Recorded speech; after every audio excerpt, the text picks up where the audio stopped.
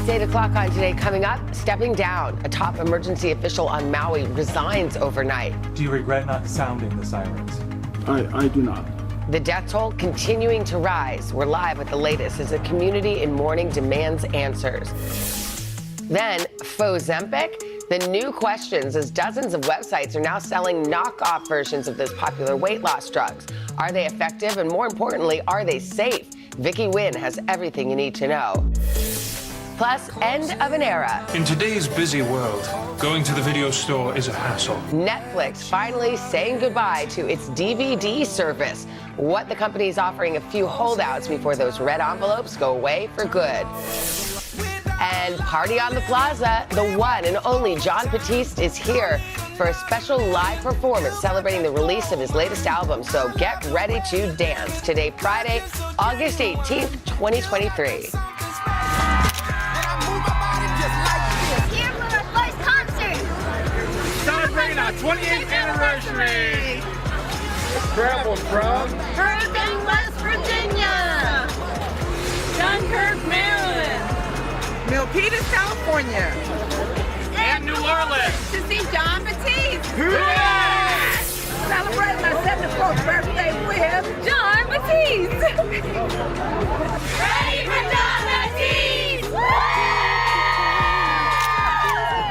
Back now, it is 8:12 with your health, and for months we've been following the rapid rise of drugs like Ozempic, and they of course are being used for weight loss. Well, now more and more websites are selling knockoff versions. Do they work? More importantly, are they safe? NBC's Vicky Nguyen is finding out what we need to know. Good morning. Hi, good morning. Really eye-opening report here. A new report found dozens of websites are selling what appear to be the raw ingredients of these popular drugs, and they're selling them at a fraction of the cost. While most of the sites say this is all for research purposes, the FDA is calling disclaimers like those bogus. The agency is warning people about the potential dangers of buying these substances online.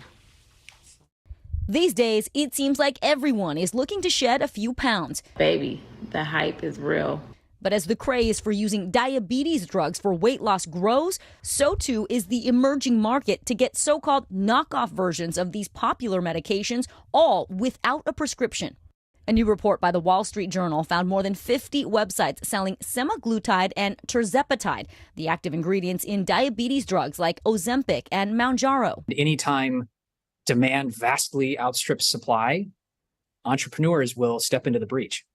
While nearly all of the websites have disclaimers that the ingredients are not for human consumption, the Journal found some had instructions for how people could use the substances on their own. They're not verifying who you are, and they do things like prefer to be paid in Bitcoin. The paper also says at least 18 of the sites have run ads on Instagram and Facebook in recent months, including ones like these from SAF Research, offering huge gains and a buy one, get two free deal on their vials of semaglutide. Facebook and Instagram's parent company Meta says they've removed ads for the sites on their platforms after being flagged by the Journal, telling NBC News in a statement reading in part, "Our policies prohibit the advertisement of prescription drugs without the proper authorization and approval." On its website, SAF Research offers numerous disclaimers stressing their products are not dietary supplements, but instead research chemicals for laboratory use only. But some are choosing to ignore these kinds of warnings. Across the websites they reviewed, the Journal found that a month's supply of the ingredients cost around $100 to $200, compared to brand name drugs like Ozempic, which can cost around $1,000 a month without insurance. Lori Cicatello says she was prescribed Ozempic for her type 2 diabetes last year. Months later, she hit an insurance coverage gap, making it too expensive for her. They said now it's going to be $754. So she began taking research-grade semaglutide that her friend found online for about $100 a month. What's really in this? What am I taking here? By the end of the month, I wasn't comfortable with taking it anymore. The FDA is now sounding the alarm about the potential dangers of buying these ingredients online, saying in a statement that they advise consumers to not purchase peptides marketed as sold for research use and mix, ingest, or inject them. There are no FDA-approved generic versions of these substances, and drug makers Novo Nordisk and Eli Lilly say they don't supply their ingredients to companies selling research substances. Earlier this year, our NBC News investigation found more than a dozen telehealth websites advertising Ozempic for weight loss. I experienced firsthand just how easy it was to get these medications online at a low cost. At my request, I had my Ozempic prescription by the very next day. My producer also got a prescription. This is Jamie. No one ever saw us on video or in person, and neither of us has diabetes or would be medically defined as obese. While it may seem like it's becoming easier than ever to get your hands on these drugs, experts say doing so comes at your own risk. I really advise patients to steer clear of the online versions because we just can't control the quality or the safety in those cases. Now, we reached out to SAF Research for additional comment. We have not heard back. The website says they use different marketing tools to reach their audience and that none of their ads make claims that would send the wrong message about their products. SAF also emphasizes they do not sell supplements or medications of any kind. Is there any effort to crack down on these, disreputable people selling this? Yeah, a number of these sites actually were taken down after the Journal contacted them. The FDA in the past has also taken action against these companies. And now what we're seeing is states are cracking down on the compounding pharmacies that are using ingredients to make copycat drugs. But there are so many counterfeits out there, Hoda and Savannah, that Novo Nordisk, one of the drug companies, launched semaglutide.com to help people spot the differences between what's real and what's fake. So that actually is a good website, a good resource to go to to do some of your own They homework. want you to pay in Bitcoin. Oh, yeah, that's a red flag. Yes. Okay. Thank you, Vicki.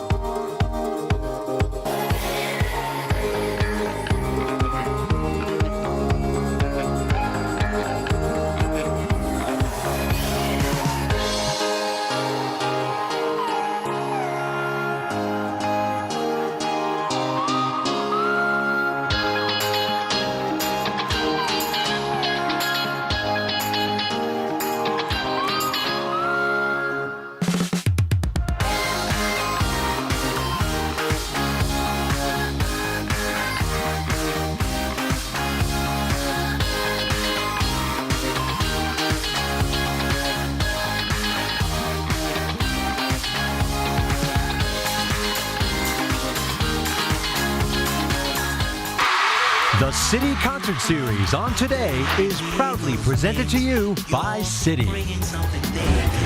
We are about to kick into the weekend on a really high note because Grammy and Oscar winner Jon Batiste is here, ready to rock this concert stage. All right, before we hear some of John's incredible brand new music, let's take a look at his incredible musical rise.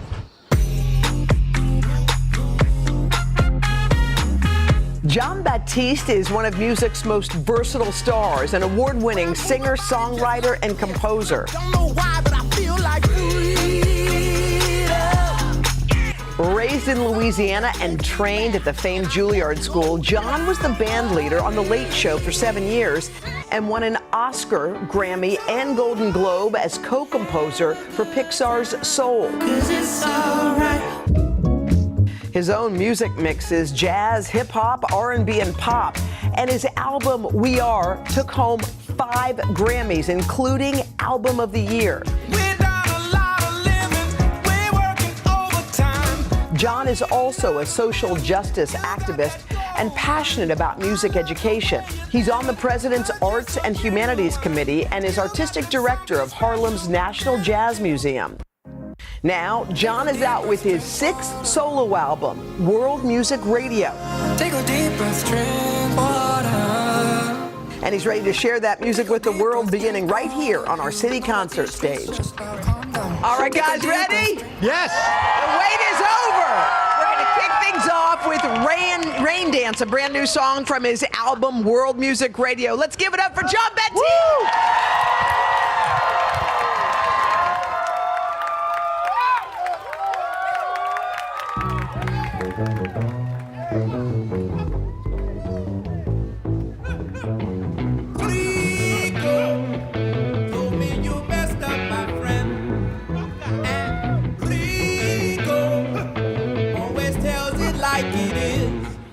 to me nicely.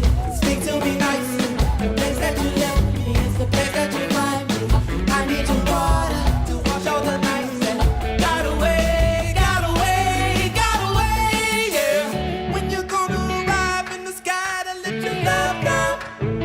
I've been waiting for it to come down. Give me love for the life of me. Yeah. I know you gotta see to believe that I'm a changed man. I look up into my rain dance. Give me love for the life of me. Yeah. We know that I was not innocent. And if we go down that road again. Speak to me nicely. Speak to me nicely. The place that you left me is the place that you find me.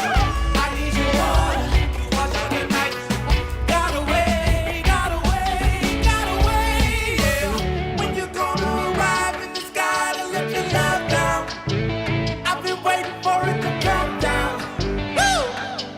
Give me love for the life of me. Yeah. I know you gotta see to believe that I'm a changed man. I look up into my rain. Give me love for the life of me. Yeah. Woo! Everybody, put your hand there. We gonna make it rain for $1.25. That's all it costs. Oh my gosh. For $1.25. $1.25. For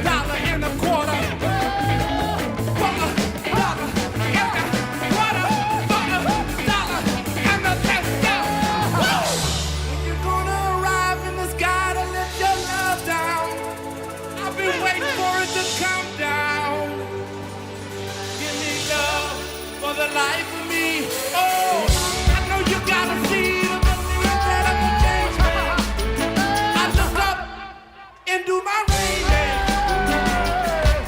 Give me love for the life of me.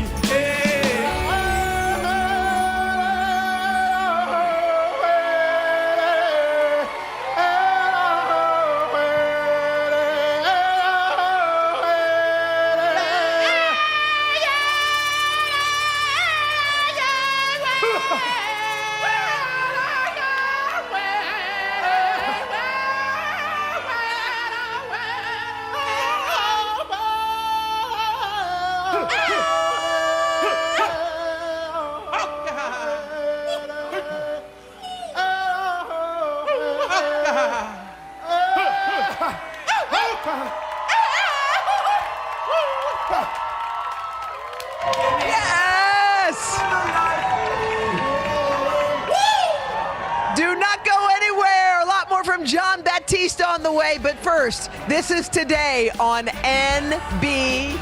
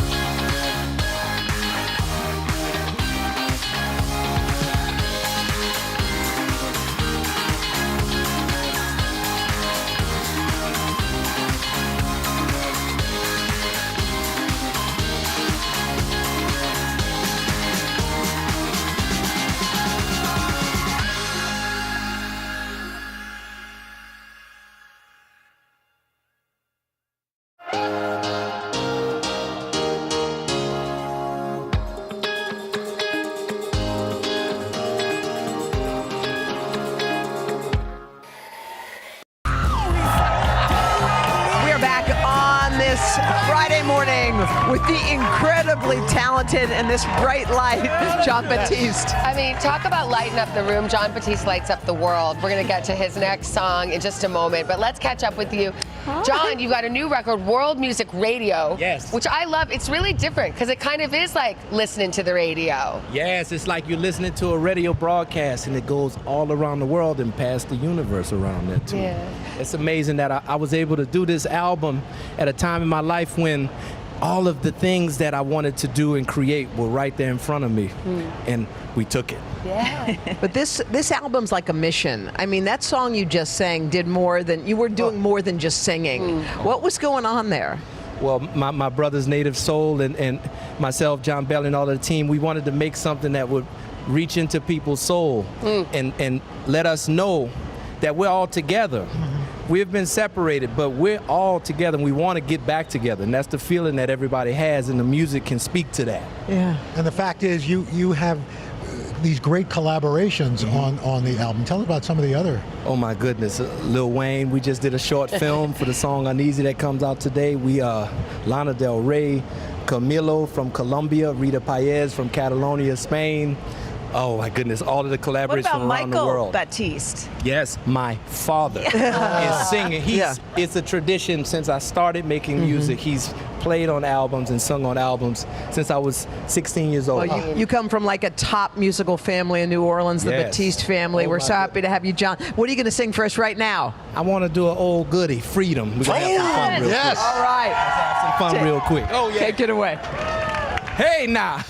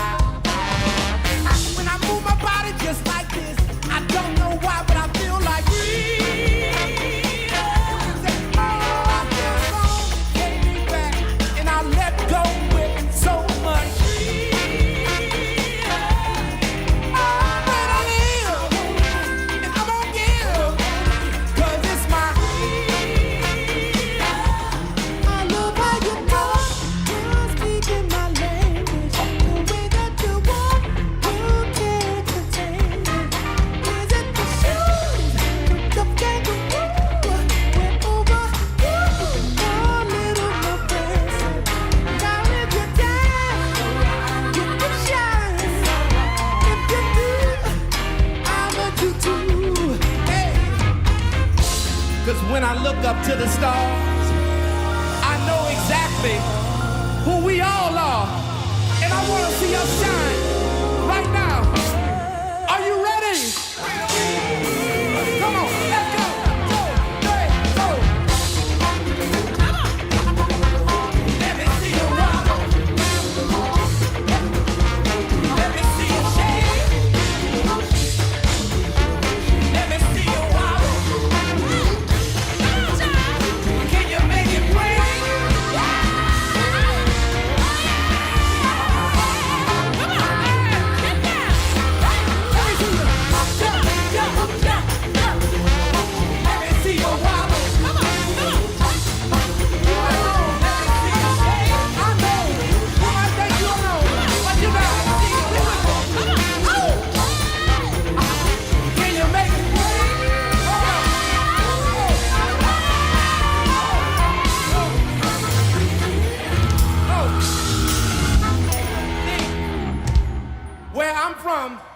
We don't play this kind of music and stay as still as you all are here. I need to see the energy level come up 100 times. Are you ready?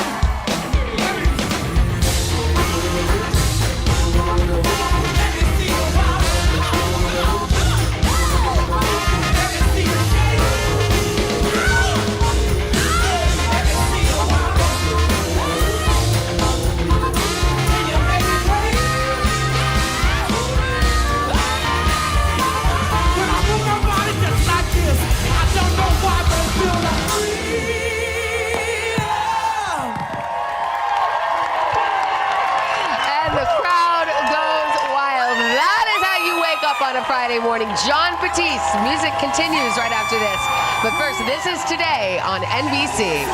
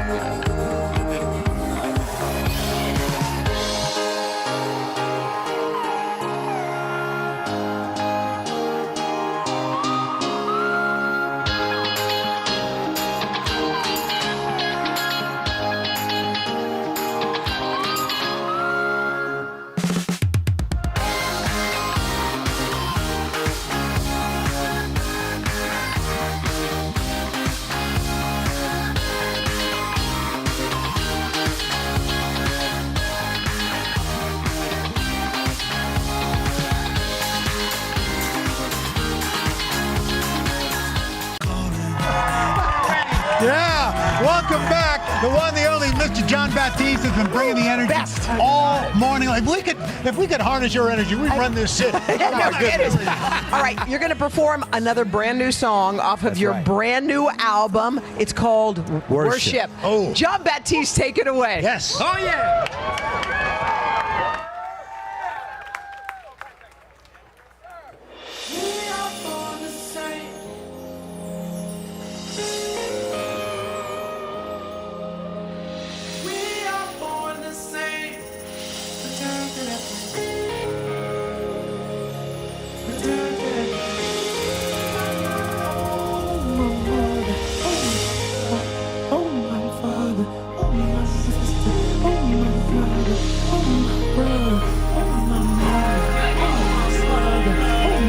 Sister, oh my mother, my father, my sister, oh my mother, my father, my sister, my brother.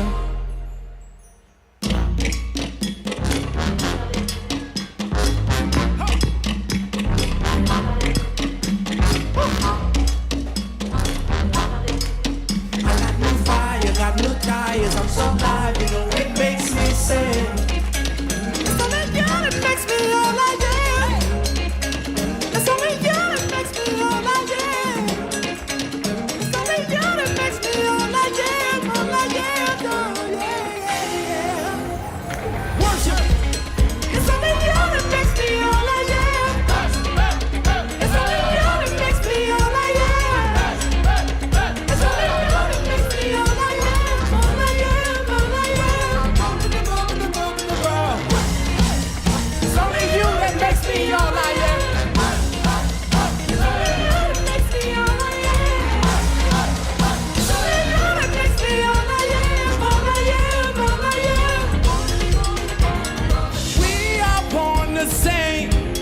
Return to that place. We are born to sing. Return to that place. We are born to sing. Whoa, return to that place.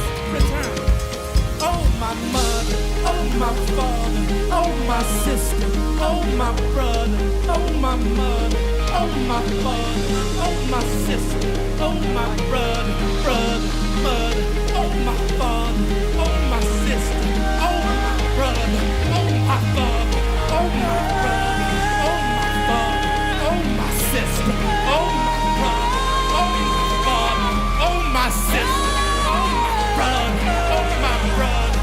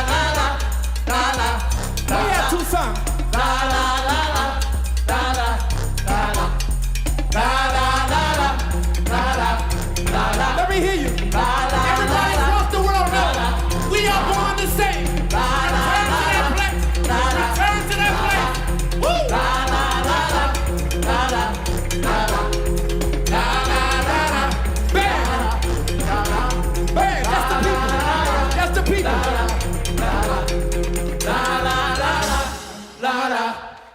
We are born to sing. Return to that place. I love you even if I don't know you. Thank you so much.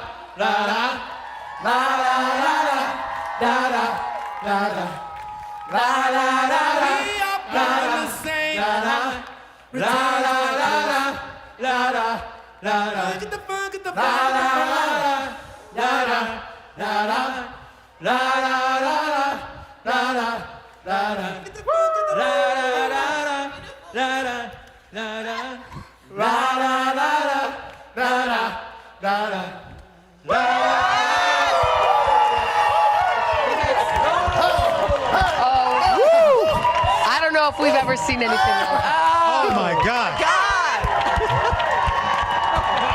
Give it up for John Batiste. Wow. John Batiste. I don't know.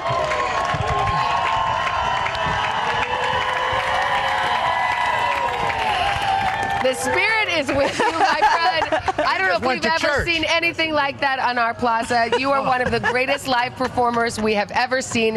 And are you really starting a tour for the first time ever? You Yes. gotta come see this man live. Yes. You will Come be on. changed. Wow. My goodness. I'm so glad to meet everybody, and even the folks, all my friends out in the world who I haven't met yet that have sent love and support.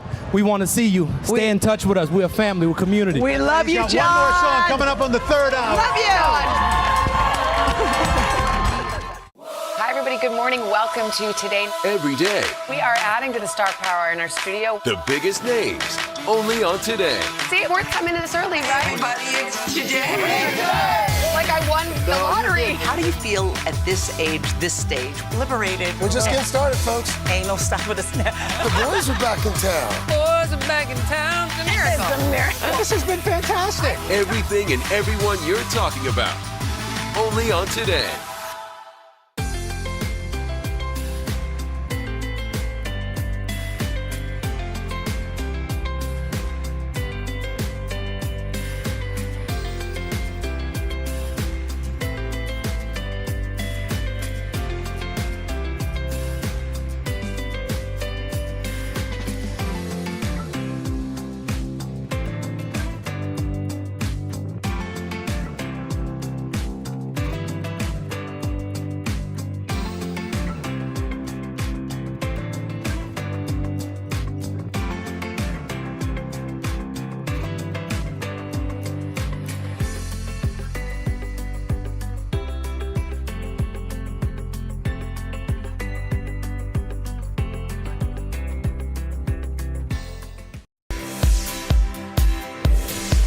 This morning on the third hour of Today, runway race. Our Tom Costello has a look at the Jet Fast construction crew working every night to fix the busiest runway in the country. They've got until 6 a.m. to get their work done.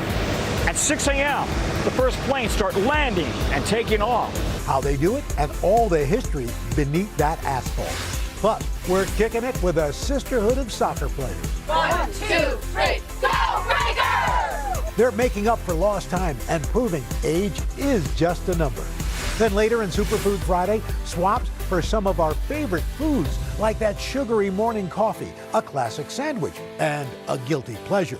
And we're throwing a dance party on the plaza. I look up and do my way.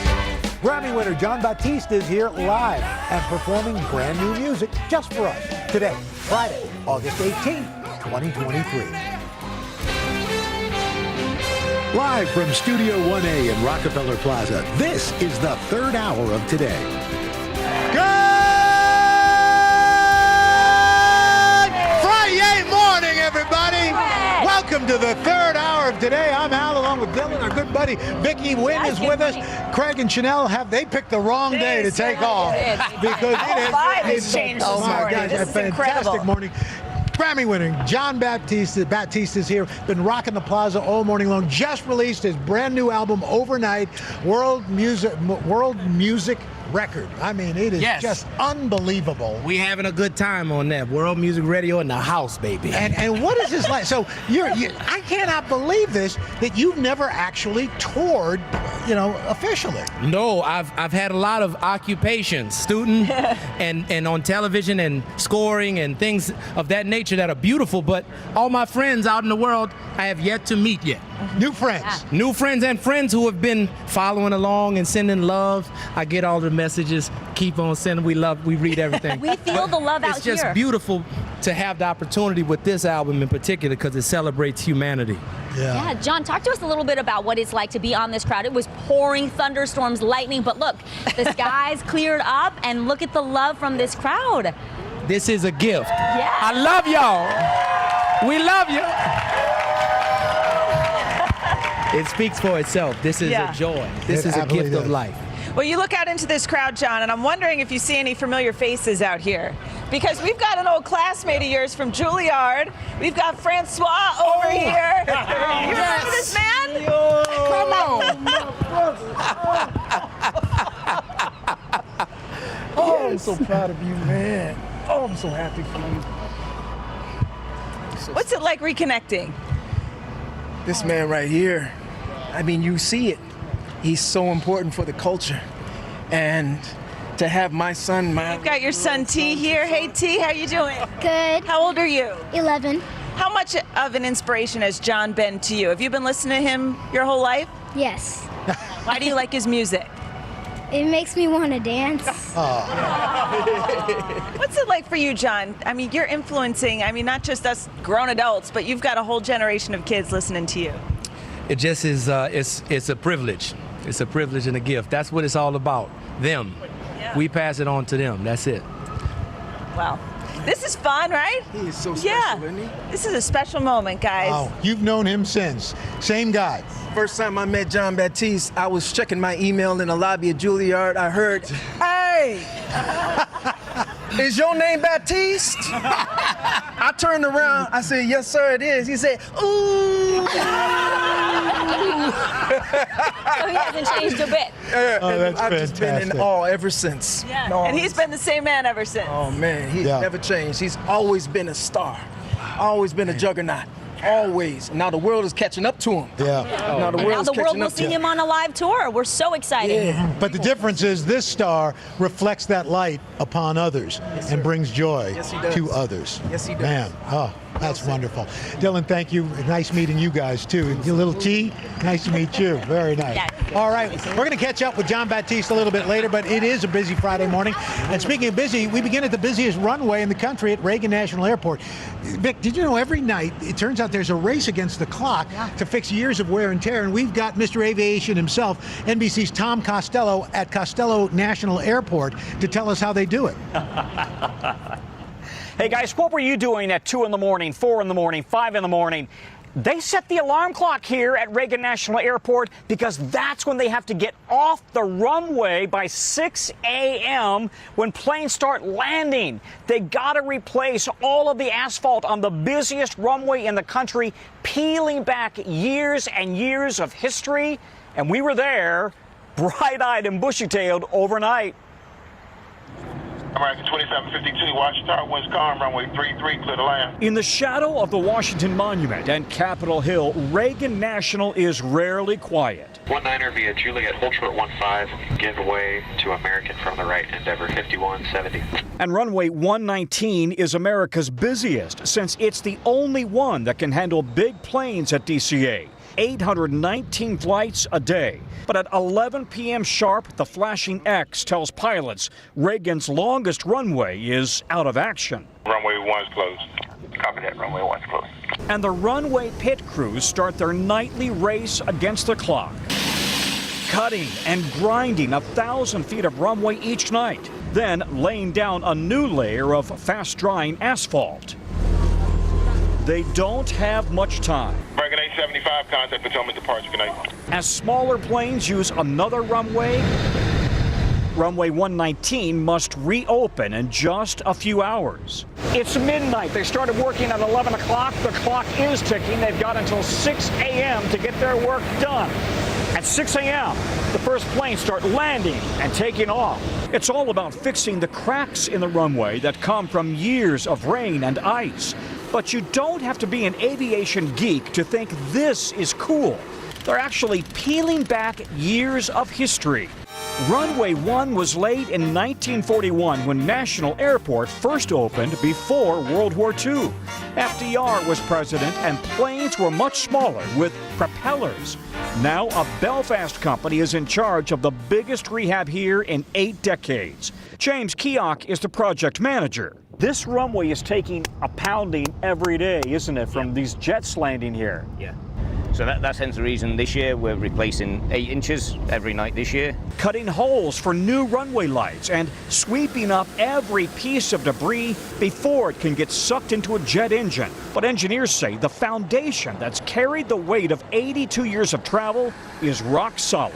Runway 33, clear for takeoff. Runway 33, clear for takeoff, prepared 4413. There's a sense of history out here, isn't there? I mean, this runway was laid in 1941. It's amazing what we are doing, and it's a runway which was built 8 decades ago. It's still serving this airport and this capital of the nation. Yeah, 800 tons of asphalt every single night. Listen, I took a look just to see how much stuff cost back in 1941. What was the typical life like? The #1 song, 1941, Chattanooga Choo Choo, and the #1 movie was Sergeant York. Wow. And so think about all of that history that is embedded to some extent in that runway laid in 1941. Really incredible engineering, and they're tipping their hats to it now. Guys, back Pretty to you. cool. Speaking of things that go way back, you got a special birthday, right? Thanks, Tom. 1941. I haven't quite there yet. You weren't there Quite yet, there right? yet. No. But it is an extra special weekend. You're celebrating your birthday on Sunday. So since we're not going to see you on Sunday because you want nothing to do with us, That's we thought not we'd true. celebrate a little bit early. So special guest, can you bring out the food? Hello. Surprise, Al. Hello, sir. It's Martina's birthday. Hello. Happy birthday. Oh, bacon. Oh, my gosh. Bacon and Pineapple upside down Batiste. cake. You see how that goes? Well, let's go ahead and unslice into it. Oh my goodness. Now tell us about the pineapple cake, because you were saying My mother, Isabel Roker, God rest her soul, used to make us a pineapple upside down cake. Oh, wow. It's old. That's an old school It's recipe. a delicious So, dessert. thank you to This is a big We're gonna birthday just, piece. And of that course, is a big bacon. birthday piece, but you got the whole pineapple in there, so Yes. that was good. That's it. Oh, wow. Big plate of bacon for you, sir. Oh, John, yeah. can you cook? Are you I a can baker? cook. I love to cook. I love. He's from New Orleans. Yeah, exactly. You have to cook. That's It's for you? prerequisite. for you, birthday boy, of course. Can you eat Look at bacon that. after a concert? You know, this isn't the best time for that. It's but eventually. It's got pepper and maple syrup. Ooh, even better. Oh, wow. Okay. We'll say Now you're I'll eat your after piece. you sing. Yes, it's great on there. John, thank you so much. you, John. We're going to chat with you a little Man. more. Yes. Coming up in just a little bit. Much love. Happy birthday. Happy birthday, Al. surprising, Al. It's a fun celebration. I know you were coming in. All right, coming up, this skinny on some skincare gadgets. We are shining a light on what they do and which ones you may want to add to your routine. And then later, our series, Sisterhood, heads to a one-of-a-kind soccer tournament where some amazing seniors are scoring goals and showing us everything that's possible in life. We'll be right back. Cool. Cheers and happy birthday. Hey. Wow, happy birthday.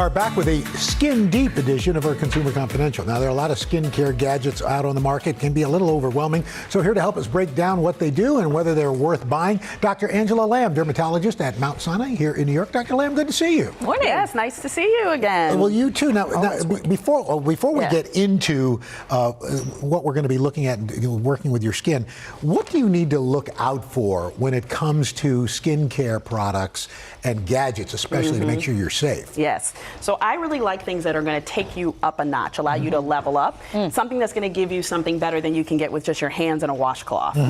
So all of these products you can kind of combine to really take your skincare to a next level and give you like almost a spa-like experience at home. Okay, Getting so a little steamy. I know. I didn't think it'd be such a steamy segment. Wow. So talk to us about steam. All right. So this is a steaming product. So instead of, you had mentioned, you can just like put your face over a bowl. I mean, this takes you up. You can add some lavender, eucalyptus to this. Is that warm really or get cold that steam? scent. So it's actually warm. It's a little warm. Okay. Yeah. So this opens up your pores. It helps with skin cell turnover. It allows products actually to work much better. I feel like I was going to disappear behind the steam. Absolutely.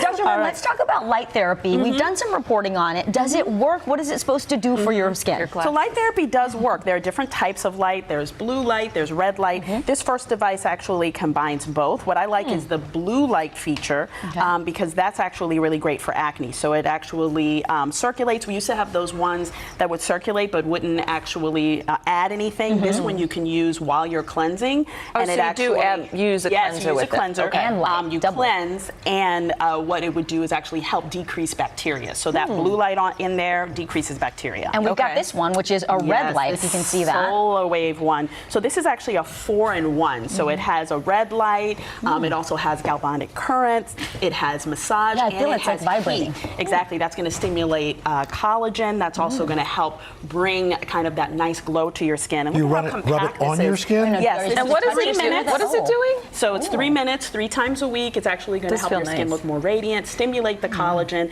actually push. Smell like the electricity, like static. Exactly. It has that galvanic current in there, and the, that's and the really heat, cool. Exactly, and the massage. So this is a great one. You can travel with this one. Oh, I'm just going to keep doing this. Yes, I know.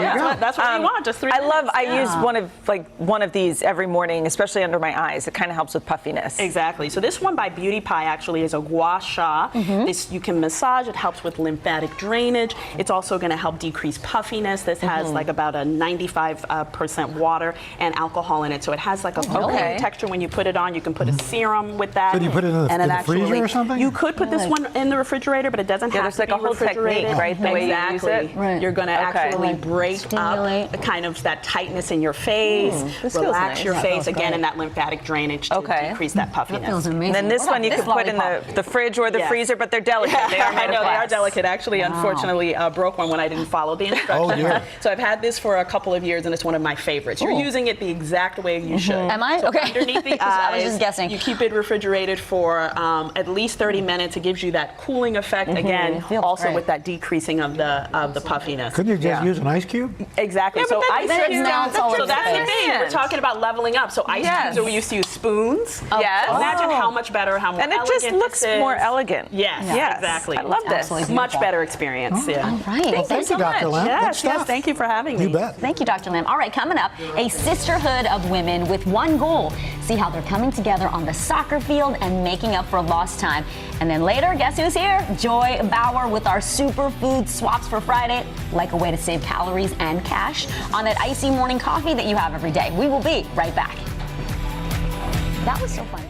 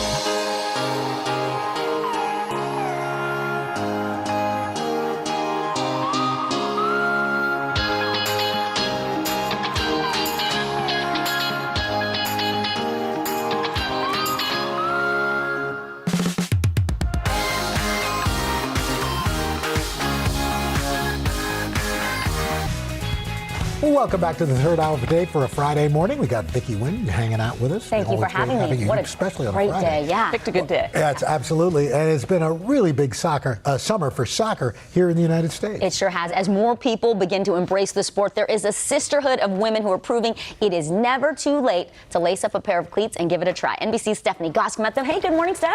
Hi, guys. How good fun morning. was this? Oh, such a blast. So much fun to meet these women, and it's about a lot more than soccer. You know, sports teams are such an important part of growing up here in this country for girls, and largely thanks to Title IX, girls can play anything they want all the way through college. But there's a generation out there that didn't have those opportunities. I met a whole bunch of them making up for lost time.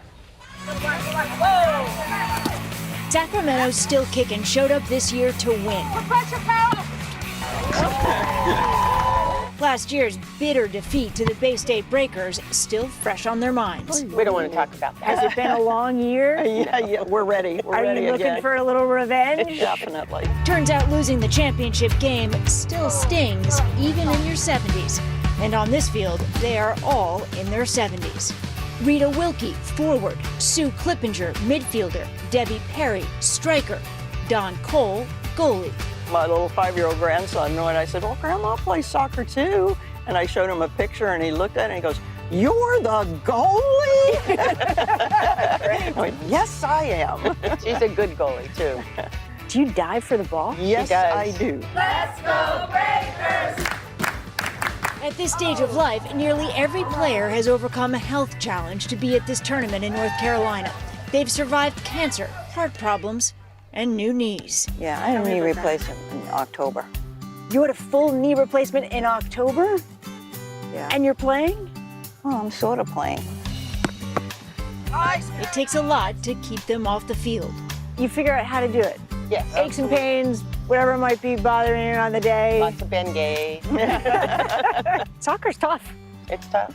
Right? You've got to be in shape to play. Yes. Yeah, but it motivates you to stay in shape. This generation of women didn't grow up playing team sports. There was no Title IX. Back when I first started, I was thrilled to get a team shirt. Most of them didn't start playing soccer until middle age. I started playing at age 47. 47. 47. I have 3 sons, and a bunch of us were moms on the sideline saying, that looks like so much fun, we should do that. I think the reason that everybody on the team is so competitive, takes it so seriously, is because they were all denied the opportunities when they were younger. 1, 2, 3, go Breakers! And built a sisterhood along the way. There wasn't anything for women then. There wasn't any soccer. What did it mean to you? You're doing something you wish you'd done when you were younger, and you're really excited that you can do it now anyway. The teams are from all over the country: California, Texas, Massachusetts. Part of the Adult Soccer Association. I think that sports are for life. Yes, Lisa. Right away, find the pass. Jocelyn Rapp coaches Still Kickin'. It seems to me that all of the great things about team sports, the camaraderie, the responsibility to others, the physical fitness, that doesn't change just because the decades go by. Nope, you can keep going, keep trucking. And they are. They absolutely are. The players say this is also about the importance of taking time, at any age, to do something that is just for you. It's really a treat, and we're here, you know, no husbands, no kids. It's like girls' night out, but it's a whole week. And it's soccer. And it's soccer. Yeah. Yep. Yeah. What more could you ask for? Steph, we love to see this incredible, and you think about what they didn't have when they were younger. That one lady started at 47 years old. Right, We still 47. have time. Okay, so this was a week-long tournament. They're all winners, but was there a winner team? So the juggernaut of the Bay State Breakers won yet again. My friends on Still Kickin' were very disappointed, but they just can't get past them. Massachusetts. Dylan, as you know. I mean, I just think it's incredible. So inspirational, you know, the idea that, Yeah. listen, you're never too old to get started on something new. Absolutely. No, I played team sports all through my childhood, and I miss it. I miss it too. Yeah. And to think that there was a whole generation. Yeah, well, I mean, the job makes it a little tricky, but yes. But to think there was a whole Stephanie here today? No, generation who she's covering couldn't play. sports and they're the way we loving it played now. growing up. I mean, I just took it for granted that we could play. I know, so did I. Not That's a great anymore. story. These women are incredible. So fun. Here's Great. to them. Steph That was Goss, thank great. you so much. You're welcome. Thank you. Terrific. All right, coming up, Joy Bauer has some swaps for some of our guilty pleasures. If you love sneaking that bite of cookie dough, she has something for you in Superfood Friday. And then later, a superstar, John Batiste, is live to tell us all about his new album. And he's also got one more song he's going to perform for us. All right. We'll be right back. Where you at? Right now. Where you at?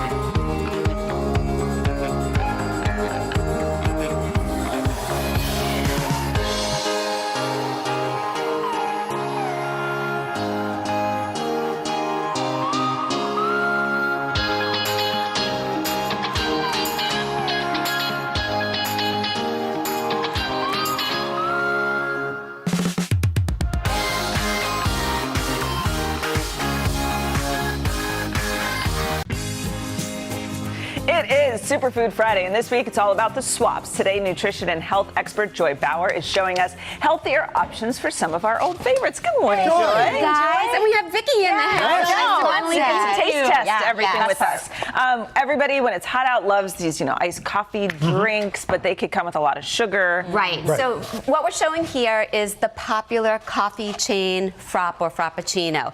Pricey and loaded with sugar. So instead, you can so easily make your own. Look how fabulous this looks. And you'll save yourself some cash, but also It oodles looks and oodles exactly of the sugar. same. So Thank here's you. what I do. In a blender, all you need is I put a shot of espresso, a frozen banana, so you have nice thick creaminess, a little bit of milk, milk of choice, vanilla extract, cocoa powder. Isn't that amazing? That's really And delicious. there's no added sugar. And of course, the squirt of aerated whipped cream just sort of brings it I over love the that you top. let us have whipped cream. Yeah. That's right. Nothing wrong with that. All right. Wow, this is actually really Right? delicious. And by the way, if you want an extra hit of caffeine, you could double up on that shot of espresso. Oh, a little all right. mojo So you're magic. just How kinda can I make that kid friendly if I wanted to leave out? the espresso. That's it? Yeah. Or put it in and then just it's a watch it delicious- go. And it's gluten-free, right? Bye-bye. Yeah, you can give him a vacuum. Yeah, exactly. Hey, look, we're riding the Roomba. Lemonade. Okay, so instead of pouring a standard glass of lemonade, you can have an indulgent dessert-like experience by making this frozen peach lemonade. And it has a fraction of the sugar. So you get more flavor, more antioxidants, more fiber, and again, far less sugar. And all I do is I add frozen peaches. You could do them yourself or you could buy them in the bag year-round with a little bit of straight lemon juice and a dash of honey, and then I do a can of the lemon-flavored sparkling water, and that's it. Wait, so And you know put what the else? What? If you put it, a little rum. I was going to Delicious, say right? the It'll same leave thing. you peachless. Yes. Superfood Friday. And because That it's was the frozen, it pitch. also slows you down. You always top me.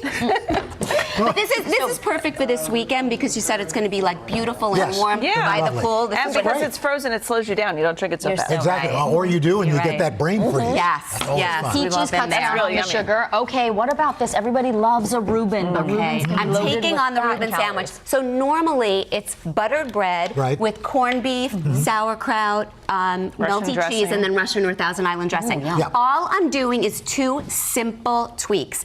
The first is we're toasting the bread, but we're not going to butter it. And then I'm swapping out the marbled fatty corned beef for lean turkey. Everything else is the same, and you have just significantly reduced the saturated fat. And I'm telling you guys, when you bite in, you still get those luscious layers that we love and we crave. And the sauerkraut is so good for you because it's a fermented food, right? Exactly. Isn't that good And for your gut? one tip, you want to drain the sauerkraut before you add it on because you don't want the bread to get too soggy. And not only can you make this at home, but this is a simple request for any deli or restaurant. Yeah. Swap out Yeah. turkey. Once you put the sauerkraut on I it, love it's like the it all tastes the Reubens. same anyway. Yes. So that's great. Now, cookie dough. Who doesn't like raw cookie? Oh my goodness, we are all guilty of stealing the spoonfuls Right. from the big batch when we're making cookies. So instead, you can make your own oatmeal chocolate chip cookie dough that I think hits the trifecta because it's easy to make, it's safe to eat, and it's made with wholesome. No, you're going for the other one. Oh, yeah, right, I am. And it's made with All right, wholesome let's see. ingredients. This is hard to top. I mean, cookie dough is. I'm going to take the challenge. It's so delicious. I make it with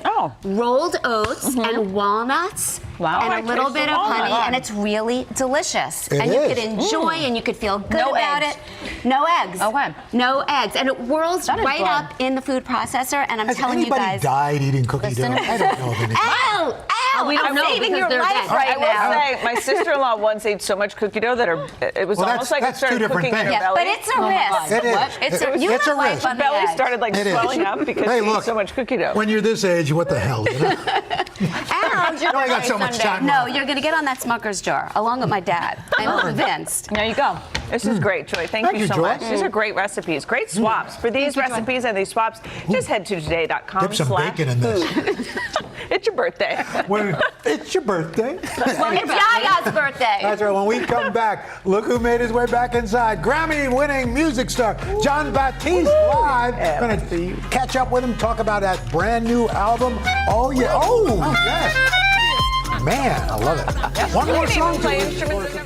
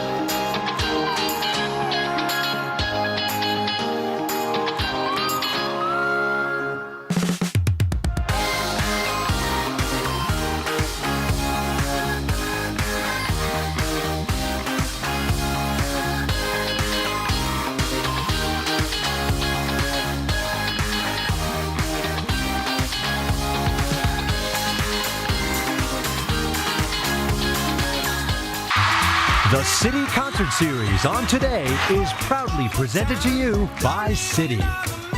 Oh man, what a Friday morning. I never say Friday. I'm in it now. All right. And it's all thanks to the one, the only Jon Batiste. He has come a long way from his musical upbringing in New Orleans. Yeah, of course, Jon spent 7 years as the band leader on The Late Show. He won an Oscar for his work on Pixar's Soul. And to go along with that went along with his 5 Grammys, by the way. Well, today he released a brand new album called World Music Radio, and he is celebrating with us. Jon, thank you for being here. Yes. It is so good to see you. It's great to be here. Yeah, this is your first time putting out new music since you won the Grammy. How did that change your trajectory? It just made me feel so liberated because I'd had this vision for so many years and I trusted the vision. And it paid off, and our collaborators, all of us, we had a vision and people felt it. So it just made me feel that anything is possible. We can just keep creating and trust your instinct, and wherever that leads you is the right place. Jon, the album is called World Music Radio. You have the most amazing collaborations. Lana Del Rey, you got Lil Wayne on there. It's just such a soul sound. Talk about the concept of it sounding like us switching the radio station as we listen to it. Yes. Oh my goodness. Billy Bob Bo Bob. Billy Bob. Yes, that's the DJ. And I'm the alter. When you see me with the headphones on, that's me in character. That's Billy Bob. And he's guiding you through the album, and he's this interstellar DJ, like Interstellar Forrest Gump, griot traveler who's building this radio broadcast in real time with elements from the past, present, and future all across the world. So it's this incredible tapestry that's happening, and it's supernatural, but it also feels like us, like humanity. You're so positive. You're so, I mean, just the energy you bring. And, you know, you've been open. You've talked about your wife and her health troubles, Suleika. How's everything doing? How are you guys doing as a family? Truly blessed. Truly blessed. I'm grateful. Everything is going great, and we're just so glad that every day she's getting better. We've traveled. We've done incredible things in the last year that we didn't know if we were going to be able to do. Wow. So it's an incredible thing to see all the miraculous things that have happened. Well, you know, I think part of it is that you put out so much positivity, so much joy, and it comes back to those who do that. And so we are so thankful for her health. And what I love about this album is that like we had Carol G on our plaza, and a number of us hadn't heard of her, and yet it was packed. There's this whole world music scene that's happening. Do you think that we are now at this place where we want different, we want to hear and bring us all together in this time? It's what we want. It's what we're programmed. We're hardwired to want to be together, and it's the truth.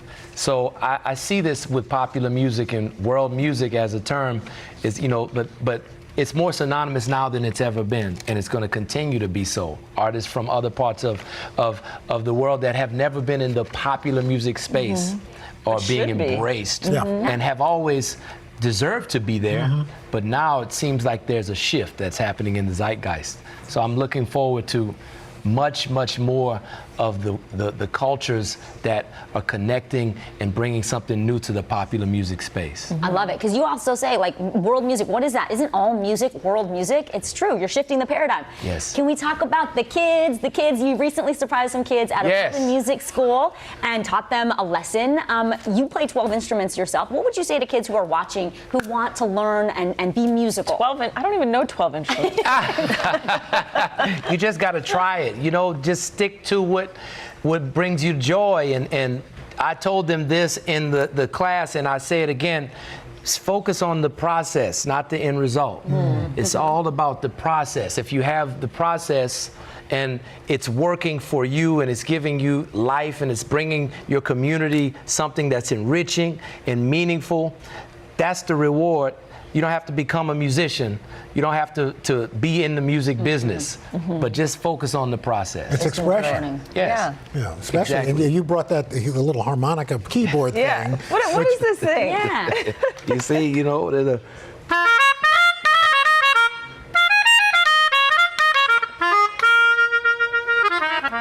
You make it look so easy. You do make it look so easy. Your fingers just like float over the keys there. You gotta do it, especially for the birthday man.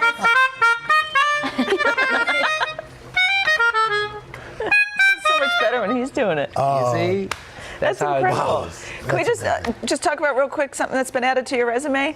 You've been named to the President's Committee for the Arts and Humanities. Wow. I mean, that sounds like quite the honor. What does that mean? It's the thing that I've been really striving to do with the arts. When you master something and work to master something, you want to share it. You don't want it to just be in ivory towers or designated to specific parts of society. You want everybody to connect. And that's what we're trying to do.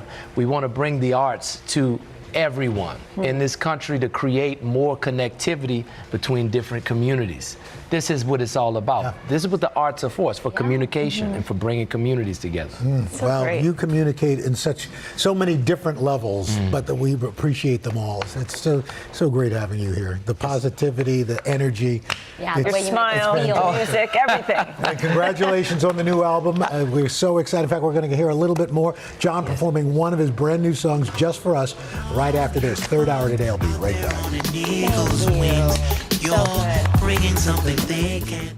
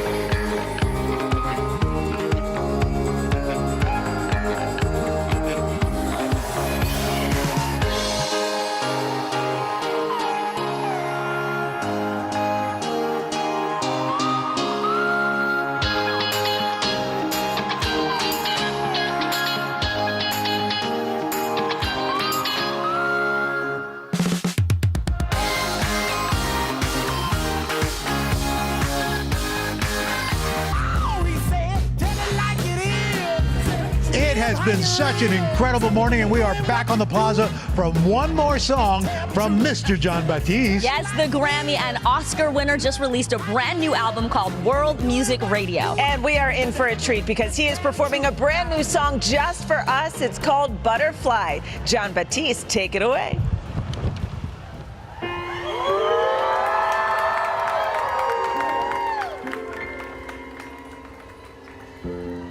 Butterfly flying home, but can you fly on your own? Take your place in the world today. Butterfly flying home. Cherry plum and chewing gum, mini skirts and cars that hum. I see you driving around with your head held high. Butterfly flying home. Stay a while here with me, underneath the stars. When you go, you'll be free, 'cause you know who you are. You're a butterfly. Color scheme from a dream, tapestry so supreme. I mean, I've never seen something so dang beautiful, oh child, as a butterfly flying home.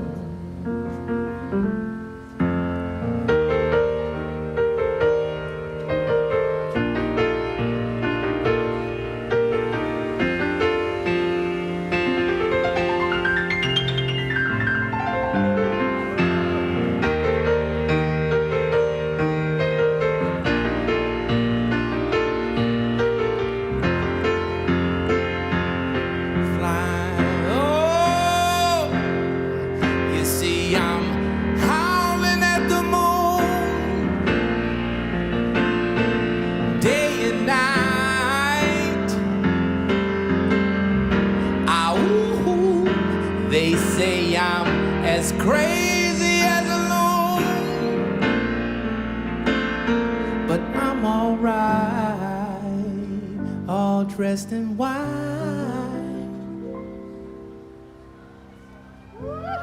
Butterfly in the air. You can fly anywhere, a sight beyond compare, a sacred song and a sacred tone, as a butterfly flying home.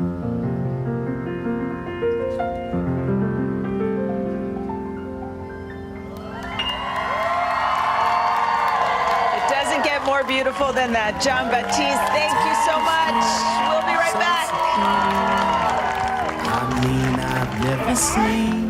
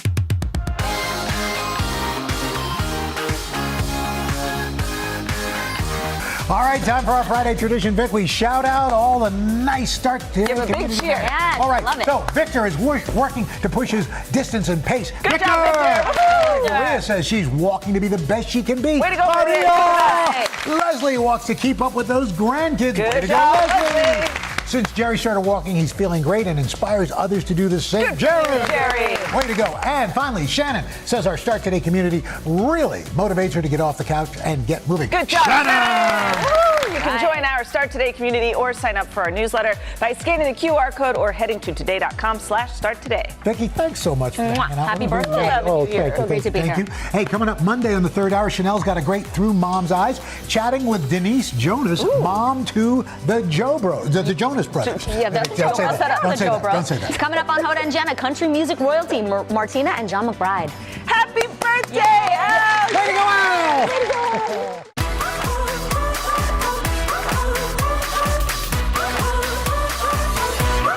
I woke up smiling on my face. No care, no trouble in my way. The sun is shining where I go. That's how I know. Yeah, that's how I know. Today's gonna be great, gonna be great, gonna be a good day. Today's gonna be great, gonna be a good day. Good morning, everybody. Here's what's happening in your neck of the woods. You deserve to be celebrated. Way to go, Reynolds. Oh, Al! Al, you're all of our heroes. Y'all love Al Roker.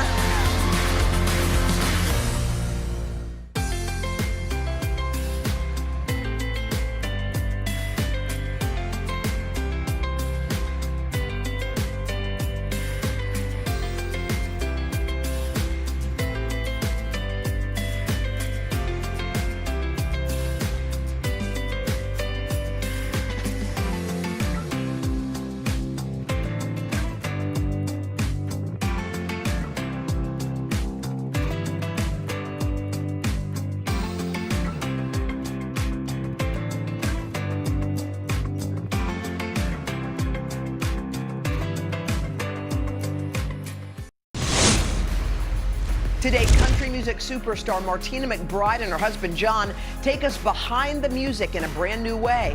Plus, it's college application season and there have been some big changes. We've got what parents and students need to know. And the bedroom debate that's gone viral. Wait until you see what one woman posted on TikTok that shocked the internet. It's Today with Hoda and Jenna.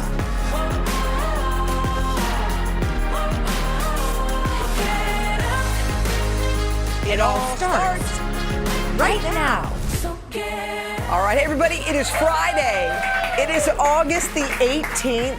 Couple of more weeks in summer. Yes, and even if your kids are back in school, it's still warm. And you're in a quiet house. So we're remember? actually quite jealous of you. But just enjoy it. We made it to Friday. Aren't you we happy? did. I'm so happy. Okay, so most couples have a drill when they go to sleep.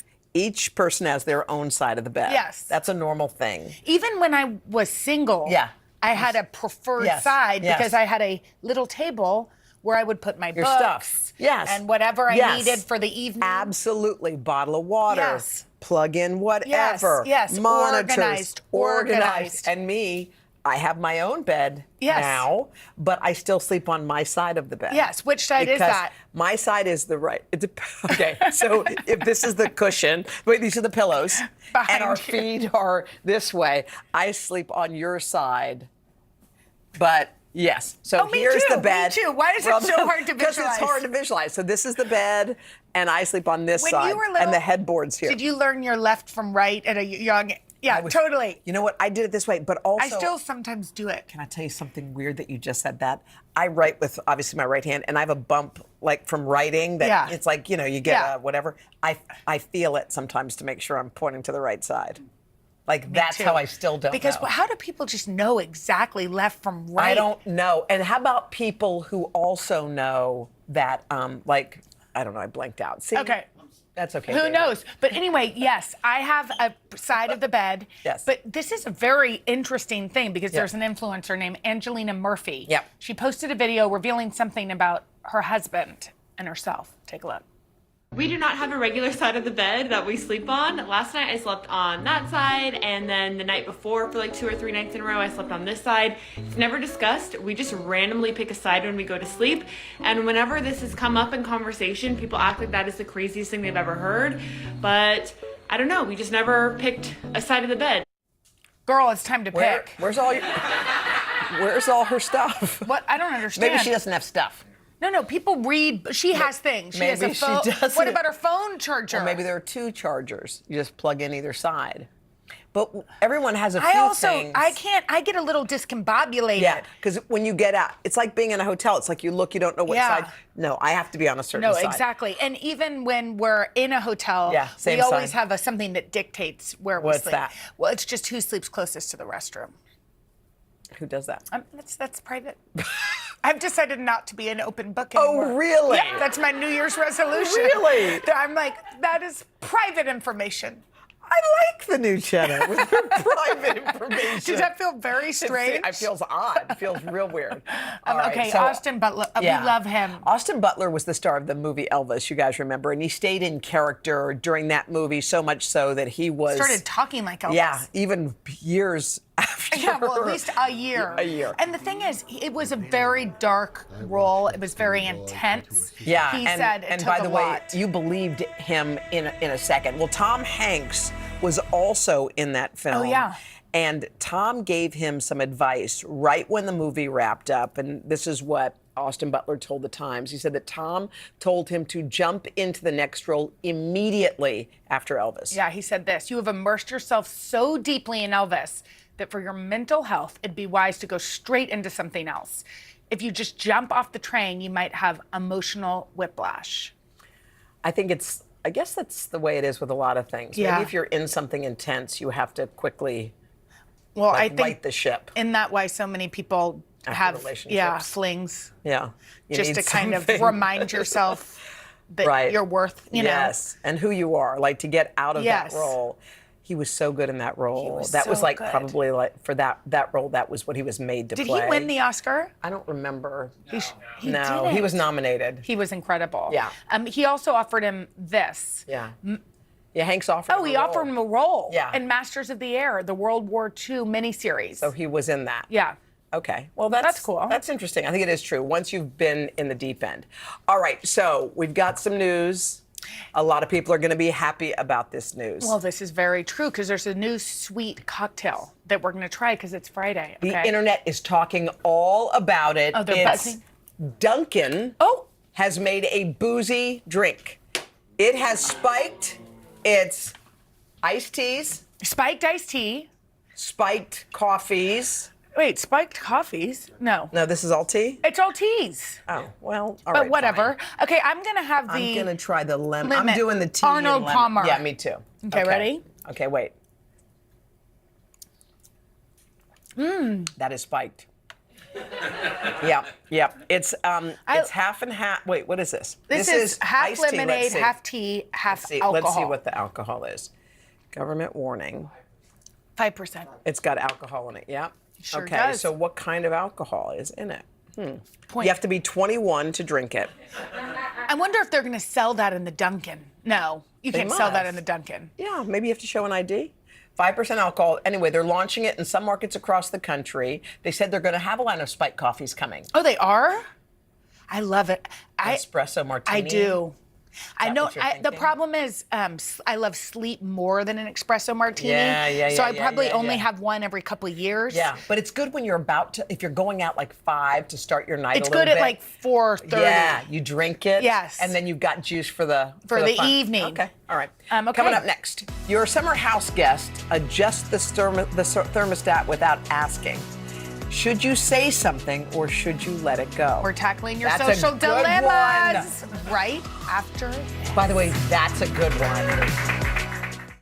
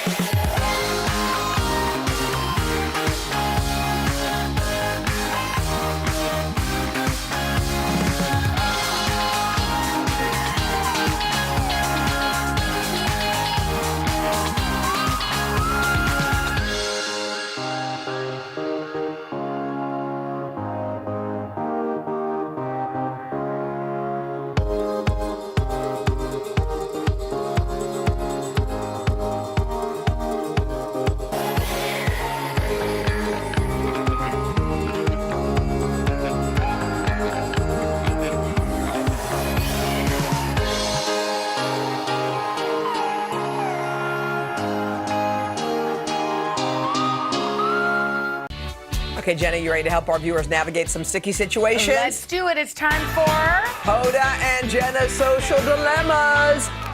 Okay, here we go. Ready? First one. We recently hosted another couple for a weekend at our lake house.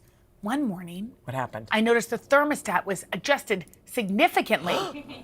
I asked my husband, and he said, it wasn't me. Should I confront my friends about changing the temperature in our house?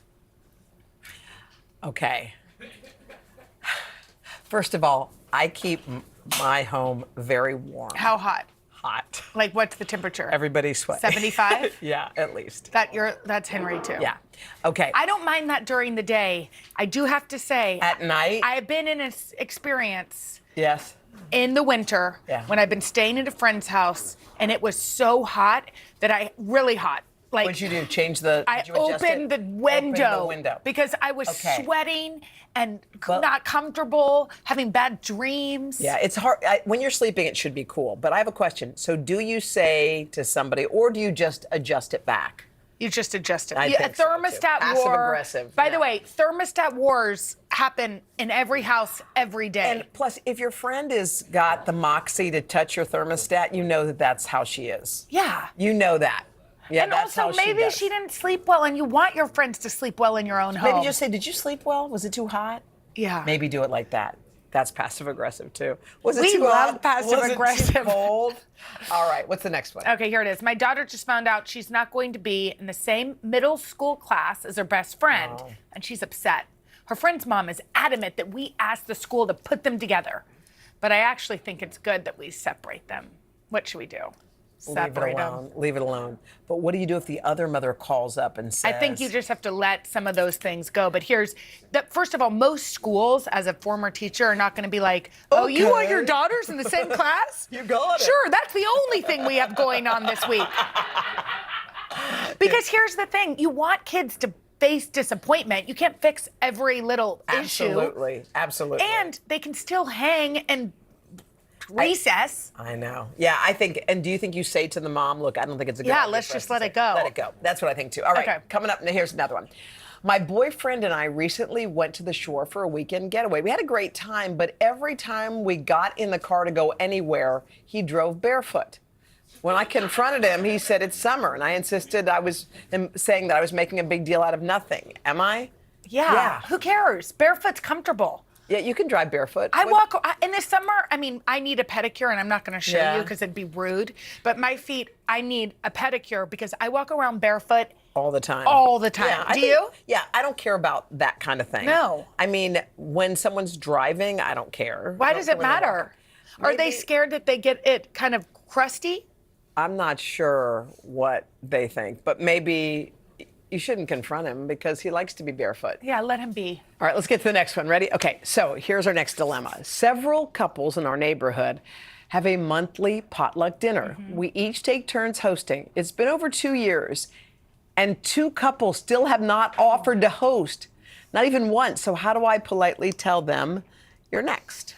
I think you just say, hey, Bob and Susan, Yes. you're next. Yeah, it's your turn. It's your turn. Yeah, And then if they say no, we don't want to. then that's okay. Yeah. But I think you can just say, we've all hosted. So do y'all want to take the next one? Maybe there's a way to say, maybe without even saying we've all Question. hosted. Maybe it's like, oh my God, that was so great. So who's next? Bob and Susan? Are you guys next? Bob and Susan. It's going to be wonderful. Instead of shaming them into we've all done hosted. it, but you well, haven't. I'm okay with that shame. Wait, what? Well, a little bit because that's just the truth. Her thing to us was we've all hosted. They haven't. Just say Bob and Susan.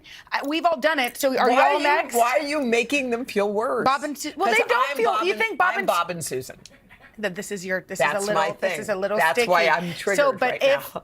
pretend But if I'm you the said, pot. if you just said, hey, do you want to do next week? That's better than saying, hey, we've Yeah, but all done it. Well, I don't When think are you it doing depends it? how you say it. I think you can say, "Hey, Bob and hey, Hoda, we've hosted it. Are you up next?" That hurts you? Yeah. Why don't you just say, Hoda, do you want to be up next? I'd say, sure. Yeah, but then you'd be like, oh. Trying to get out of it. Yeah, totally. I know. Well, you know what? Some people love hosting, and some people don't. Well, that's true. Maybe But I just come and bring extra dishes. I think if you've to your entered a house. rule, a Well, game, a fight club with the rules. How do we know there are rules? Well, it sounds as though everybody must host. Well, that's probably just her perspective, type A. Okay. Do you know, she probably said, we all agreed, and they were like, no, we didn't. Someone just had a potluck, and we just all started doing it. Well, that could be true. All right, here's the last one. What I is it? recently saw on social media that I wasn't invited to a close friend's party. I was really hurt and shocked. What's the best way to let her know? That one is painful. Yeah. My shoulders just fell 2 inches. Well, it's That's hard the because worst. that does happen. And it happens. But it's a good friend's party. It's not like a friend. She said a good friend. She wasn't invited to a good friend. And the good friend had to know that it was going to be posted. Well, so the exactly. good friend knows that you know that you weren't invited. But you know what else probably happened? And I'm not saying it makes it What? better, but I bet they went to the party and somebody else posted it. I don't know why she wasn't invited, but I doubt the good friend tried to rub it in her face. No, I don't think she tried to rub it in, but there's Still. always a good chance that the If you images are have- going to get out. Totally. So, But I also kind of feel, and I know this is, everybody's gonna be left out of something Yeah. forever. Yeah, It's like I'm trying to teach that to my What if kids. you just said, how was it? How was the party? Not like, how was it? Oh my God, it looked like fun. Did Yeah. you guys have a good time? Yeah. Because But maybe you feel- can really celebrate them even though you didn't get asked. No, you can't. I'm just trying, okay? I think you can say it hurt my feelings. And then the person might say, well, I'm sorry, I'm not going to invite you to everything. And that's a truth. Friendship over. Okay, well, we don't have to end the friendship. Do we have to end it? Well, it's okay. Okay, you guys, if you have a social dilemma, we want to hear about it. Go to hodaandjenna.com, hit the connect button. Coming up next, one of Nashville's superstar couples, Martina and John McBride. We're so are here. excited. They're going to tell us about their latest collaboration and their secret to a 35-year marriage. After this.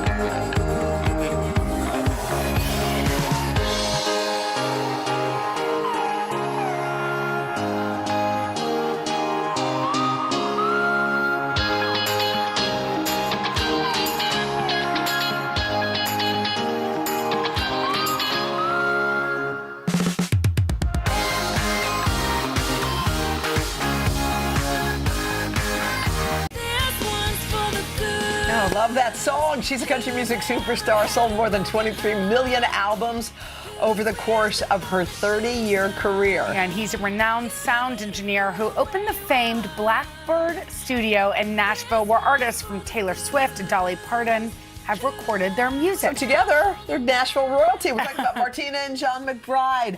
Hi. Martina, you've been on the Today Show so many times, and I was just thinking about your cool career. I think when Katie wrapped up her run here, Katie Couric, she asked for you to come and be the musical guest. I mean, when you reflect on your career, I mean, how does it feel to be at this stage right now?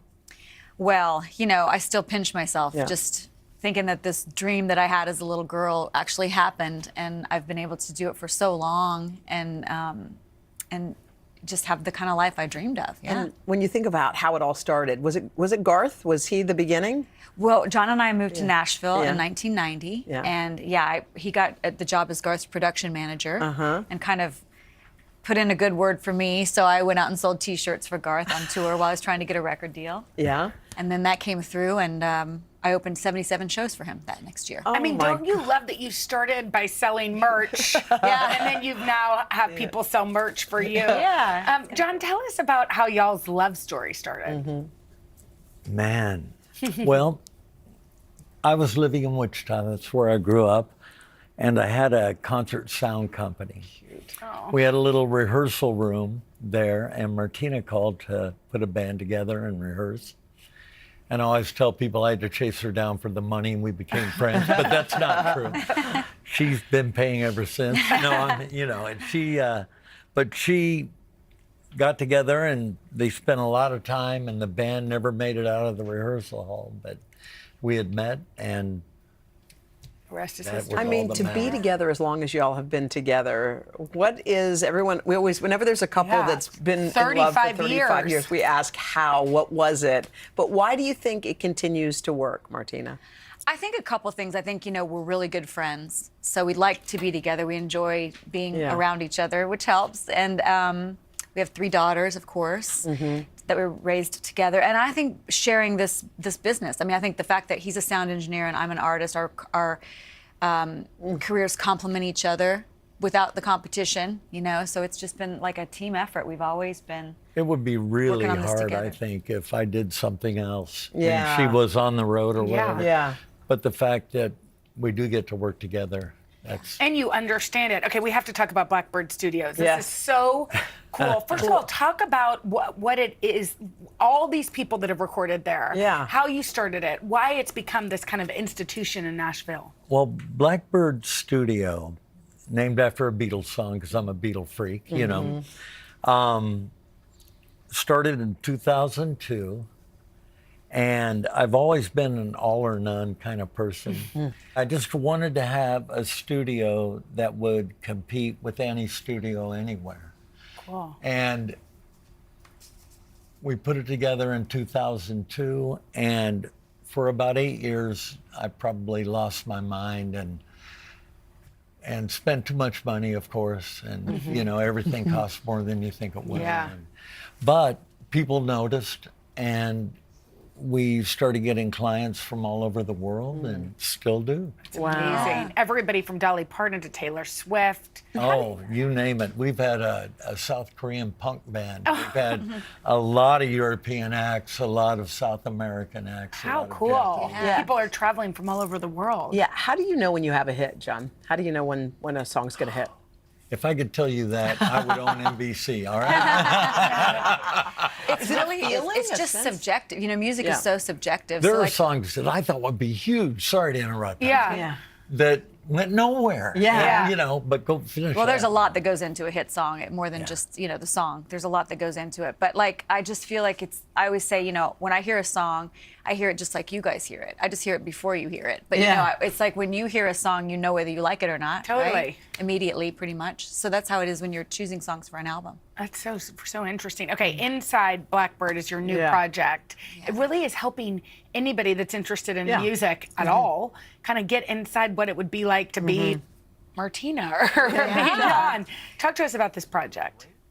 You want to? Yeah, well, it's an educational platform, and it's very entertaining as well. Yeah. That people can access from wherever. It's online, and it just talks to some of the best in the business at what they do. And I think for anybody that's interested in getting into the industry, or even just already in the industry, and just wants to know more about behind the scenes, how different people do things, how different producers do things, and artists and engineers. It's just a wealth of information.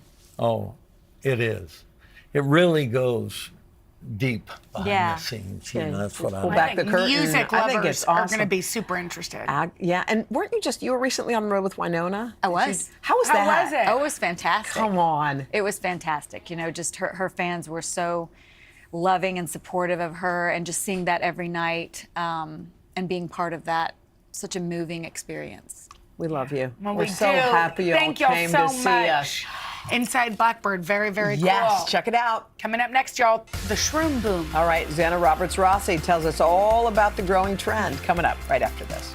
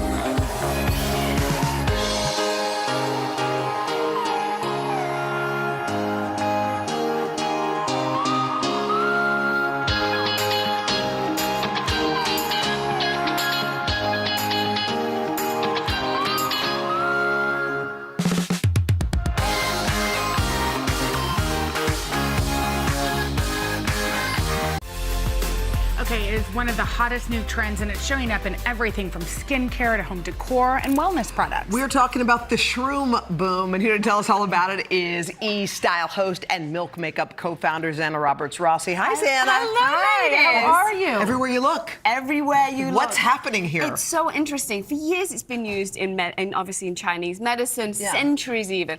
But all of a sudden, it's taken center stage as this buzzy new ingredient for 23, and it's in wellness, skincare, hair care, makeup, interior, home goods. everywhere. Okay, so let's talk about skincare. Tell us what we got. So this is Stripes. Now, Stripes is the brand founded by Naomi Watts. I have this brand. It's so good. It's aimed at premenopausal and menopausal skin. So basically, more mature, Feel how good drier that skin. feels. Doesn't that feel juicy? And this contains mushroom extract, Smells great, which too. is known to plump and hydrate skin. Is that for So- face or for body? Face. Naomi Watts herself, she said, basically she puts 2 dollops on her hand in the morning and evening and pats it all over. Pat. And All you know right. how amazing she looks. She looks incredibly amazing. Can we radiant. go to everybody's favorite product? Makeup. This founder. Thank you, ladies. What have you found with this product? So look at that. this Rich. is our illuminator. So basically it's bionic glow, and this contains 2 mushrooms. wow. This contains snow mushroom, which is a super hydrator, a reishi mushroom, which is also this incredible relaxant on the skin, and it de-stresses. Now the thing about Milk Makeup, we always infuse super skincare into our color cosmetics. Yeah. And this is one of the 2, and as I said, it gives you that great I don't know what you've luminescence. done, but you've really broken into the teen scene. Oh, we love it. We you're love amazing. it. Adore you. Thank Okay. you, guys. Okay, that feels great. Now, what about this multicolor bottle? So this is hair care. So we're also seeing mushrooms in hair care. This is again snow mushroom. So it retains moisturizer and it locks it into the hair. So if you've got frizzy, dry hair. So what do you do? What do you do with it? When do you put it on? Ooh, smooth Shampoo. conditioning, satin dream. Shampoo, conditioner, and then also a leave-in conditioner. So you basically pop this on. It's $13 per pot, which is great. Nice. It's full aluminium, fully recyclable, and contains a delicious snow mushroom. Are we about to have a beverage? It looks like we are. Isn't it Friday? Isn't it beverage sure time? is. So mushroom glassware. These are from Urban Outfitters. These are cute. Aren't they adorable? Cute as can $15, be. and you can actually, you know, you could have a Cheers. latte in here. You can have there's a rosé in there for you. Isn't that cute? Well, what's cute is it makes it whatever the color that you're serving is. Exactly. Right? So you can have a nice chocolatey You can latte place it in down there nice. as well. I like these teacups. That's These super are great. cute. So Look you've at got those. the actual diffuser inside it. These aren't they great? These are from Amazon. Super cute to look at and joyous to drink out of. It's too. kind of like what Alice in Wonderland would have drinking. By the way, It's a magical tea party Yeah. for sure. Okay, I don't know what's happening here, This but is- this is gorgeous. Isn't this a beautiful? Is there a little gnome that lives in here? No, but you can eat these little mushrooms if you would like to.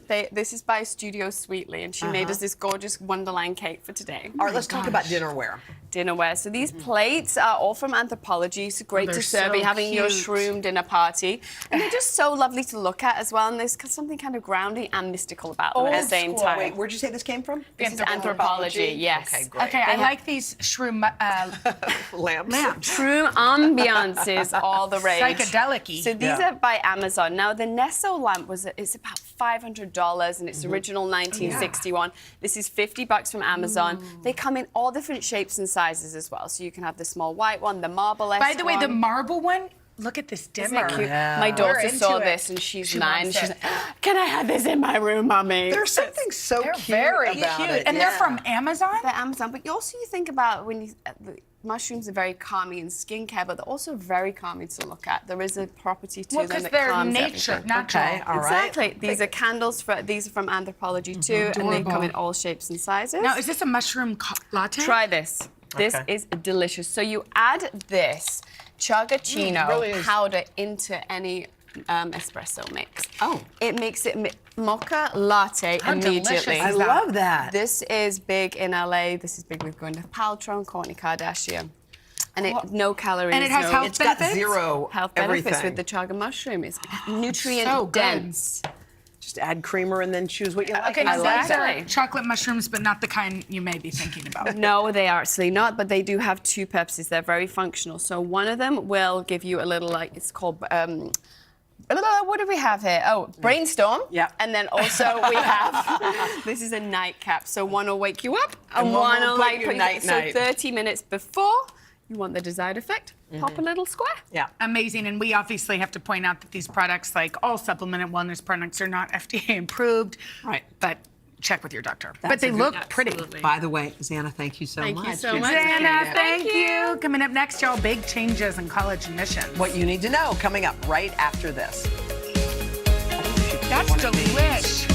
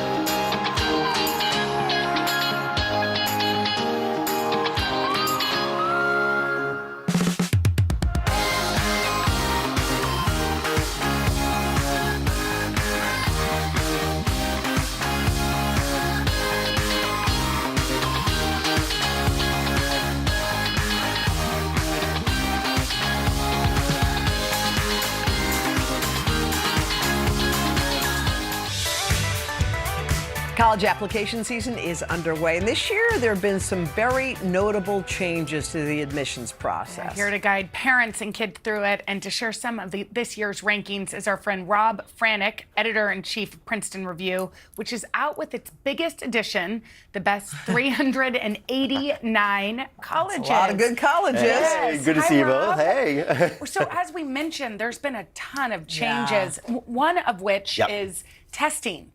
Which many schools have made optional. Talk us through that. Absolutely. During the pandemic, most schools across the country became test optional. You couldn't really take an SAT or ACT in 2020. But most schools have said we're going to continue that status throughout. So you can submit your SAT scores, but you needn't submit them. So when I tell all my students at Princeton Review, I'm like, look, you're not going to be penalized if you submit your SAT or ACT score, even if a school is test optional, at least temporarily. So what's the right answer? If it says optional, should you send them or should you not? I tell all of my students, you have to take the test, right? And if you do well and you're above the 50% mean, then submit your scores. Then submit it. But if you have bad scores, don't. Exercise your right to withhold. Okay, a lot of things have been happening in the courts when it comes to things like affirmative action. And I think there are a lot of campuses that obviously want diverse campuses. Yep. So what should a student do? When thinking about just the SCOTUS ruling that happened, and it just really happened a couple months ago at the end of June, schools can no longer use affirmative action, and schools will become less diverse because of it. And then factored out 4 years later, workplaces are going to become less diverse. But students can right now, there are other ways that schools can determine diversity. One of them is your college essay, which is a big thing. You can talk about diverse experiences that you're having right now. We tell students at Princeton Review, listen, you put your best foot forward. That's not any different. But when we think about the essay, it's going to rise in its competitiveness. And there's AI resources. We do the same thing at Princeton Review. There's lots of ways that we can bring up the conversation and help students do a better essay. Yeah, because as Hoda said, we know that colleges still want diverse campuses. So they will be looking for that diversity, and it seems like the college essay is a really important place to include it. Without question, Okay, so talk to us a little bit about some of the rankings. What did you find? Oh, yeah. In the book, we surveyed a little over 165,000 current college students, all asking the same essential question, helping students find best fit in their schools. I know we're talking about some of the ranking lists today, but there are 50 different categories, 1 to 25 schools in each of them. Wow. Okay, so let's start with best financial aid. All right, let's do it. This is a big one. When we think about college costs, this is the major concern for students, parents. We've talked about it in the past. Wash U in St. Louis, #1 school on the list. And we tell students, listen, never look at the sticker cost, because it's not about sticker cost. It's about how much you're actually going to pay okay for school in the end. And the other two, Thomas Aquinas College and Skidmore College in New York. All right, let's go to best quality of life, which is an important one. It's a huge one. And Vanderbilt is #1 on the list this year. It's been on that list before. And it's kind of a hodgepodge of rankings because we look at a lot of different things. You know, beauty of campus, food on campus, residence halls on campus. And Vanderbilt has been, superlative on so many of those And lists. we also have Emory and University of San Diego. Well, let's find the best college professors. Where It's are a big they? one. Oh, yeah. Sarah Lawrence. I mean, 12 miles from where we're sitting here in Manhattan. It's only 1,400 students at Sarah Lawrence. Wow. So it's a small school, but 11-to-1 student to faculty ratio. 4 classes a semester. 11-to-1? 11-to-1, yeah. Wow. So That's amazing. And most classes will have fewer than 20 students in each of the classes at Sarah Lawrence. And then Wabash College in Indiana and Reed College in Oregon. Okay, we need to ask about Hoda's college. Yeah. Virginia Tech. How What did did it we rank? get? How did it rank? You've done so well. You're on 3 different, no #1 spots. Okay. But best campus food, best counseling services, so many different of the things that are so powerful. Let me in the ask you this, process. because I think that there is no way on God's green earth that I could get into Virginia Tech today. Yeah. Given the grades I had then, the SAT scores. Yeah. So I bet there are a lot of kids and parents going like, I don't take a million AP classes. I'm not in every single club. Like, how are kids expected to get into It's just gotten so much regular more colleges? competitive. It is super competitive, and factor in this, as we were talking about before, test optional. It adds that question and sort of fear. What do you do? What should kids do? Again, you have to put your best foot forward. You have to think about fit. Now, I assume that both, UT Austin and Virginia Tech would be the same fits for you now, but to think broadly about finding fit, academically, campus culture, financially, career services, all the things that Look wider. Let's go to Jenna's alma Texas. mater. We Let's have talk to Texas. know. UT Austin. There's so many best run colleges, best health services. Best health services. Yeah. Best school That's a big spirit one. when it comes to That's important. the Longhorns as Yeah, well. well, Huge. hook 'em. We know the Longhorns, students love their school. They sure do. Well, Absolutely. thank you so much. Rob. Good to see you. And you can check out the Princeton Review's best 389 colleges on today.com/book. Up next, magician Justin Willman shows us one of his most mind-blowing tricks. After this.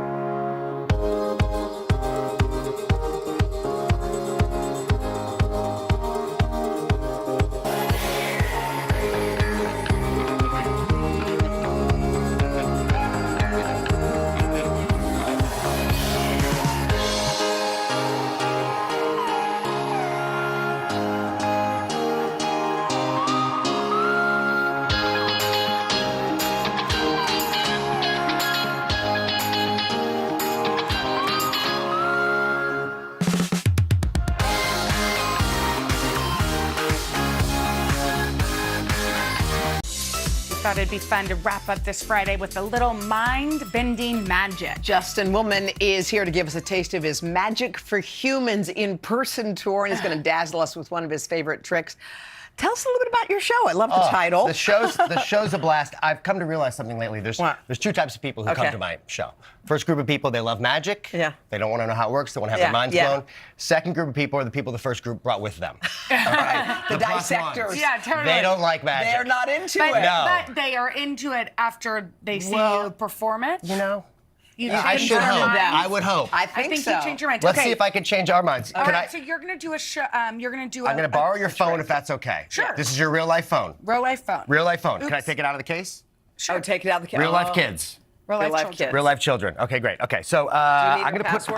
I don't need her password. I'm gonna put your phone inside of a padded envelope here. Are you mailing it somewhere? I'm gonna. One Yeah, of those. not necessary. Okay. Not anymore. So you're gonna use luck to find your phone. Where's your phone? My phone is right here. Yeah, it's an easy game. It starts easy. Yeah, and I feel it. Confidence. Okay. I have another envelope and I have another phone. Now this is a broken iPhone 8. Oh, It is sustained an impact. This is gonna go in this envelope. So this is where the plot thickens. It's a 50-50 shot. Okay. Where's your phone? You're very good at this. Here. Where's your phone? No, I don't know. No, you're right here. You know what? I have 4 more broken phones and 4 more envelopes. Okay. Here we go. Let's just. Okay, broken phones. Oh, God, please don't break Jenna. She'll lose her come on, mind. come on. No, because... Here, would you number them, Hoda? Yes, using I this will. Marker. Oh, that's fantastic. I love a big... It's listen. Would you, by the way, Jenna, magic lovers +1. Would you say you are a magic lover or a +1? I like magic. You like magic. Note that she didn't say I love magic. I don't She love likes magic. I like it. I like it. Listen, Okay. I like Do it. you like it or love it? I love it. I think it's fun. Well, Okay. Hoda was a magician, weren't No, you? I think it was. I had one kit in 4th grade. Hoda thinks it's fun because her phone has nothing to do with Yes, this right now. okay. She wanted to be a magician. I have a die, 6 sides, 1, 2, 3, 4, 5, 6. We're going to use your luck to find the phone. So just roll the die. Whatever number she rolls, I'll eliminate, and we'll keep going until there's 1 envelope left. 4. 4. Here we go. Wait, oh no! Jenna. Wait, do you have my phone? Welcome to Do you Game have of my phone in Phones. your pocket? No, it's in one of these. Roll again. go. Roll Jenna, again. Roll Jenna, again. I'm scared. Roll again. Don't be scared. You're I'm loving terrified. this. Y'all didn't tell 6. me. Number 6. This is cathartic. That would void a warranty. Jenna, you 1, know 2, what? 3, or It's time 5. to Go let for go. it. 1, 2, Okay, 3, you or gotta 5. let it go. Let it Do go. it. Do it. I don't need a 4. phone. Keep roll again. Keep Roll again. rolling. 1, 2, 3, or 5. 1, 2, 3, or 5. 1. That sounded like my phone. That one sounded different. I did notice it. There was a different pitch. Okay, Do you go wanna ahead. roll? 2, 3, or Jenna, 5. I'm 2, sorry. 3, or 5. 2, 3, NBC. 5. 5. Oh. All right, we're down to 2 or 3. Hey, do you want to know how I got all these broken phones? You've done this game. I'll tell you later. Okay, here we go. 2 or 3. 2 or 3. 3. Oh, God. You do this one. You do this one. No. No, you do it. It's fun. Just go for it. Do it. Because look, Do he's it, do scared. it, do NBC's it, going do to come it. after him. Don't do it good. 3 times. That's Oh, enough. wow. Can I throw it on the floor? Yes. How long have you been wanting to do that? All right, so we're left with envelope 2, surprisingly. You know, we could open it now, or we must be out of time, right? We don't Let's need to open open this it. on the air. No, can we open it? Open it. Okay. Yeah. Shall I? Let's Jenna, go. you open Whatever's in there, Jenna, we're cool. Okay, we're cool. This feels not like my It doesn't phone. feel Rip like it yours. open, rip it. What is it? Show it to the people. Hey! Game of You're phones. still there. How do you do it? I thought maybe you Listen, hide my phone in your pocket. I've never done that one before, okay? Jenna, How do you do that? I don't know, but You are lucky. Will You are a you tell lucky us? magic lover. but we rolled the dice. I numbered them. There was I know. no way. He could have, and I thought maybe he had my phone in No, his he pocket, but I didn't. felt him. He didn't. And All he right. didn't. She By felt the me. way, now She we got felt to me. Not in a weird way. Okay, No, Justin, nothing you're weird. amazing. Thank and you, y'all can guys. go see Justin's Magic for Humans in Person tour. It will be in a city near y'all. He's incredible. Be sure to Wow. check it out. Thank you. Okay. I'm still trying to figure it too. out. You I'll do roll it with the your dice. phone, All America. right, we'll be back right after this. That was Holy amazing. moly. How did you do that?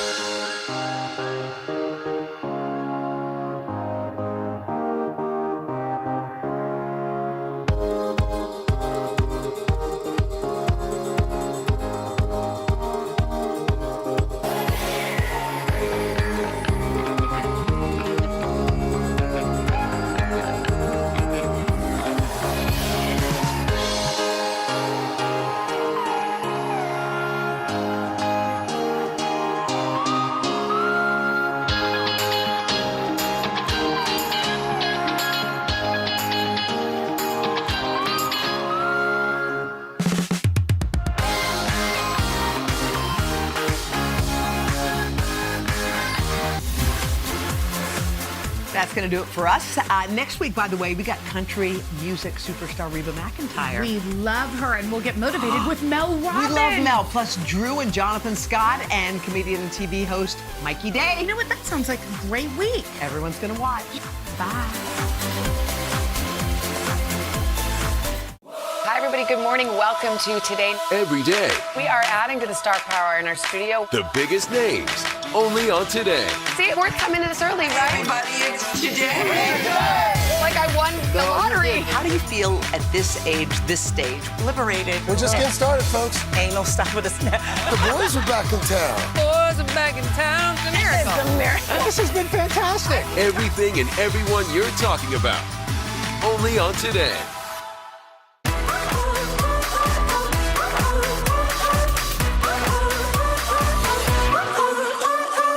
I woke up smiling on my face. No care, no trouble in my way. The sun is shining where I go. That's how I know. Yeah, that's how I know. Today's gonna be great, gonna be great, gonna be a good day. Today's gonna be great, gonna be a good day.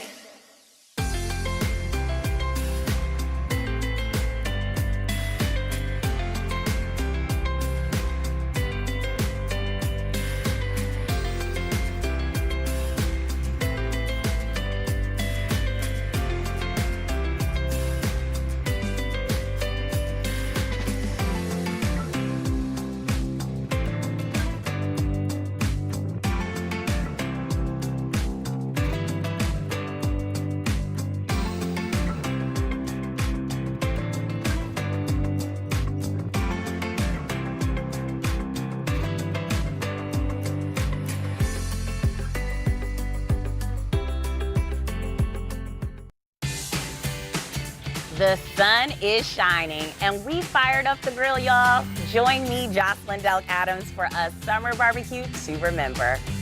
As a chef and cookbook author, I love to add a modern twist to classic recipes.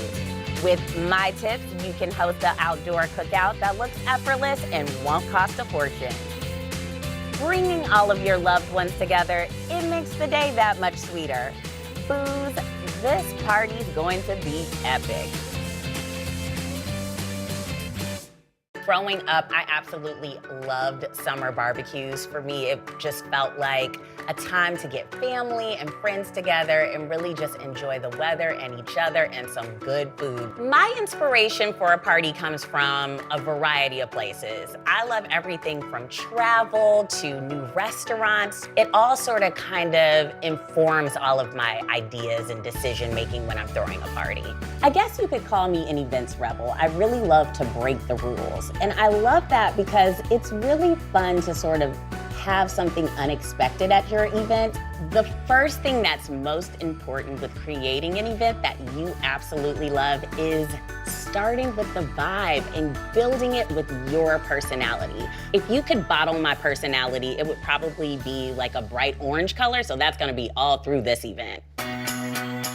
I love throwing barbecues outside. If you've got a pool, which we happen to have, like, why wouldn't you set an entire event around that?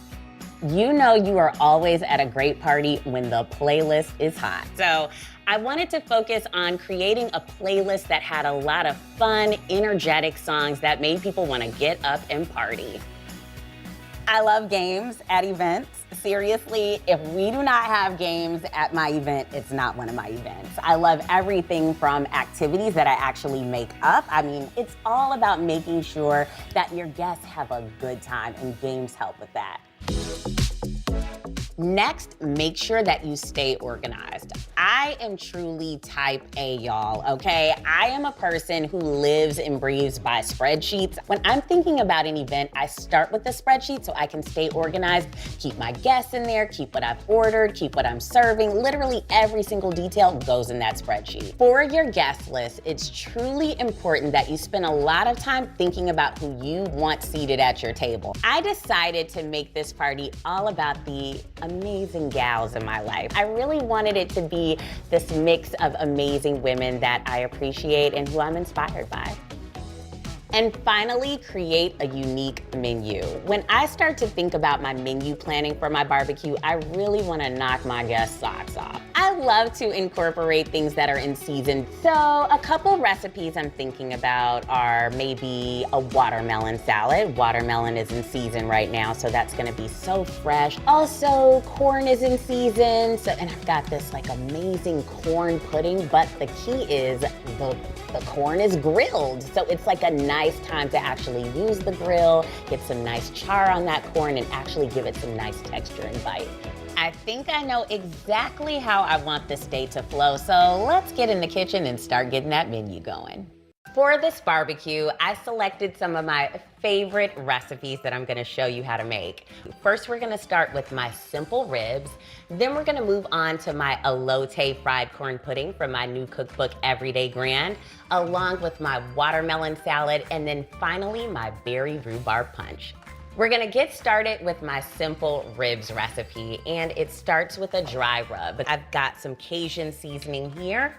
I've got some kosher salt, gotta get some nice salt in there. I've got some mustard powder.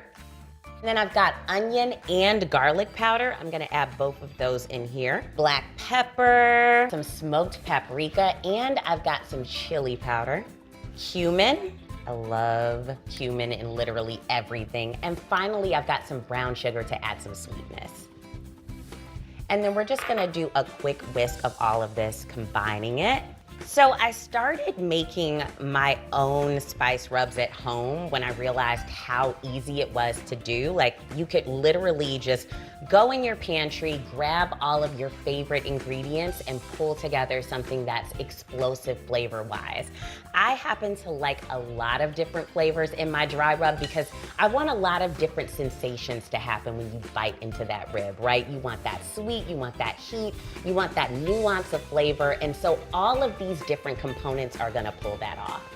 And once that's combined, we're gonna get that on our ribs. These are beef ribs, and I'm going to grab some oil spray. So I like to use the oil spray. It's a little bit more controlled, and it just kind of keeps things a tiny bit cleaner during this process. The oil is going to become an adhesive for our dry rub. And then we're gonna start to add our dry rub right over our ribs. And you can add as much or as little as you want.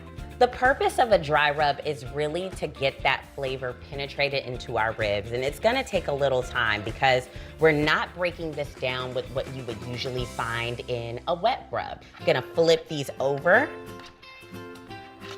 We're gonna do another spray. And then we're gonna get that dry rub all up in there as well. And you really want to push it into the meat so it really penetrates and you get all of that flavor. My favorite thing about barbecues are definitely the ribs. It's my favorite recipe. It's the quintessential barbecue recipe, right? So I think that all of my side dishes are gonna be the perfect complement to this main dish because this is really hearty, but it's got so much flavor, but everything else is sort of light and refreshing. So it's a perfect complement. All right, these look nice and rubbed down. So I did a quick rinse of my hands, and now we're gonna get these ready to go into the fridge. I've got some heavy duty foil because we wanna make sure that every little crevice, everything is covered so we really get that marinade to seep in. I'm gonna go one rack at a time here. Really get it covered. The ribs are wrapped and ready to go. I'm going to add these to my baking sheet, and then I'm gonna pop this in the fridge for about 6 hours at least so we can really get that marinade in there. And then we'll be ready to grill. All right, our ribs are marinating, and now when we come back, we're gonna get into our sides.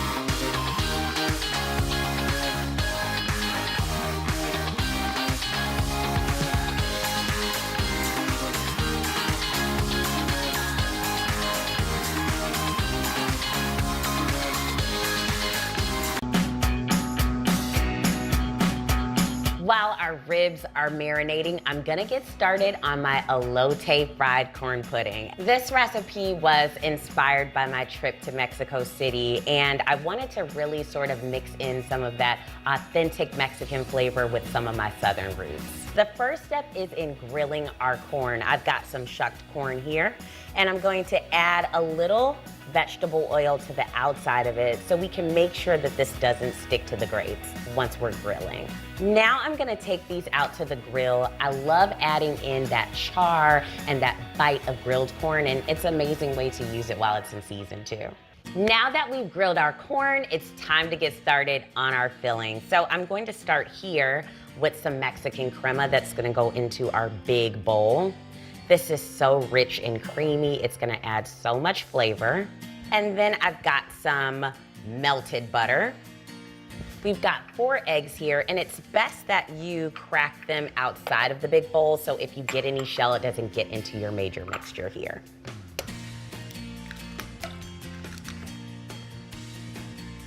Now I want to zest some lime so I can add in some citrus flavor. It's really gonna brighten this up. Now I've got some sugar. If you've ever had corn pudding in the South, you know it's a little bit sweet, so we gotta add in that sweet. I'm adding in some cornstarch. This is gonna help thicken everything up.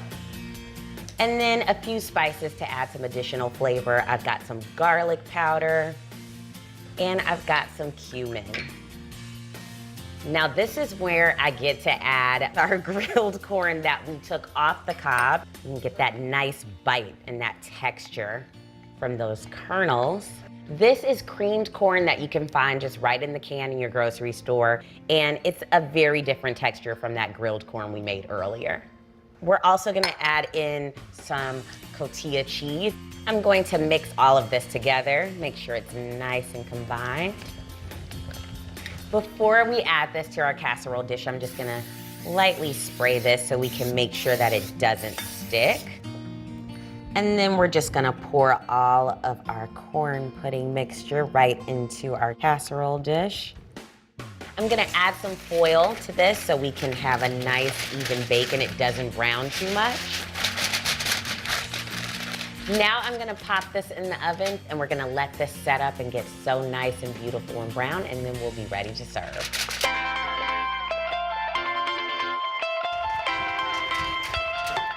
Our corn pudding is out of the oven, and let's check it out. Oh my goodness. You can just see all of that grilled corn that's come to the top and this sort of creamy, custardy texture. I like to add some decorations and really take it to another level. I like to add a little bit more of the cotija cheese. And then I also like to strategically place a few little limes here, little lime slices. Adds a little color as well. I'm gonna add some cilantro too. And then finally, I'm gonna sprinkle on a little tahini, and that little brightness with that chili and lime flavor is just gonna take this up to like a whole nother level. It's so good. Our corn pudding is ready to serve, and I know the guests are gonna love this.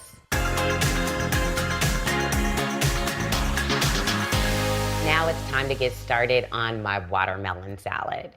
This watermelon salad is so perfect for this barbecue because watermelon's in season, it's sweet, it's juicy, and it reminds me of childhood when I used to have watermelon every summer. Also, this recipe is important to me because, you know, watermelon sometimes can be pretty controversial for Black people. We can feel uncomfortable sometimes having it because of the history associated with it. So with this recipe, I really wanted to sort of say, we can reclaim it. We can feel comfortable having it again, and I hope that it brings a more positive light towards this food. The first step to making my watermelon salad is pickling some onions, and this is gonna give that nice tart flavor. People have no idea how easy it is to pickle onions at home, and I'm gonna show you. So I've got some water. I'm gonna add this to my little pot here, some white vinegar, some sugar, and some salt. And then I'm gonna crank on our heat here. And we're gonna let this get to about medium-high heat. We wanna really let that sugar dissolve, and then it's gonna be ready for pickling our onions. Our sugar has dissolved. I'm just gonna pop a garlic clove in here for some additional flavor. And then I'm gonna pour this right over our onions. Yes, yes, yes, yes, yes. I'm gonna cover this up. And now this is gonna go in the fridge for about 2 hours. Now we're gonna make our chipotle dressing. This recipe starts with our shallots. I'm going to add some oil. We wanna get our shallots sizzling in this medium heat so we can get them nice and tender. All right, these look good to go. I'm gonna add these into our blender. Now I'm gonna add in some lime juice, some red wine vinegar, got a little honey too, Dijon mustard, some chipotle. I'm gonna add this right on in. Nice kick of flavor, we love that. And then finally, I've got some salt and pepper.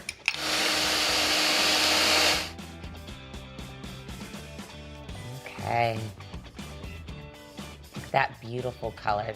You can tell when the dressing is done because it's nice and smooth. You see that chipotle has blended in and it's thickened up a bit. And this is gonna be absolutely perfect on our watermelon salad, y'all.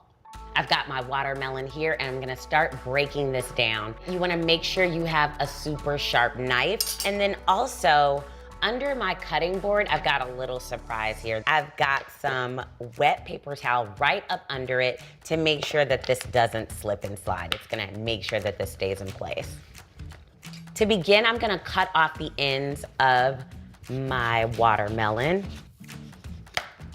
And then I also like to cut straight down the middle. This makes it easier when you're dealing with a much larger watermelon. You can break it down much quicker. Oh yeah, look at that. I like to get it to a stable position as quickly as possible because it's much easier to maneuver and then it's not gonna roll around a lot. We want to start to take off the sides. So we're gonna remove the rind, and you can actually start to do this based on just looking at the top and seeing where it guides you. And as you remove that, just put it right into your discard bowl. We're gonna get off as much of this as possible, and then we're gonna go right back around once we're done, and then just clean up and get off anything that we didn't before. And then once you have all of those edges and it's pretty bright and red, this is when we're gonna actually start to cut it into strips. We're making a salad, so I'm gonna go for bigger pieces. And I'm gonna take these ones in the center, and then we're gonna break these down into cubes. I'm gonna cut again into wedges. And then I'm gonna cut right across again. And there you go. Now it's time to assemble our salad.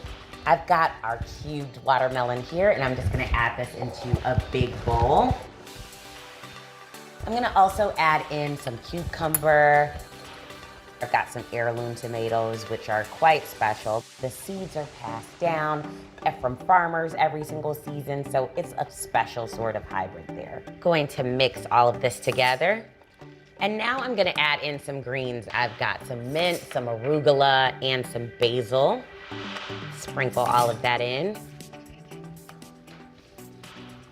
Just kind of mix that in as well.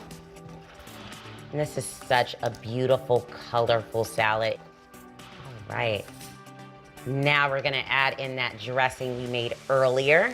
Then I'm gonna do a big toss and get all of these ingredients to just really kind of soak in that dressing. What works so great about this salad is you're just going to get so many different flavor profiles. Like that sweetness from the watermelon is just going to complement that chipotle spice that you get from the dressings. It's really sort of well balanced because of all of those flavors. Now I'm gonna transfer this to our pretty bowl. Perfect. And then I'm gonna just dress this up with our pickled onion. I'm just gonna place a few right on top. So gorgeous. And then add a little of our feta cheese. And this is gonna be a hit, y'all. This is ready to serve.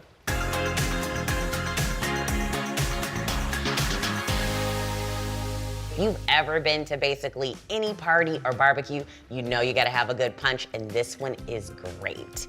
So I've got some water here that's boiling, and we're gonna use this to create a simple syrup for this recipe. And simple syrups are usually just water and sugar, and then you can add in whatever you want so you can really sort of bring in some additional flavor, and that's what we're gonna do here. So I'm adding in our sugar to our water, and we're gonna get that to boiling temperature. And then I'm gonna add in some berries, some strawberries, some raspberries, and then finally, because rhubarb is in season right now, I'm going to add some rhubarb. I love to work it in drinks like this, and it sort of brings down that sweetness of those berries, and it's just so delicious. And finally, I'm gonna add in some mint. I'm just gonna stir all of this to combine, and then I'm going to let this come to boiling so I can really let that sugar and all of this sort of dissolve and thicken up. Once it starts to boil, you can see that color developing, that bright red color. That is just gonna make that punch just pop, okay, on that barbecue table. It's gonna be so beautiful. This has been going for about 20 minutes and it's perfectly thickened, and that syrup is like delicious. And we wanted to make sure that all that sugar dissolved. So now that it's cooled down a bit, I'm gonna go ahead and strain it. This is our berry rhubarb syrup, and we're ready to assemble our punch. I'm gonna take my syrup here and add this right into my pitcher. I've also got some ginger ale, and I've got a little vodka here too. Gotta have a little fun. This is mama's drink right here. All right, and then I'm gonna add in some berries as well. This is gonna be just like a nice garnish.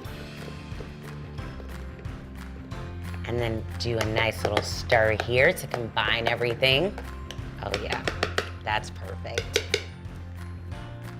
Pour a little into this glass. You can see that gorgeous color. Those berries fly in. Look how beautiful this is. I cannot wait to serve this to our guests. And I'm actually gonna take some of this same punch and I'm gonna turn them into popsicles. Who doesn't love a popsicle during the summer? So I know they're gonna absolutely fall in love with this whole idea. I've showed you how to make most of our menu items, and I've got a few more tricks up my sleeve. I'm gonna be serving a peach salad and also a family favorite potato salad. It's almost party time, guys. Next, when we come back, we are heading out to the grill.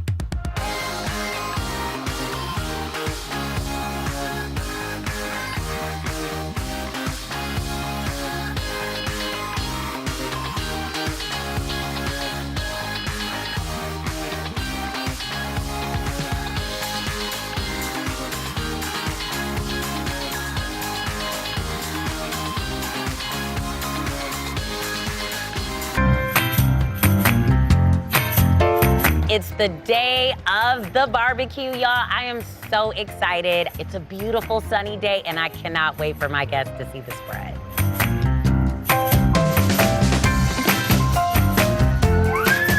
My first two guests are Mercedes and Kelly. I work with both of these ladies, and they are like sisters to me, so I had to invite them to my barbecue. My next two guests are Lola and Amy. Lola was my college roommate, and Amy, she's a newer friend I met through blogging. Chanel, we met each other working together ages ago. And Ariana, she's my sorority sister. My last guest, well, you can't have a barbecue without inviting your mama, okay? So she definitely had to come. So good to see you.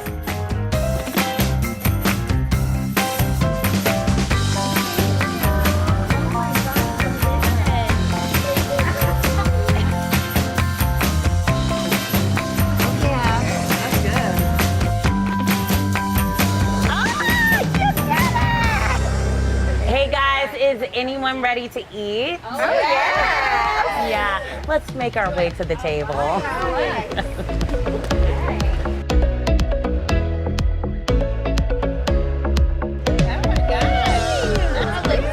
This is my watermelon salad that's in my cookbook, Everyday Grand. Enjoy. I love it. This is the main event.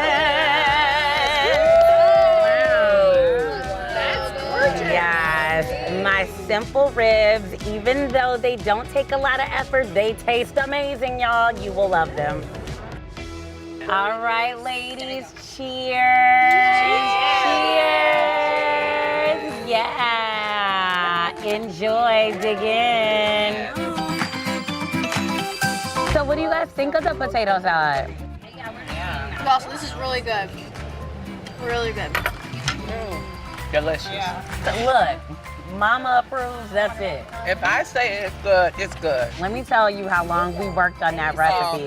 There is a story with that, okay? We tested it over and over and over, I think maybe at least 20 times. At least. And my mom and dad, they were like, nope, needs this. Nope, needs more of this. Before it went into the book, they were still nervous about it. I was like, it's going into the book. Yeah. But it's been a hit. Everyone has loved it. Great. Like, you did your thing, Josh. Yeah. Okay, it's time for some games. Okay, this first one we're gonna play, it's called Celebrity in a Bag. Got all these little names in here, and these are different celebrities, and you can ask all of us yes or no questions so you can guess who the celebrity is that you have. Oh. Is it a girl? Yes. Okay. Is it an actor? Yes. Does she have a Grammy? Yes, an EGOT, Emmy, Grammy, Oscar, Tony. Oh, cool. I did not know that. Is what that meant. Is it Jennifer Hudson? Yeah!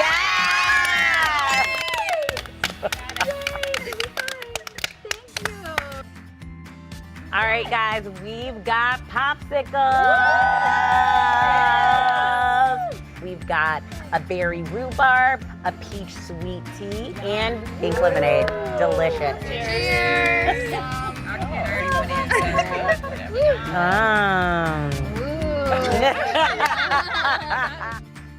I cannot thank you enough for coming and enjoying my good food and enjoying the company. It ain't over yet because we are going to get on the dance floor.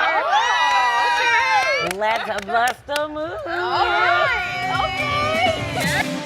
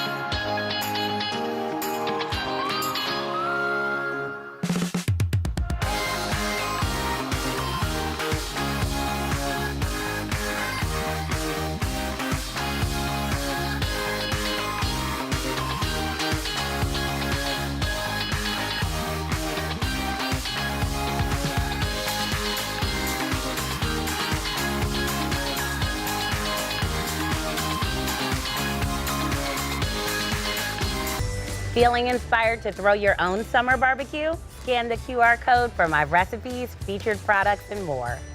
Just so you know, Today may get a commission for purchases made through the QR code or links on our website.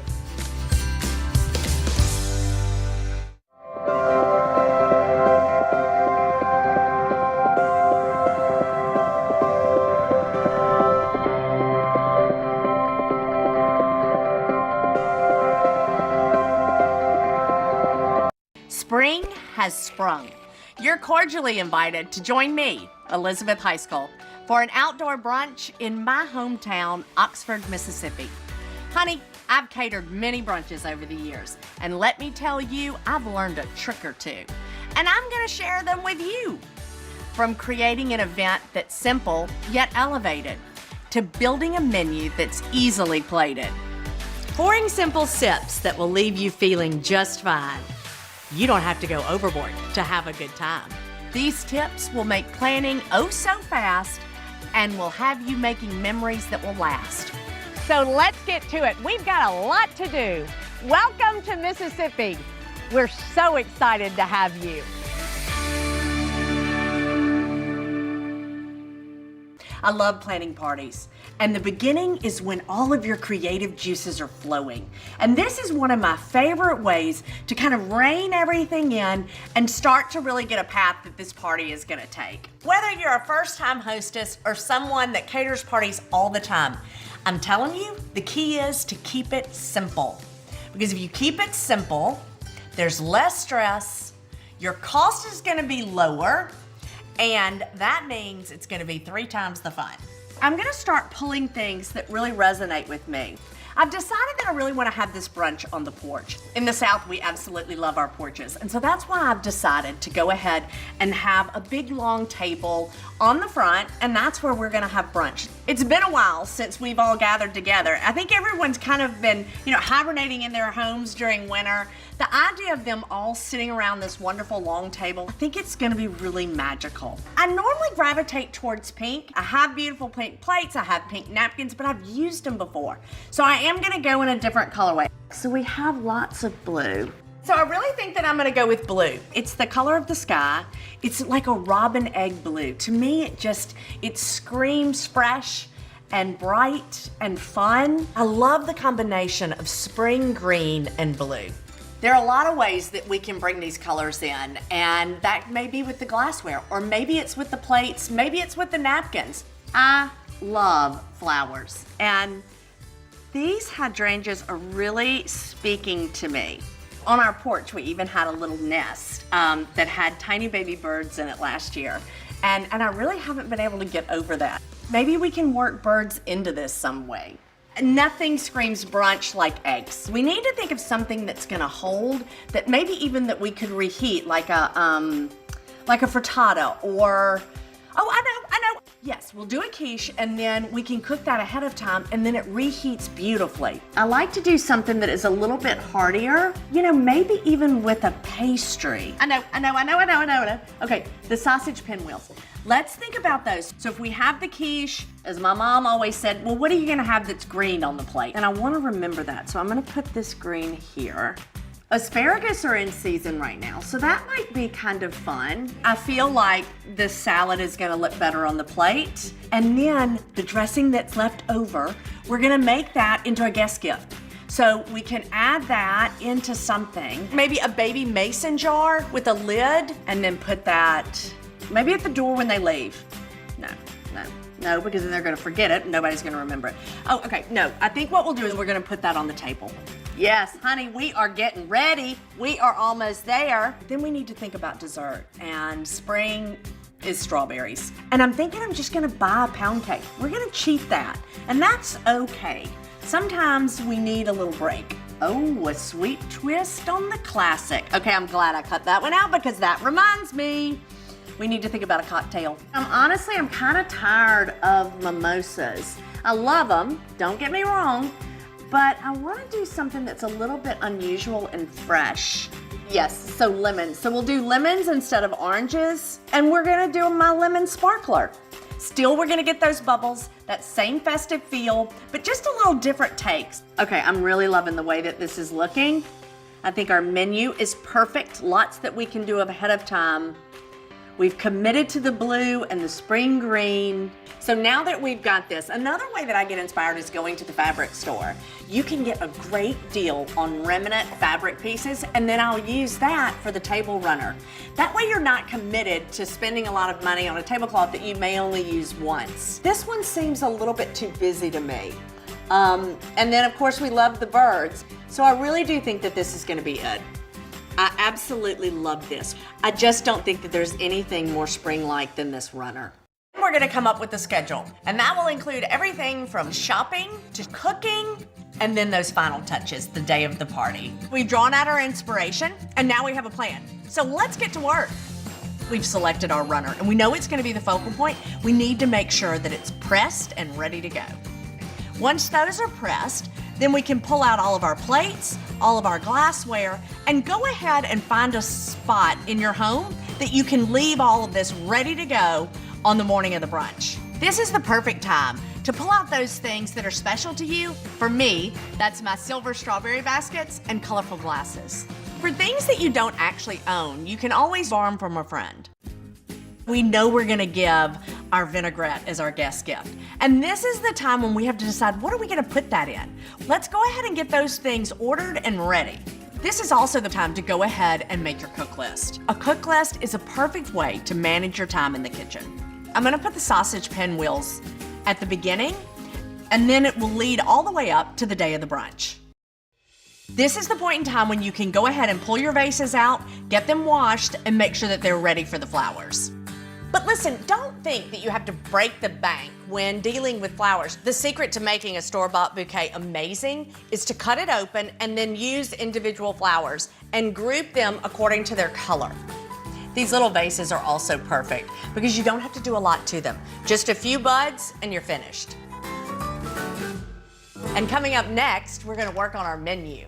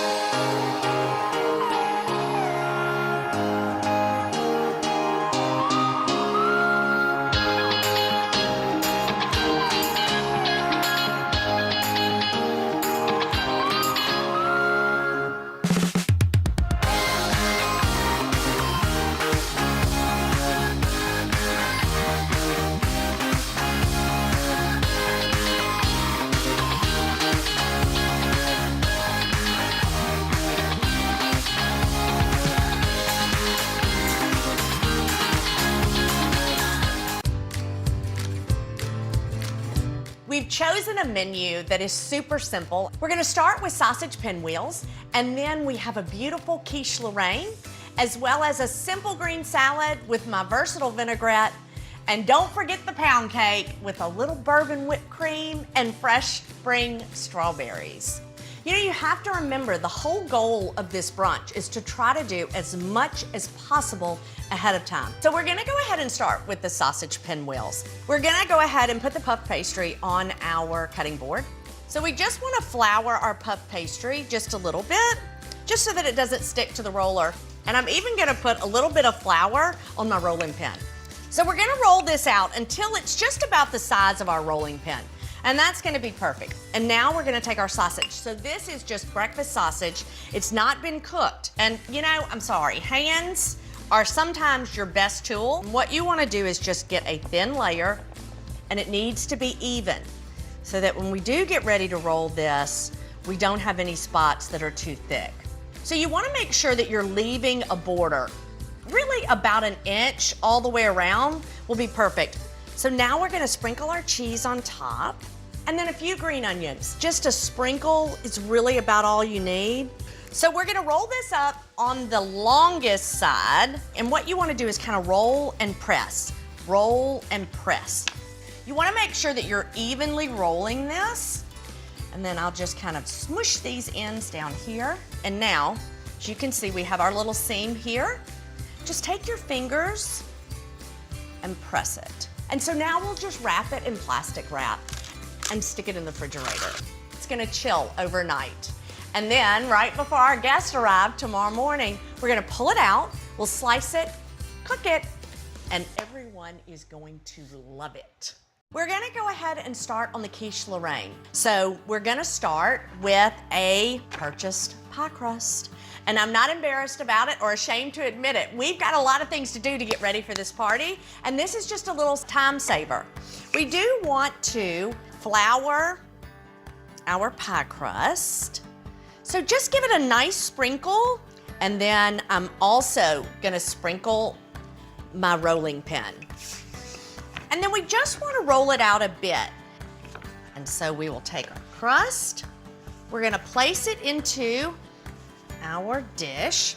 So now you can see we have plenty of extra dough that's spilling over the side so that we can make a gorgeous ruffled edge. And you wanna make sure that you fold these edges under, not only because it's gonna be pretty, but also because it's gonna cook evenly. And now, if you'll take your two fingers and almost make a little V, and then you take your thumb here. And that's it. Look at how easy. I mean, oh my Lord, look at that. So it's very simple. It takes a little bit of time, but it's really gonna make the difference in the way this final quiche looks. And your guests will never guess that this crust was store-bought. But these are the little details that will make all the difference in this amazing brunch. And now we're gonna go ahead and add our bacon.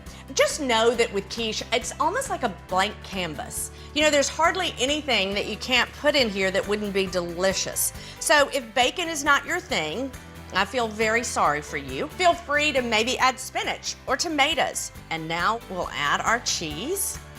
And now it's time for the filling. We're just gonna crack one egg, and then we're gonna add our flour. So this recipe is a little bit different because we do add flour to the egg and whisk it very, very well. It helps to stabilize the custard, making it super light and very fluffy. So now that this is mixed, we can go ahead and add the rest of our eggs. So we want to mix this very, very well. And now we're going to go ahead and season this. So we're going to add a pinch of cayenne and 1/2 teaspoon of salt. And you know, normally we would say salt and pepper to taste. You really don't want to taste raw eggs. So that's why we're being really precise on this. And also, eggs really need to be seasoned well. And now that's been mixed in. And we're gonna add our cream. And there we are. Just a little cream. I mean, you know, there is nothing wrong with a little cheese, bacon, butter, and cream. And so now, we are gonna use a whole nutmeg.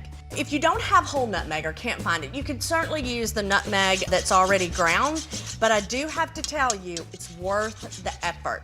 This step is pretty important in the final product and the way that it tastes. And now this is completely mixed in. We're gonna pour it right over our cheese and bacon mixture. We're gonna just mix up the bacon and the cheese a little bit. So we have 10 friends coming tomorrow, and I decided to go ahead and make 2 quiches just to make sure that everybody has enough. And then this is gonna go into a 350-degree oven until it's completely cooked. The great news is about a quiche is that it doesn't mind being reheated. The quality will be the exact same. The taste will be the exact same. What you're looking for is a beautiful golden crust, but then you have to make sure that the middle is set. You can even take a knife and insert it, and if it comes out clean, then you know you are ready to pull these quiches out. So we're gonna put these on the board to cool, and once they've cooled completely, we're gonna cover them before we put them in the refrigerator. And then tomorrow, before our guests arrive, we'll just have to reheat them. So now the quiche is done and it's in the refrigerator. So we can go ahead and make our vinaigrette. Obviously, we don't want to dress the salad this early because it would be a soggy mess, but we can make this vinaigrette ahead of time. So we're gonna start with apple cider vinegar, and there aren't many ingredients to this vinaigrette, but each one of them is very important. Now we will add our honey, and that's really gonna kind of offset the tartness of the apple cider vinegar. And then we have our garlic, and then Dijon. Most vinaigrette recipes that you see have the addition of some type of mustard. So we have two things that do not love each other. We have oil and we have vinegar. And I kind of consider the Dijon sort of it's like the marriage counselor between two people that don't get along. It's really gonna help bind the ingredients to make a smooth, velvety vinaigrette. Now we're gonna season with our pepper, and then we have our salt. Now, I do want to give this a nice whisk. Make sure that this is thoroughly mixed, and then we're gonna add our olive oil. You wanna make sure that you slowly drizzle the oil. Because we have so few ingredients in a vinaigrette, the technique really is important. This does take a minute, and you have to be patient, but this really will ensure that our vinaigrette is gonna be velvety and smooth and not broken. You know, I love to give a guest gift. And since I was making this vinaigrette anyway, it was a no-brainer. So we just doubled the recipe, and now we're gonna fill these little jars, tie them with a blue ribbon, of course, since that's the theme that we're working with for this spring brunch. I mean, are these not adorable? So now these are all done and ready for our guests. It's just a little way of letting them know that you're thankful that they came. And you know, when you get invited somewhere, your first question should be, well, what can I bring? As a guest, you also want to bring your hostess a gift. And I will tell you that one of my favorite things to bring to a hostess is maybe cinnamon rolls or muffins. I know that the hostess has been incredibly busy getting ready for the day, and it would be nice to have something for them to enjoy the next morning. So that's it for the savory part of this brunch. And next, we're moving on to dessert and drinks, my favorite part.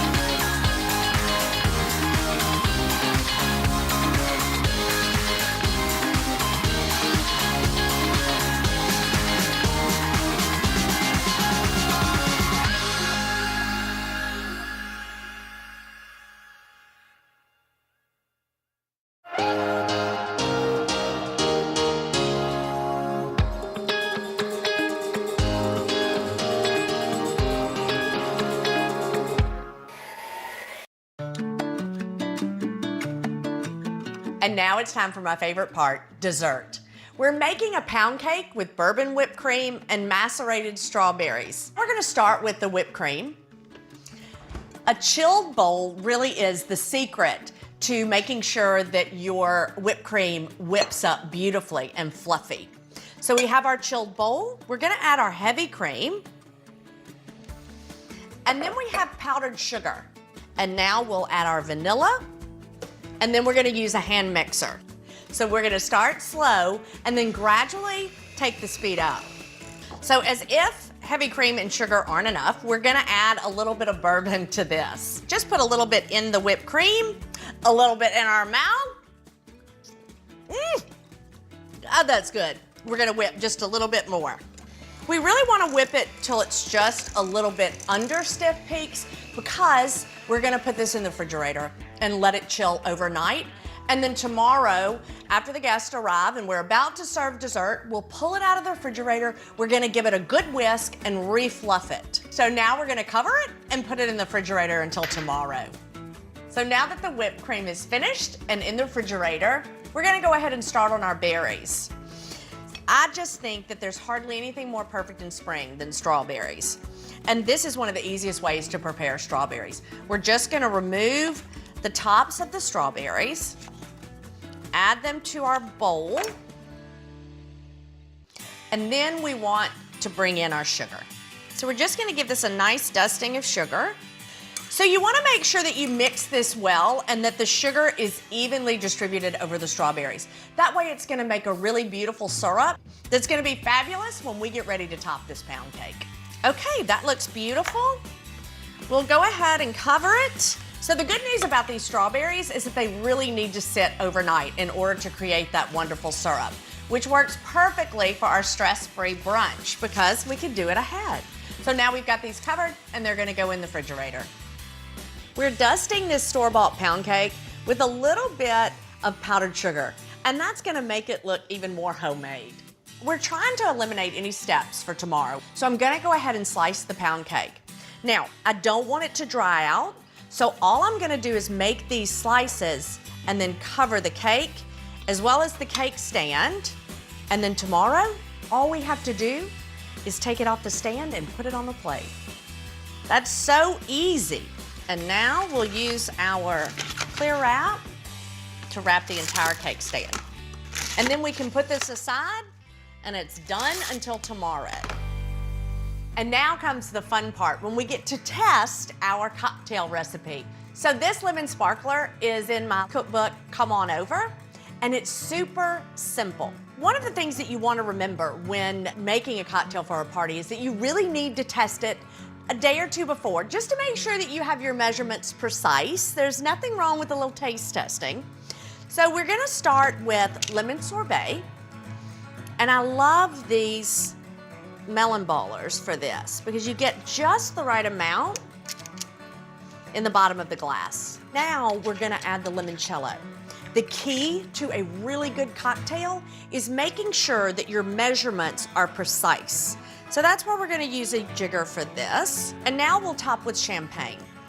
Not everyone cares for alcohol, and when planning a party, you need to consider all of your guests and their needs. So we will leave one of these that we'll make into a mocktail.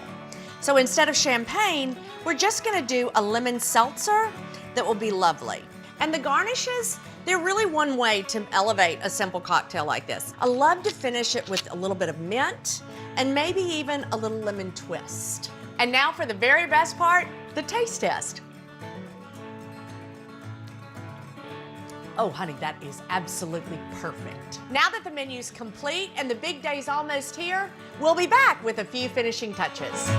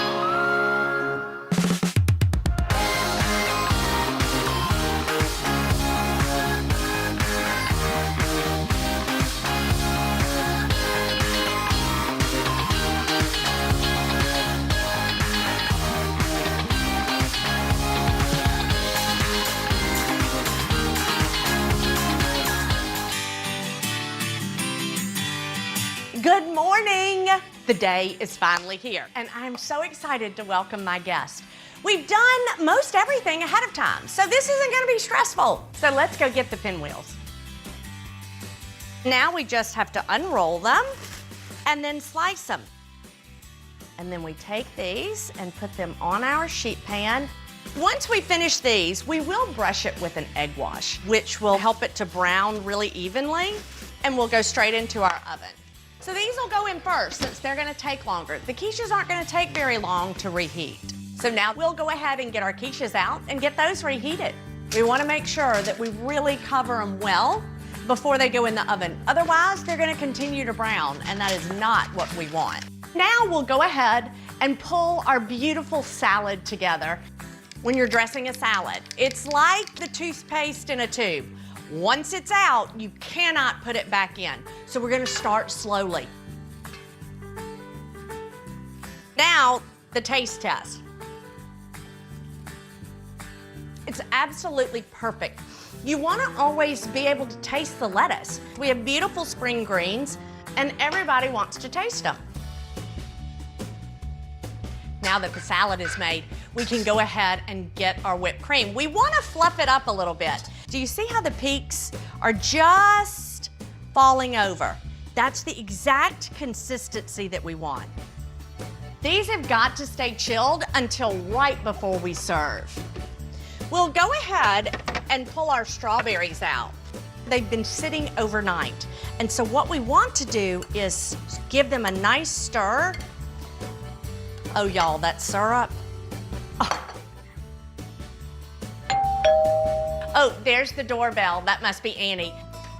Hey, Annie, how are you? Good. Oh, it's so good to see you. And what'd you bring me? Muffins. Oh, my Lord, I'm so excited.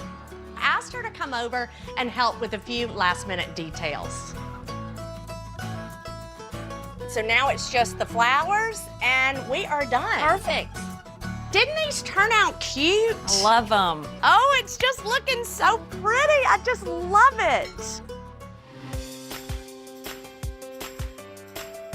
It's party time, and I'm so excited. Hello. Oh, you're my first guest. Oh my gosh, it's so good exciting. to see you. Thank you for having us. Once your guests arrive, all you have to do is pull them out of the oven. And so we'll just top with a little bit of fresh basil, and that adds that pretty green. Does that not make all the difference? Okay, guys, come on, let's sit down. Come on out and take a seat anywhere that you like. This is lovely. This is gorgeous. Your flowers are beautiful. Y'all got lucky. So here we are. I hope y'all are hungry. This is my versatile vinaigrette recipe. We did them in these little jars for y'all to take home, so you'll have a little keepsake. Oh, that's so Isn't that sweet? And here is our quiche. Alicia, would you like me to serve you? Yes. That's really good. You know, I just feel like we've all been kind of, huddled in our homes during winter, and now that the weather's nice, I just wanted to get all my friends together. I've been missing y'all. So fun. Dude, who would you want to have brunch with if you could pick anybody? You. Oh.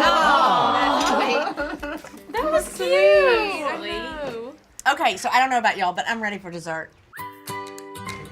So beautiful strawberries and bourbon whipped cream. Those look so good. I don't know the last time I had pound cake. This is so good. Yeah, I know. And there's nothing wrong with a little bourbon in your whipped cream. I can't thank you all enough for coming. I'm so grateful that y'all all came today to celebrate and to enjoy this wonderful spring brunch. You know, having a brunch doesn't have to be stressful. It can be easy and super fun, especially if you do things ahead, have a plan, and stick to it. Cheers, everyone! Cheers!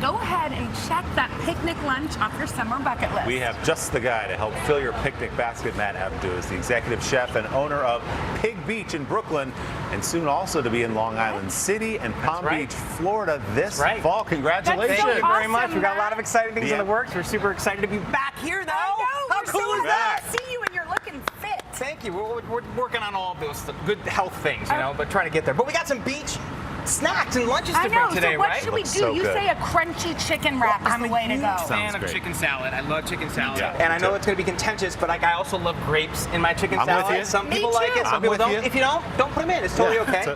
But I also love making it with rotisserie chicken because it's like already done, it's already cooked. Who doesn't love rotisserie chicken? It's inexpensive, it's everywhere. So all we're going to do, we're going to really quickly just take some rotisserie chicken, break it down into the breast, the legs, the thighs, and we're just going to chop up the meat. There does not have to be anything sort of fancy. Just chop it up into little chunks or pieces, just like that. Yep. And then for the legs and thighs, just shred the meat. Really simple, really easy. Okay. Save the bones, because if you want to make soup later with it, you can put some water, carrots, onion, celery, make a really quick chicken stock, chicken broth. Sure. And then what we have here is all of our chicken meat. Yeah. Super easy.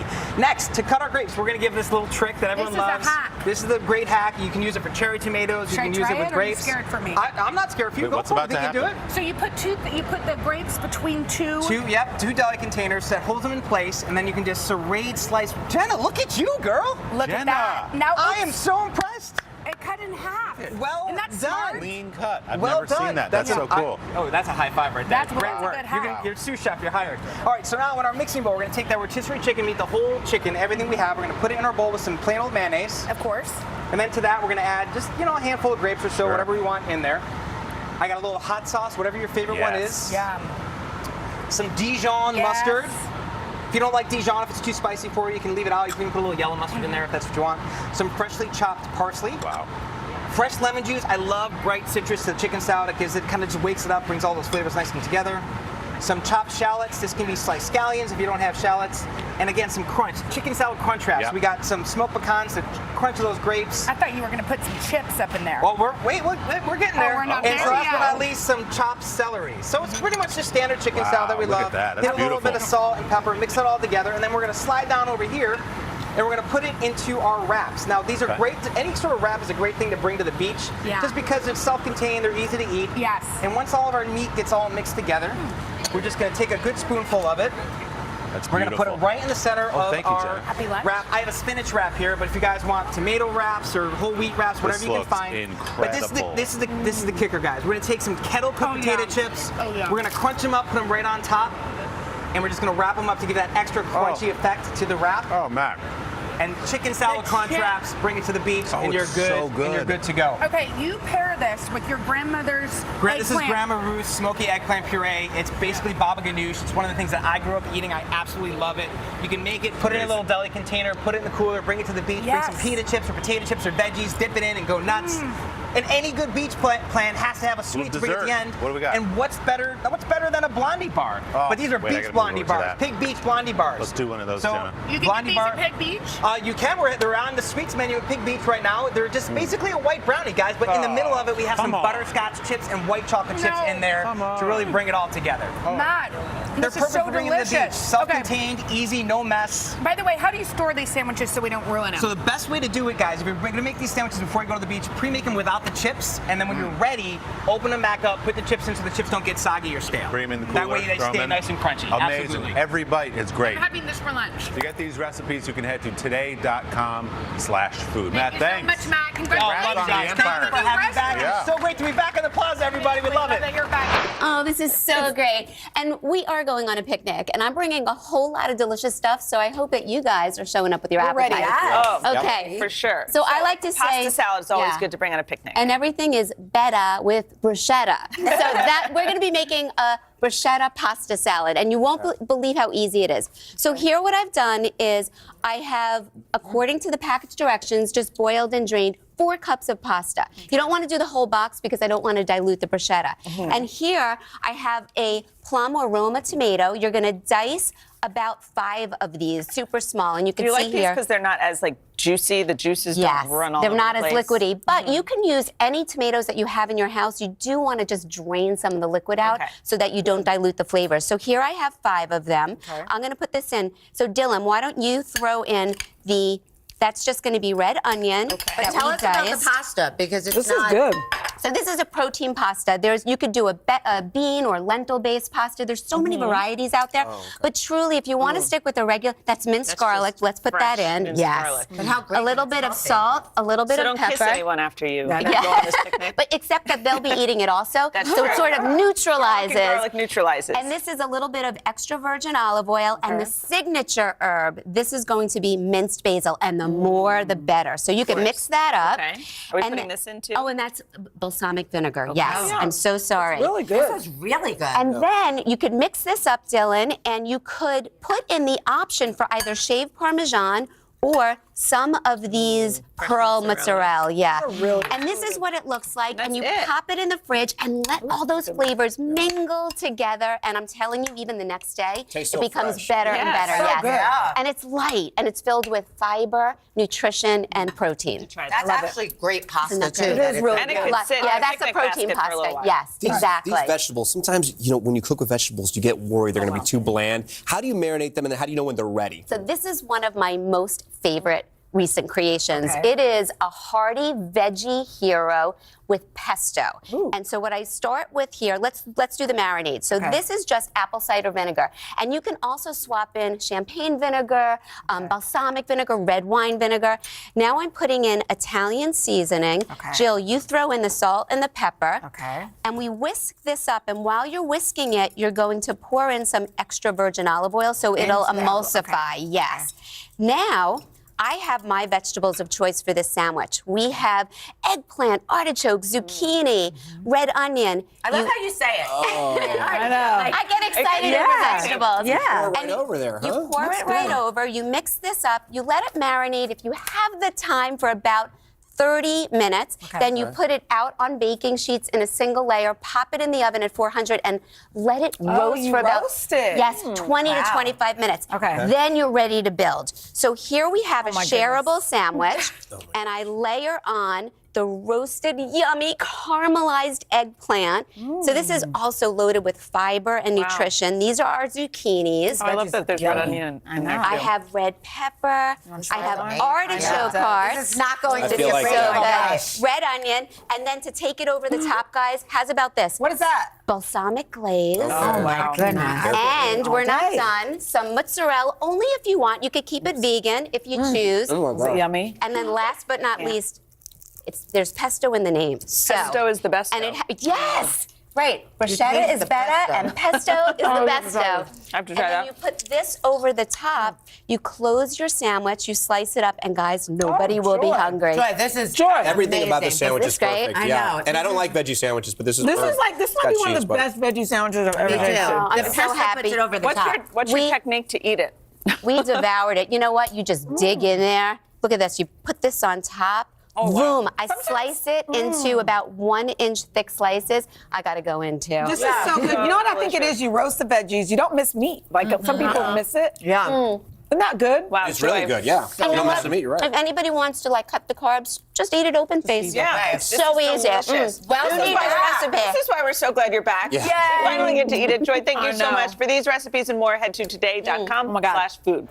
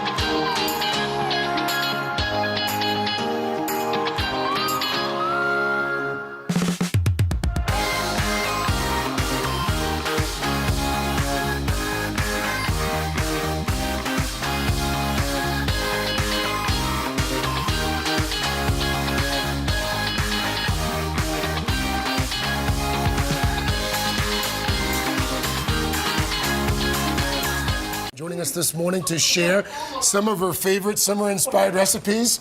Erin French, chef, owner of the Lost Kitchen restaurant in Freedom, Maine, the star of the Lost Kitchen on Magnolia Network. To cook these dishes couldn't be easier, folks. Scan the QR code to order all the ingredients with one click. Select add ingredients to cart, then schedule a pickup or delivery. Erin, clearly the table is all insane. Yeah. So delicious. So you've become quite the Today Show favorite pretty quickly. Hey, it's easy with fried chicken. Because here's the thing, the bar with fried chicken for a lot of folks is pretty high. This looks amazing. So walk us through the first step. So the secret to this, this is a fennel fried chicken, which is just a little bit of a different twist on things. So it starts with the brine, and that's the real secret. So a brine is just gonna add flavor, it's gonna keep it juicy. So we just brine this overnight. It's got some fennel seed, it's got some black pepper, some bay leaves, some sugar, and then we cook it in the brine just to sort of... cook it in the brine? You let it sit overnight, and then you cook it. Okay. Just because you don't want to get that raw fried chicken when you're kind of moving along here. So it's already cooked, so you don't have to freak out. So you've got this all flavorful and ready to go. And then all you have to do is dredge and fry it. So Craig, if you just want to add in, this is some ground fennel. You More can just fennel, okay. Whisk it right in. All right.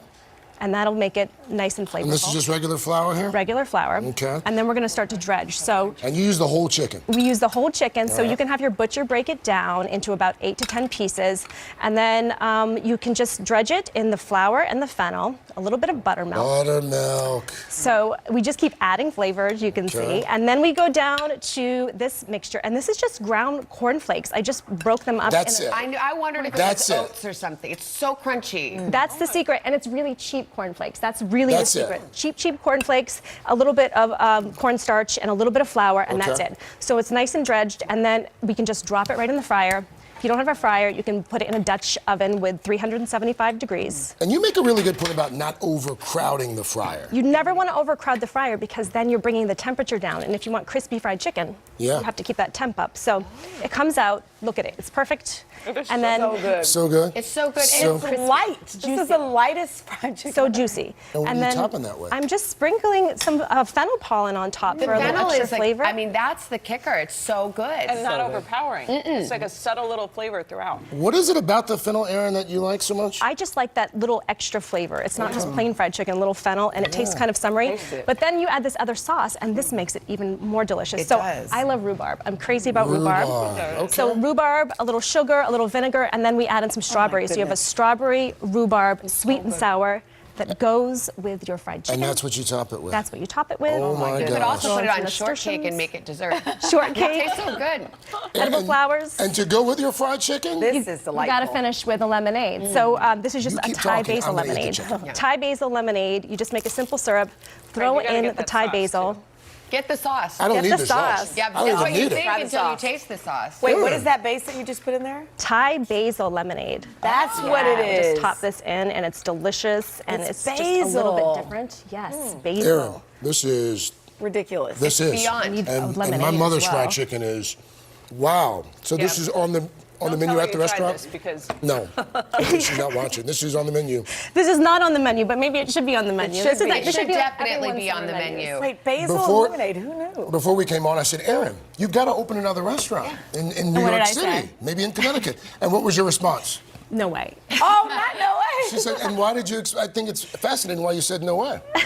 Because there's just no way. One restaurant I feel like is enough. I feel like I have 4 children right 50,000 now. requests a year. About And she's only open 50,000 for like both 6 sides. months. But what you said was, I'm in it for the love, not for the money. Aw. So that's another reason. We to can go to taste the love. Yeah. Erin French, thank you. Erin's going to come back in the third hour. We're going to make the fried chicken all over again. No, I'm kidding. We're going to make Should. something else. By the way, to buy these ingredients and these recipes and more from our sponsor, Walmart, scan the QR code, or you can do the old-fashioned way, today.com/todaytable. Just so you know, Today earns a commission from our purchases through our links. Fantastic. Oh my gosh. Happy Cheers solstice. indeed. Happy solstice. Cheers, Erin.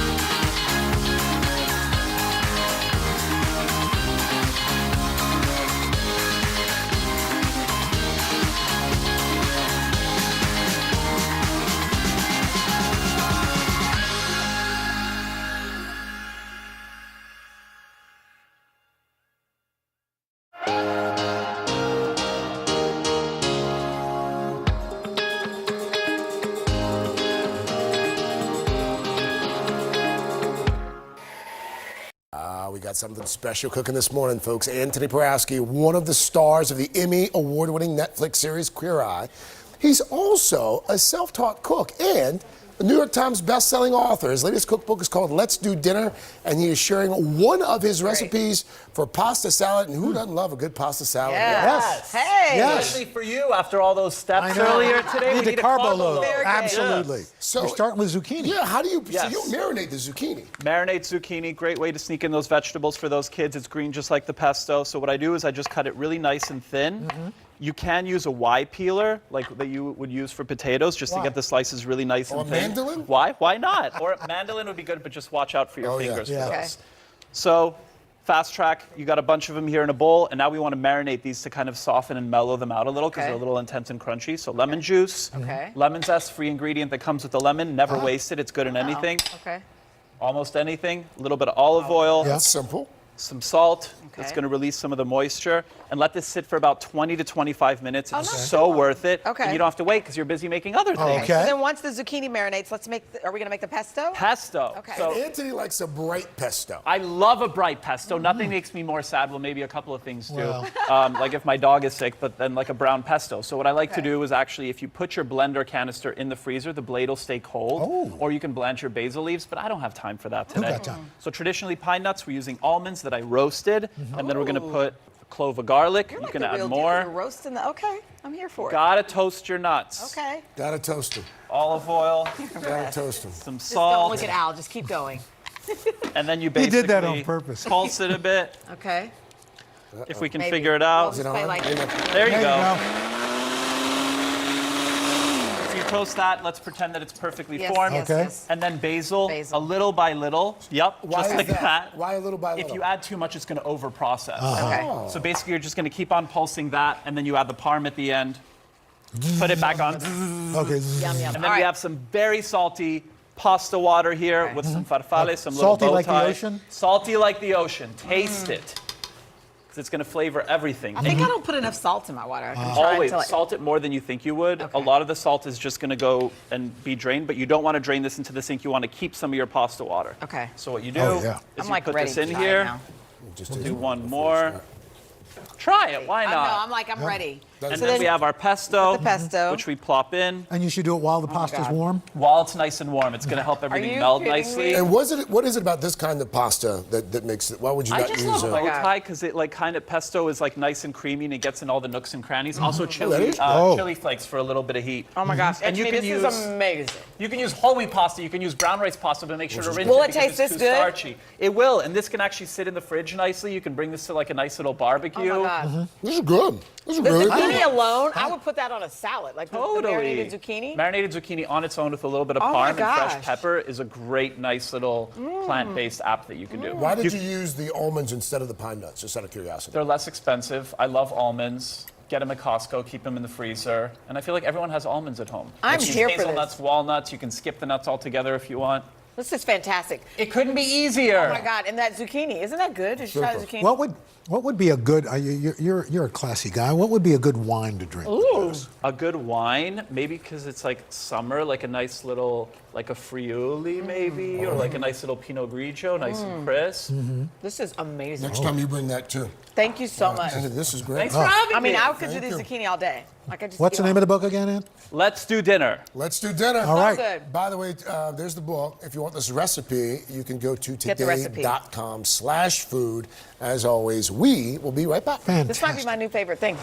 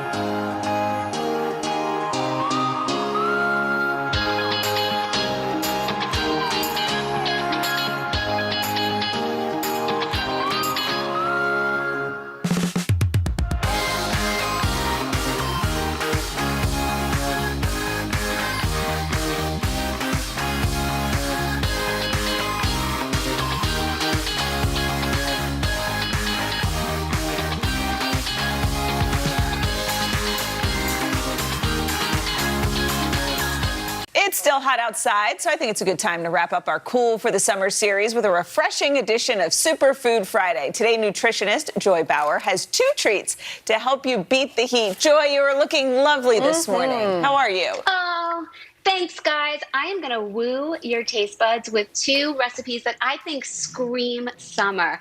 And the first one is a summer cucumber salad with vibrant, fresh herbs. I hope you're going to love this. Very easy to put together.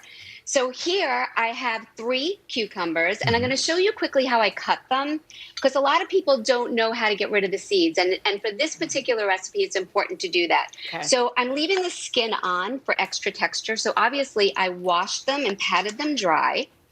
And I'm going to slice right down the middle, just like this. I'm going to pick this up to show you 2 halves. Now, most of the liquid is within the seeds. So I'm just going to use a spoon and scoop those seeds right out. Yeah. Like a little cucumber boat. Just like this.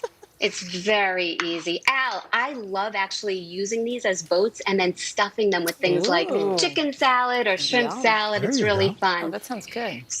So now we're just going to cut them into super thin half moons. And I would do this for all 3 of them. I'm going to show you, see what the pieces look like. And the skin is edible. So just make sure you wash it. You get a little bit of extra fiber. You get a pop of color, but it keeps that firmness. Now, I have taken all 3 of them and I put them, let me see, I'm going to push this over here. Ian is on the side. Yeah, I like that. It just keeps going. Just like that. We love Ian. And so I put them all in a colander, and I put the colander on top of a bowl because it will generate a little bit of liquid. We're going to get rid of some of the liquid within the pieces of the cucumber and also incorporate a little bit of salty goodness. So I added a 1/4 teaspoon of kosher salt, and we're just going to let this sit for about 15 minutes. Joy, how come you don't want any extra liquid in there? Because I want the salad to be crisp. Okay. And we're gonna add in more liquid with the marinade, but I think that what will happen is the liquid from the cucumbers would dilute that bold flavor. Okay. Yeah. So now for the other fixins. So I have my bowl over here. I have beautiful bowl. It's gorgeous. Thank you. I got it as a gift. Big shout out to my girlfriends, my tap hand crew. And so these are thinly sliced red onion, but you can also use a large shallot. So I dump that right in. I'm adding 3 tablespoons of white wine vinegar, but really you can use apple cider vinegar, champagne vinegar, white balsamic vinegar, all the vinegars work, and 1 teaspoon of honey. And I let this sit for 10 minutes, and this is going to give it that delicious, sweet, pickly flavor. Yum. It really brings it together. So we're going to make believe that this has sat for 10 minutes, and I now take our cucumbers that have been sitting, I add them right in the mix, along with, this is a little bit of extra virgin olive oil. I'm only using 1.5 tablespoons. That's all you need. A little bit of crushed red pepper because I like the heat. Yeah. And now for the fresh herbs. So this is where it becomes a vibrant party. Normally, I do like to give swaps for dried herbs, but honestly, with this salad, you just really need the fresh herbs. It's and also anything beautiful. Works. It really is. Oh, thank you. So this is mint, what I put in, and now I'm putting in some parsley. But honestly, But guys, any it green- works with any green basil, herb you want? cilantro, any green herb you want. I love dill too. I tend to put a lot of dill in this as well. But this morning I'm You just put doing Dylan in the there? mint. Nothing like Dylan, in you a want to salad. jump on in here? A little bit of crushed, actually this is just ground black pepper, and we're just gonna look at this. We're just gonna mix this thing up. I'm gonna show you you see the red onions really pop it beautifully. So you said that looks absolutely delicious, Joy, but we don't want to miss out on the strawberry lemonade because that looks just as yummy. Oh yes. Okay, so we are totally switching directions, and every summer party needs a frozen strawberry lemonade. So It is ridiculously easy. Here's my beauty I've been sipping. So all you need to do is you take 2 heaping cups of frozen strawberries. And I would say frozen strawberries because this is going to act as your ice. Okay. Okay. And 2 cups. And this version, by the way, is so much lower in sugar and calories, and it's packed with vitamin C compared to traditional versions. Okay. This is a 1/4 cup of your lemon juice. And this is just a 12-ounce can of a lemon-flavored sparkling water. Oh. So I put that right in. It gives it an extra lemon kick. Oh, fizz. boost. Yeah. Yes, and this is just a tablespoon of honey. Okay. And really, if you want it very tart, you can leave out the honey. So I don't want to cause a lot of noise, but we would blend this up. But of course, for Al, there's one more thing. I just went and grabbed his gin bottle. That's the gin I drink. Hendrick's gin, baby. That's the A one. little bit in there. And in the spirit It's of the research, official I want gin you of guys black to know, guys. I have tested it with vodka, tequila, light rum. Oh, It tequila all would be works. good too. Wow. And so we would whirl this up right in the blender, only 20 seconds, because you don't want to over puree it because it will get too thin. Well, Joy, it makes before we 3 go, huge heaping cups. You'll before we get 2 go, we portions understand of you've got some other production assistants there you wanted to bring in. You your know what? nieces? They've all dissipated. Oh. Everybody ran around the house. Wow. I just said, guys, it's showtime. Come on down. Yeah, they bye-bye. took their drinks All right, they and missed they their took shot. off. There we go. We saw a But you little know what? hand. Also on Instagram, I'm also going to show how to make the peach version of this because we were like torn. We didn't know which one we liked better, the strawberry lemonade Okay, so let's just or see the Ian. there he is. Let's just see Ian. Here he comes. Okay, Al, you know he only does this for you. Come here. That's my man.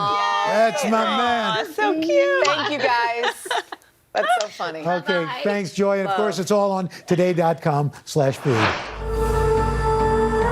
The answers come when you need them most. Ooh, let it go. The Today Show's newest fan. Little Al Roker. What am I doing here? This is your moment.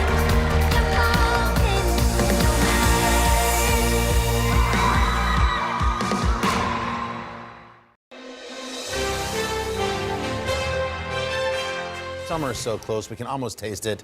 And that is why we've brought in barbecue master and owner of Pig Beach Restaurants, both in Brooklyn and Queens, Matt Abadou. And congratulations. Thank you very much. Let's talk about the cookbook, because finally Yes, the book is the out. book Pig is Beach here. Barbecue Cookbook. That's right. Exciting. When I think of barbecue, I really do think of Uncle Al, because we there's nobody better, exchange right? barbecue That's right. ideas and tips all the time. Didn't you write a blurb in Matt's book? I did. He sure did. I did. What do you love about the cookbook? It's simple. You know, everything is really accessible.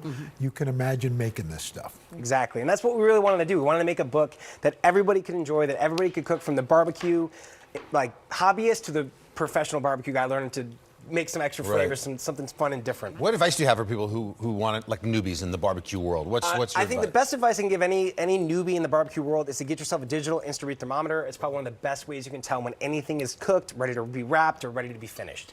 So with that tool, you can really have a lot of success in the barbecue game. Perfect. I teased a second by saying you were going to find some meats that are a little less expensive to use. Yep.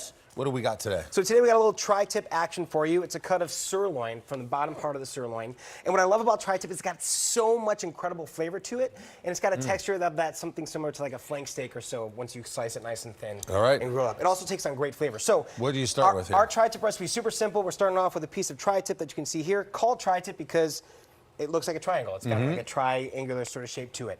But for our rub, we're going to do something super simple. Some ground black pepper, some paprika, granulated garlic, and a little bit of dried rosemary. Now we're going to mix this all together, and this can go in your pantry into a food-safe container. Save it up there for probably up to 6 months in your pantry, and use it when needed. Can you use that same rub on other cuts of meat? Absolutely. You can use it on any kind of steak, chicken, poultry, pork. It's delicious. It's just a really simple all-purpose rub. So then we're going to take our tri-tip. We're going to hit with a little bit of olive oil, whatever you have in your pantry, and then we're going to generously season it with this tri-tip rub, or really all-purpose kind of rub seasoning. On both sides, right? On both sides. That's right. On both sides. See, look, I love Savannah it. knows now. She's got a cooking show. That's right. You gonna eat both sides? So from Season here, both if you have a smoker, this is the point where we're gonna fire up our smoker to 250 degrees. I like to use cherry wood, but whatever kind of wood and whatever that sort of smoke flavor you like, by all means, have some fun with it. And do you have to smoke it? Can You still... don't. That's the great thing about this steak is you don't have to smoke it at all if you don't want to. It just adds that element of like that barbecue smoky flair and flavor to it, which really kind of makes that steak different and shine a little bit more. But you could also just take it and cook it completely on the grill if you want. And you would do that at 252? There's a slow... No, on the grill. So whenever we set up a grill, I love to do what's called zone cooking, where I'll have one side set to really hot heat for charring and marking, and then another side set to sort of medium. To cook that center. Exactly, to get that nice and low center cook so you get a perfect eye. So inside, Matt. if you wanted to do it inside, you could absolutely take it and just roast it off in your oven. No problem. Like, that's the great thing about cooking is that everyone has a version of a recipe of what they can do, but the great thing is that as long as you're cooking it in that digital instant read thermometer you have, you're cooking it to the right temperature, you're gonna have a delicious cut of meat cooked What's perfectly every What's time. this medium rare? What do you pull this at? So for medium 140 rare, no, for medium rare, I'll pull it around 135 and let it Knowing sort it's of gonna still it's go up to exactly. It's going to 140. carry you over. That's cook. why all right, we got about a minute and a half. All right, left so here, we're going to go let's quick. keep So going. in here we have our steak. It's been smoked to about 100 degrees. We're going to let it rest. Then we're going to mark it off on that grill. Get those beautiful char marks that are happening.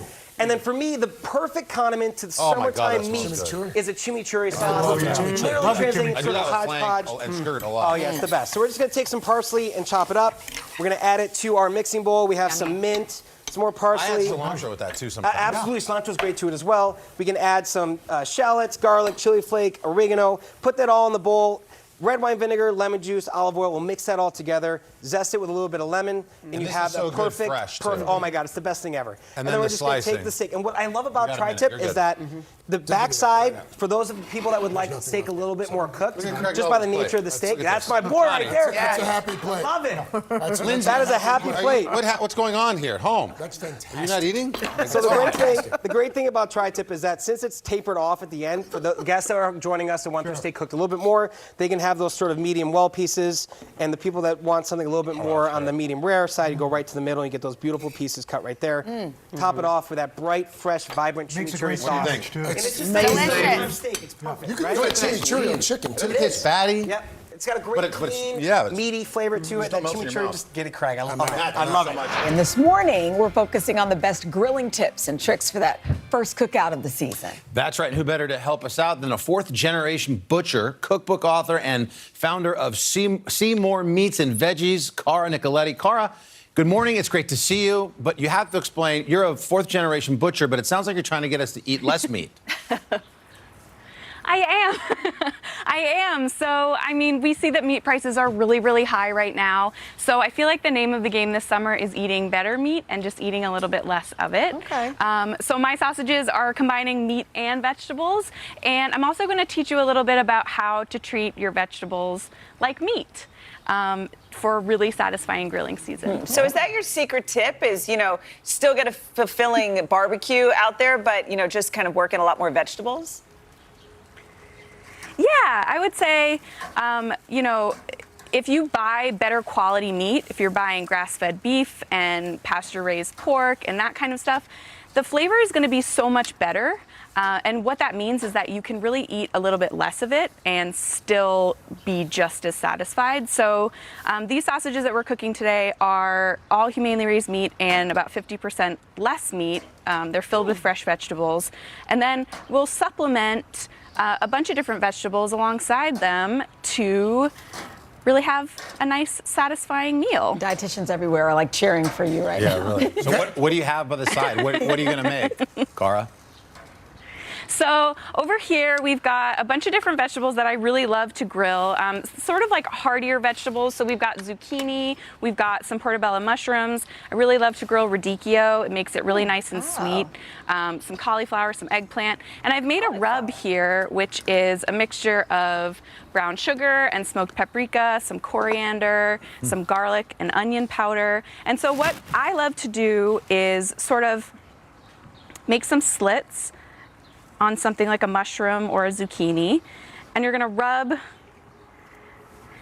it in olive oil, and then you're gonna sprinkle it in this rub, just like you would a piece of meat. And it's gonna kind of give you, a similar feel. So, I think it's just a great way to trick your mind into thinking you're eating meat. So this is really like a steak rub. We're just gonna It does. Yeah. So really, I'm going to be doing charcoal grilling today. That's generally what I prefer. I like the flavor better. I think that it can be a little bit intimidating because it's a little bit harder to control. So I'm going to give you a couple of tips on that just to make it a little bit more seamless. The first thing is that I really love to use a chimney lighter when I'm using a charcoal grill instead of just putting the coals in and sort of squirting lighter fluid on it. You put paper at the bottom, and you pile the coals on top about 20-25 minutes beforehand, and you let the charcoal get nice and ashy and gray before you dump it in And here. you just dump it in. And what that's going to do is it's going to give you that really nice smoky flavor, and you're not going to get any of that lighter fluid flavor. So you want to make sure that your grill is nice and hot before you put your meat on it. This way it's not soaking in any charcoal flavors, and it's really just getting that nice fire flavor. How do you control There's a pterodactyl flying in your backyard. I know, something's happening. That was the biggest bird sound I've ever heard in my life. It might take one of those veggie sausages right off your grill. I'd be careful, Cara. Please help yourself. So I would say also it can be a little bit harder to control your heat levels on a charcoal grill. But so that is what the vents on your grill are for. On this one, we've got a couple here on the lid, and we've got a couple here on the bottom. When your grates are fully opened, your heat is going to be the highest. And if you want to kind of lower the heat a little bit, you close these grates, you're cutting off the oxygen, and you're kind of lessening the heat. But also, piling your coals into sort of different zones is really helpful. I think a lot of people think about grilling as this like really hot and fast thing. You're taking a steak, you're grilling it really hot and fast. But if you want to grill other things like vegetables, sort of more delicate cut like chicken, and sausages, you want to go for a more medium-low heat. And so you can achieve that by sort of making different zones on your grill. So here we have the coals, cooler zone, and that's going to help you with flare-ups too. If you have oil on something and it flares up, instead of spritzing it and getting ash all over your food, you can kind of move it over to the cool. Cara, you're awesome. And these are good tips too, because people are about to go nuts this weekend grilling. So thank you for that. Appreciate it. More veggies. All those veggies look great.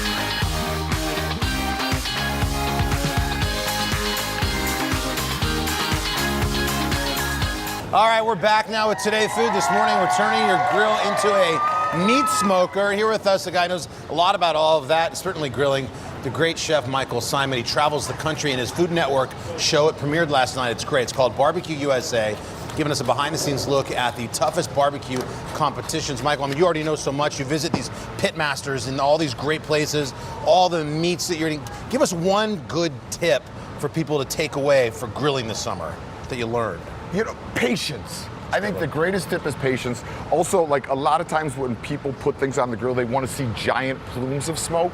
Your smoke, you want it to kind of run clear. Then you get that gentle smoke flavor that really makes the food delicious. So I'm showing you guys an Alabama chicken today, Alabama style chicken. Yep. But you could do it on a grill. You could do it on a Weber. How do you smoke charcoal on a grill? So you're doing offset heat. So all of our heat is over here, Carson. Okay, indirect. Indirect. You could put wood chips on there, chunks or chips. Start it with coals, and then you just drop the heat down. You want to monitor your heat. Chicken, you can be between 275 and 325. I just season it with olive oil, salt, pepper. On the smoke is where all the great flavor. And you can do this without the wood chips too, if you don't want Absolutely, to. you could just charcoal gives you incredible flavor, and a lot of styles of barbecue only use charcoal. Right. But I use fruit woods, apple, cherry because they're a little bit more mild and they don't overpower the meat, especially something light like chicken. All right, you got a beautiful sauce you can put with the Alabama chicken. So this started, Alabama white sauce is like this really historic sauce that you put on chicken.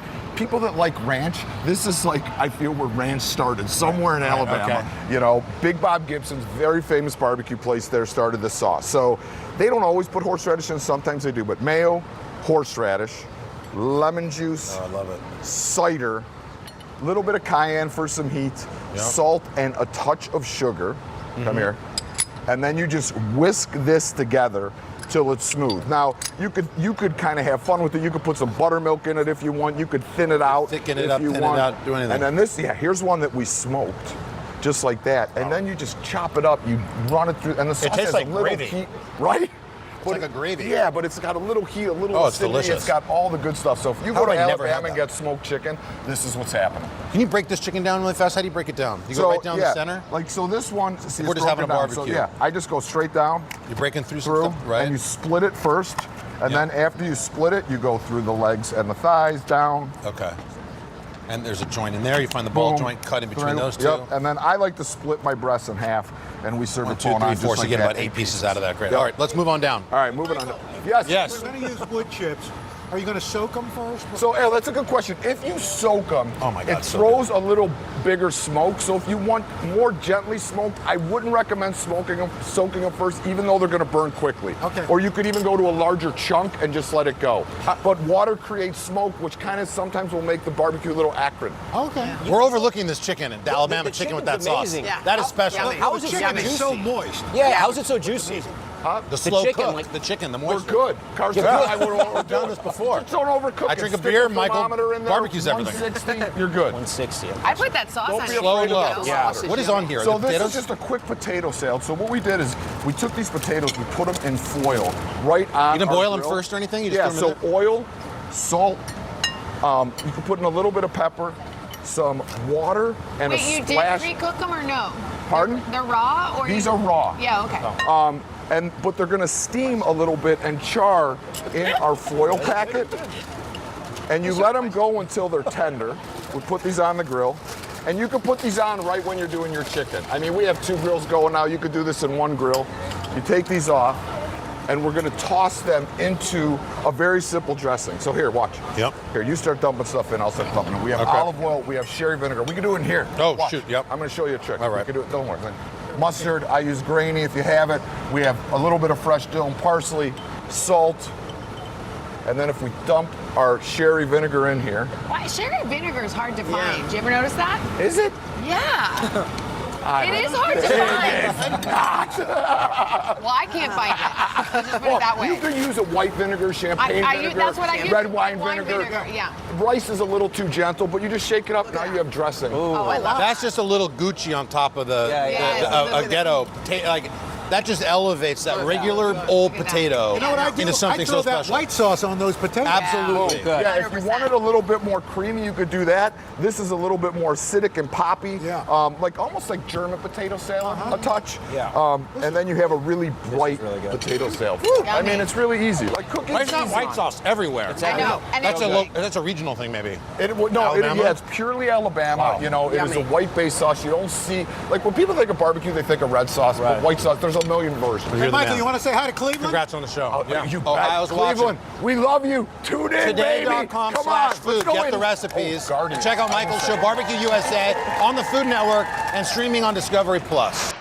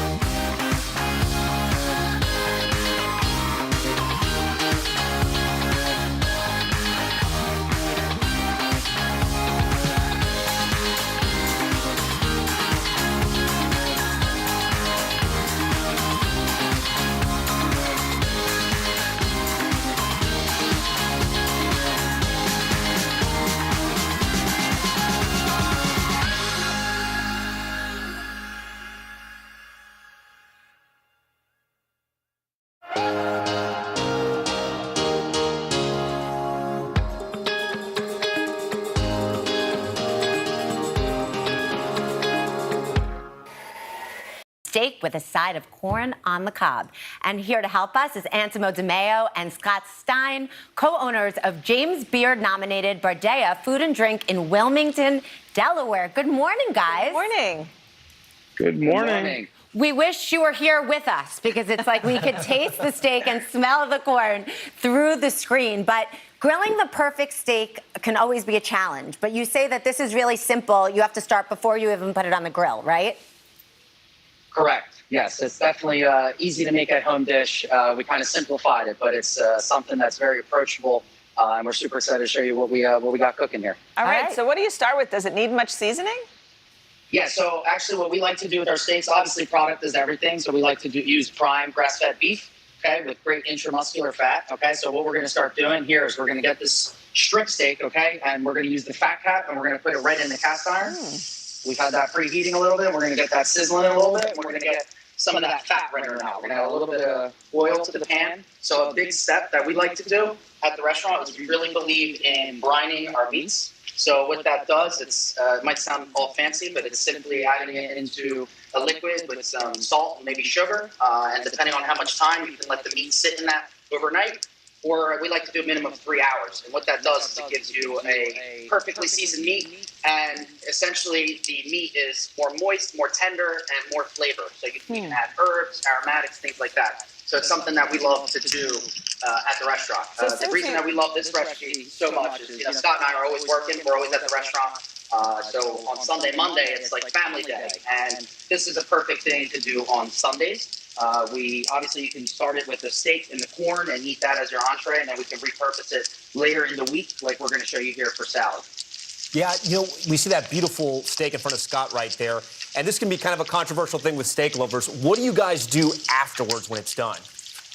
Okay, so very, very big step is the resting period. Okay, so that's why we actually have this steak for you guys right here. So we're going to render and sear a steak here, but you want it to rest for a minimum of 5 to 10 minutes. It allows all the juices to kind of soak into the meat, all right? And it allows that flavor to really set, okay? So you really get that full, true meat experience. If you cut it too soon, you're going to lose a lot of that juice and a lot of that flavor. I'm a huge corn lover. Let's move on to the corn. What is your secret sauce here? So for the corn, we obviously have it out of the husk. We like to cook it in the husk on the grill, so it kind of self-steams and makes it a little bit sweeter. But when it comes to corn, you just want really good quality corn, especially when it's in season. They're pretty delicious on their own. You don't really need to do too much to it. A classic seasoning that we like using is extra virgin olive oil, a little bit of chili and lime. Very, very simple, straightforward. And it allows us to repurpose it in salads very well, simply because of the seasoning that we use. Oh, a little chili. That must make it a little kick. And you've Correct. got A little bit of sweet, a little spice, a little bit of acid. It's a good combination. So we've got the corn, we've got the steak. You're going to turn this into an amazing summer salad. Correct. All right. You're going to show them cut down this steak? I'm going to take this out here. So I'm going to show you guys. So right now, the strip steak, right, we rendered out the fat. Okay, so now for what we like to use is a peppercorn blend. It's simple to find at the grocery store. So here we have a house blend. It's a little bit of telecherry, pink, white, and green peppercorns. Okay, so we're going to get it and put it right on that steak.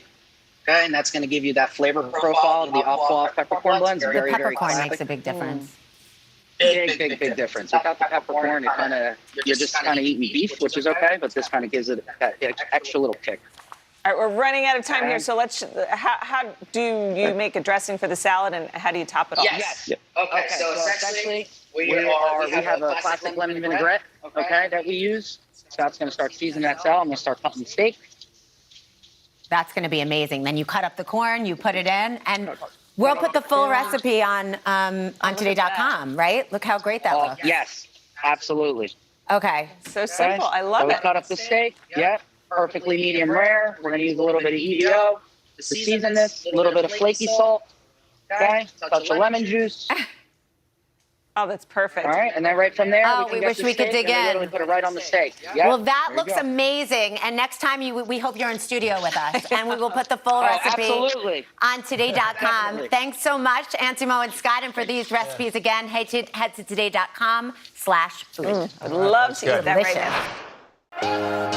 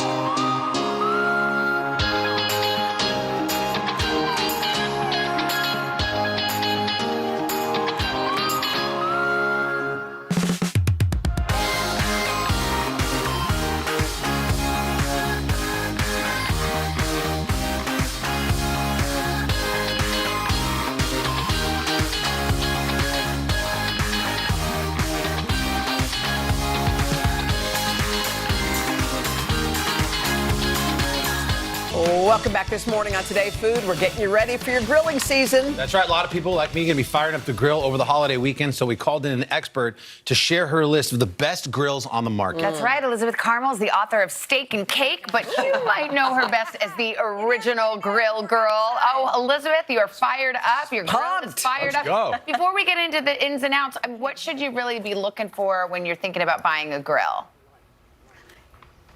I'm so glad you asked me. It's very simple. There are 3 things that you need to think about. Number 1, what kind of grill are you going to buy? There are 3 choices. There's charcoal, there's gas, and there's pellet grill. The next thing is think about your lifestyle. Are you someone who likes to build a fire and tend it, or are you someone who really just wants to flip a switch? And then finally, the thing that I tell everybody is you need to buy the biggest and the best grill that you can afford, because the more you use it, the better griller you're going to become, and you're going to want to use it all year round. Elizabeth, are some of those grills better for certain kinds of foods? Like if you were just going to buy one and you were going to recommend one, which kind would you like? You know what? That's a great question. Once again, it goes to lifestyle. If you like the hands-on effect of it, you want a charcoal grill. And you know what? Charcoal grills used to be the same old Weber kettle that we all know, which is a wonderful classic. But now I'm sitting here with the Spark Grill, and it's a really innovative charcoal grill. I mean, who knew the charcoal grill needed a makeover? Not me, but Spark did. Oh, look at that. And there's so many things to love about it, but the biggest thing is they've taken the hassle out of charcoal grilling. You no longer have to wrestle with a big bag of charcoal. Wow. Instead, all you use is this really sleek compressed charcoal brick, and you just slide it in the grill, turn on a button, and it's on. They've really taken all the hassle out of it. But that's not all. The other thing is you've got bricks that go from 250 degrees all the way up to 900 degrees. And before you ask me, why do I need 900 degrees, I'll tell you. Because they sell a pizza pack, and you can actually retrofit this charcoal grill and make it into a Neapolitan-style pizza oven, which, you know, is all the rage this summer. So you're really getting 2 for 1, charcoal and a pizza oven. What's something like that run? A ballpark cost? So I'm having a little bit of trouble hearing you. So I'm going to go right to gas grill. Okay. You might ask yourself, $8,000 why do people love gas so much? And you know what? It's easy to light, it's easy to use, and there's virtually no cleanup. And it comes in every kind of size. It comes in something as small as this Weber Go Anywhere grill, which is perfect for tailgates or for small spaces. And it will even fit into a tote bag. It's great. You just use a 1-pound LP tank. And it's really terrific for a balcony, for the beach this summer. I just heard your report on beaches. That's really amazing. And then the third choice didn't even used to be a choice, but it is now. And pellet grills are all the rage. And you know what? This is what they use, compressed wood pellets for the fuel.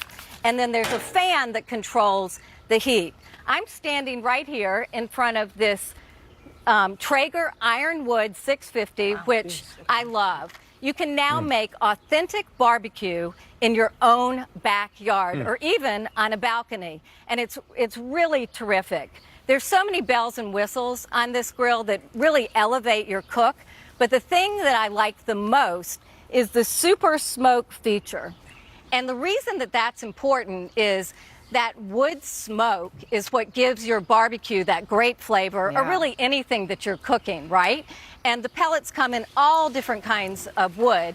But sometimes when you're cooking brisket and ribs and pulled pork and chicken, you just want a little extra smoke. Wow. And this gives you an extra burst of smoke, which is an extra burst of flavor.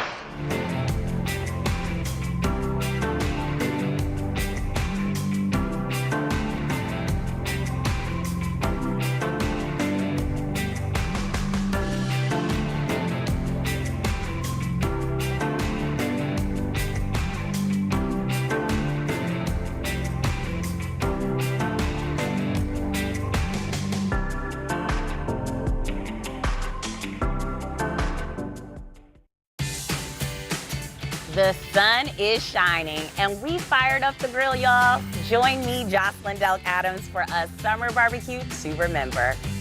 As a chef and cookbook author, I love to add a modern twist to classic recipes. With my tips, you can host an outdoor cookout that looks effortless and won't cost a fortune. Bringing all of your loved ones together, it makes the day that much sweeter. Booze, this party's going to be epic.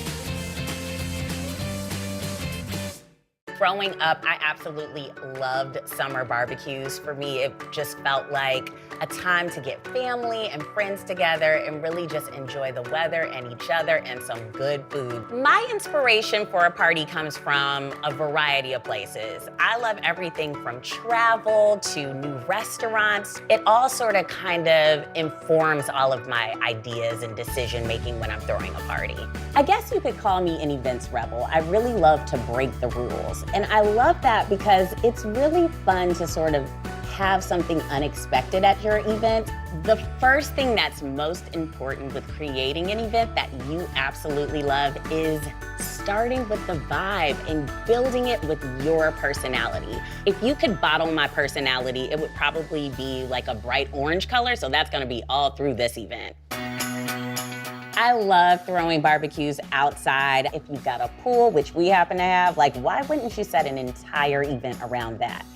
You know you are always at a great party when the playlist is hot. So I wanted to focus on creating a playlist that had a lot of fun, energetic songs that made people want to get up and party. I love games at events. Seriously, if we do not have games at my event, it's not one of my events. I love everything from activities that I actually make up. I mean, it's all about making sure that your guests have a good time, and games help with that.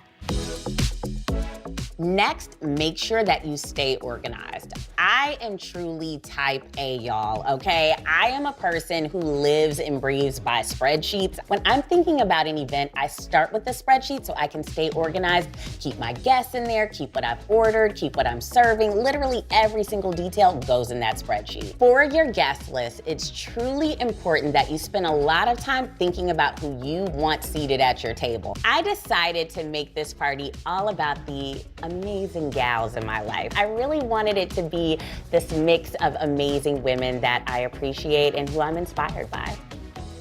And finally, create a unique menu. When I start to think about my menu planning for my barbecue, I really want to knock my guests' socks off. I love to incorporate things that are in season. So a couple recipes I'm thinking about are maybe a watermelon salad. Watermelon is in season right now, so that's gonna be so fresh. Also, corn is in season, and I've got this like amazing corn pudding, but the key is the corn is grilled. So it's like a nice time to actually use the grill, get some nice char on that corn, and actually give it some nice texture and bite. I think I know exactly how I want this day to flow, so let's get in the kitchen and start getting that menu going. For this barbecue, I selected some of my favorite recipes that I'm gonna show you how to make. First, we're gonna start with my simple ribs. Then we're gonna move on to my elote fried corn pudding from my new cookbook, Everyday Grand, along with my watermelon salad, and then finally, my berry rhubarb punch. We're gonna get started with my simple ribs recipe, and it starts with a dry rub. I've got some Cajun seasoning here. I've got some kosher salt, gotta get some nice salt in there. I've got some mustard powder. And then I've got onion and garlic powder. I'm gonna add both of those in here. Black pepper, some smoked paprika, and I've got some chili powder. Cumin. I love cumin in literally everything. And finally, I've got some brown sugar to add some sweetness. And then we're just gonna do a quick whisk of all of this, combining it. So I started making my own spice rubs at home when I realized how easy it was to do. Like, you could literally just go in your pantry, grab all of your favorite ingredients, and pull together something that's explosive flavor-wise. I happen to like a lot of different flavors in my dry rub because I want a lot of different sensations to happen when you bite into that rib, right? You want that sweet, you want that heat, you want that nuance of flavor, and so all of these different components are gonna pull that off. Once that's combined, we're gonna get that on our ribs. These are beef ribs, and I'm going to grab some oil spray. So I like to use the oil spray. It's a little bit more controlled, and it just kind of keeps things a tiny bit cleaner during this process. The oil is going to become an adhesive for our dry rub. And then we're gonna start to add our dry rub right over our ribs. And you can add as much or as little as you want. The purpose of a dry rub is really to get that flavor penetrated into our ribs. And it's gonna take a little time because we're not breaking this down with what you would usually find in a wet rub. I'm gonna flip these over. We're gonna do another spray. And then we're gonna get that dry rub all up in there as well. And you really wanna push it into the meat so it really penetrates and you get all of that flavor. My favorite thing about barbecues are definitely the ribs. It's my favorite recipe. It's the quintessential barbecue recipe, right? So I think that all of my side dishes are gonna be the perfect complement to this main dish because this is really hearty, but it's got so much flavor, but everything else is sort of light and refreshing. So it's a perfect complement. All right, these look nice and rubbed down. So I did a quick rinse of my hands, and now we're gonna get these ready to go into the fridge. I've got some heavy duty foil because we wanna make sure that every little crevice, everything is covered so we really get that marinade to seep in. I'm gonna go one rack at a time here. Really get it covered. The ribs are wrapped and ready to go. I'm going to add these to my baking sheet, and then I'm gonna pop this in the fridge for about 6 hours at least so we can really get that marinade in there. And then we'll be ready to grill. All right, our ribs are marinating, and now when we come back, we're gonna get into our sides.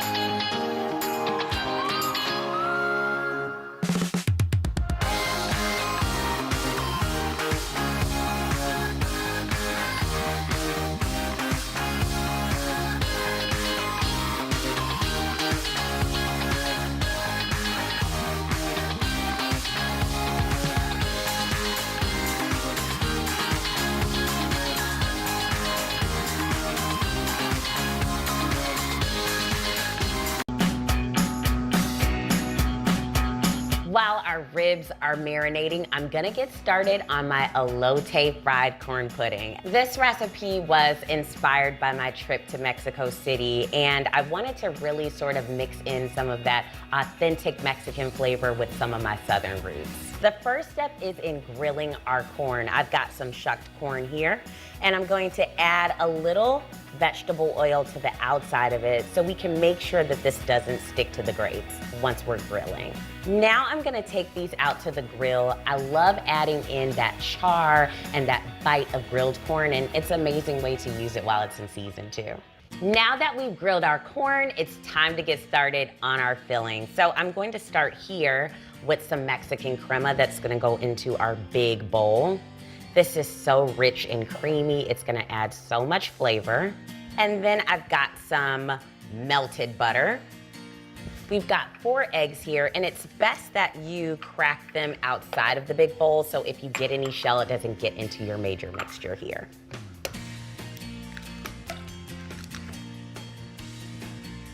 Now I want to zest some lime so I can add in some citrus flavor. It's really gonna brighten this up. Now I've got some sugar.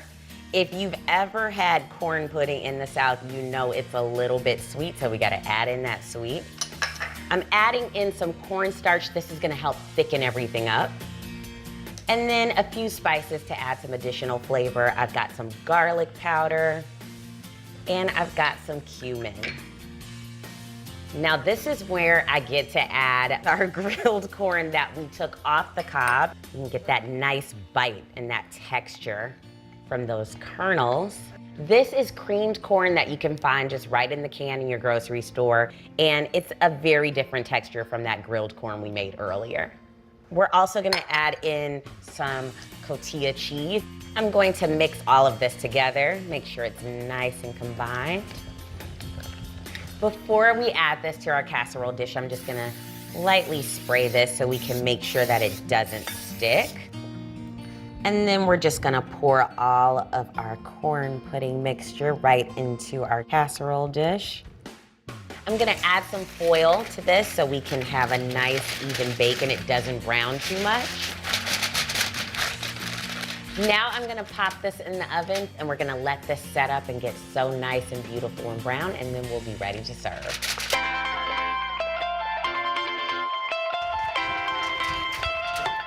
Our corn pudding is out of the oven, and let's check it out.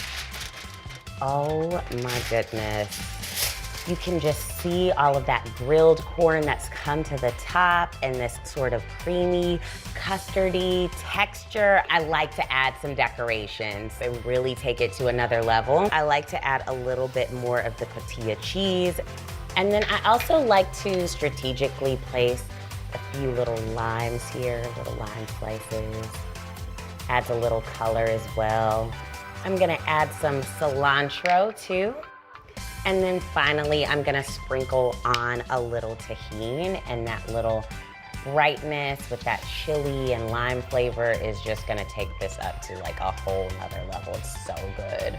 Our corn pudding is ready to serve, and I know the guests are gonna love this. Now it's time to get started on my watermelon salad. This watermelon salad is so perfect for this barbecue because watermelon's in season, it's sweet, it's juicy, and it reminds me of childhood when I used to have watermelon every summer. Also, this recipe is important to me because, you know, watermelon sometimes can be pretty controversial for Black people. We can feel uncomfortable sometimes having it because of the history associated with it.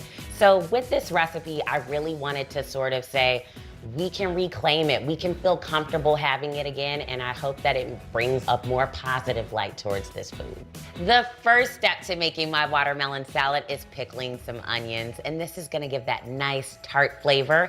People have no idea how easy it is to pickle onions at home, and I'm gonna show you. So I've got some water. I'm gonna add this to my little pot here, some white vinegar, some sugar, and some salt. And then I'm gonna crank on our heat here. And we're gonna let this get to about medium-high heat.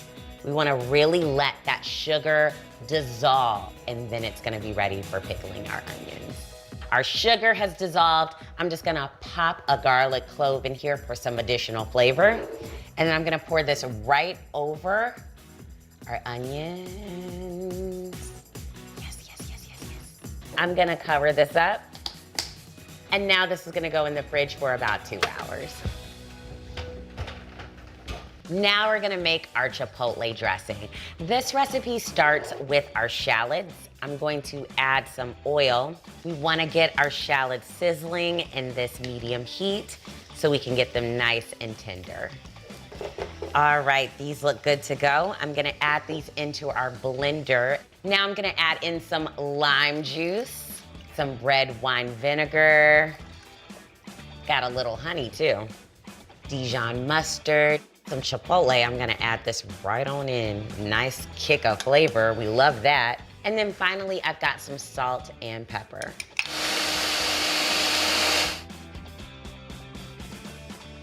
Okay. that beautiful color. You can tell when the dressing is done because it's nice and smooth. You see that chipotle has blended in and it's thickened up a bit. And this is gonna be absolutely perfect on our watermelon salad, y'all. I've got my watermelon here and I'm gonna start breaking this down. You wanna make sure you have a super sharp knife. And then also, under my cutting board, I've got a little surprise here. I've got some wet paper towel right up under it to make sure that this doesn't slip and slide. It's gonna make sure that this stays in place. To begin, I'm gonna cut off the ends of my watermelon. And then I also like to cut straight down the middle. This makes it easier when you're dealing with a much larger watermelon. You can break it down much quicker. Oh yeah, look at that. I like to get it to a stable position as quickly as possible because it's much easier to maneuver and then it's not gonna roll around a lot. We want to start to take off the sides. So we're gonna remove the rind and you can actually start to do this based on just looking at the top and seeing where it guides you. And as you remove that, just put it right into your discard bowl. We're gonna get off as much of this as possible, and then we're gonna go right back around once we're done, and then just clean up and get off anything that we didn't before. And then once you have all of those edges and it's pretty bright and red, this is when we're gonna actually start to cut it into strips. We're making a salad, so I'm gonna go for bigger pieces. And I'm gonna take these ones in the center, and then we're gonna break these down into cubes. I'm gonna cut again into wedges. And then I'm gonna cut right across again. And there you go. Now it's time to assemble our salad. I've got our cubed watermelon here, and I'm just gonna add this into a big bowl. I'm gonna also add in some cucumber. I've got some heirloom tomatoes, which are quite special. The seeds are passed down from farmers every single season, so it's a special sort of hybrid there. Going to mix all of this together. And now I'm gonna add in some greens. I've got some mint, some arugula, and some basil. Sprinkle all of that in. Just kind of mix that in as well. And this is such a beautiful, colorful salad. All right. Now we're gonna add in that dressing we made earlier.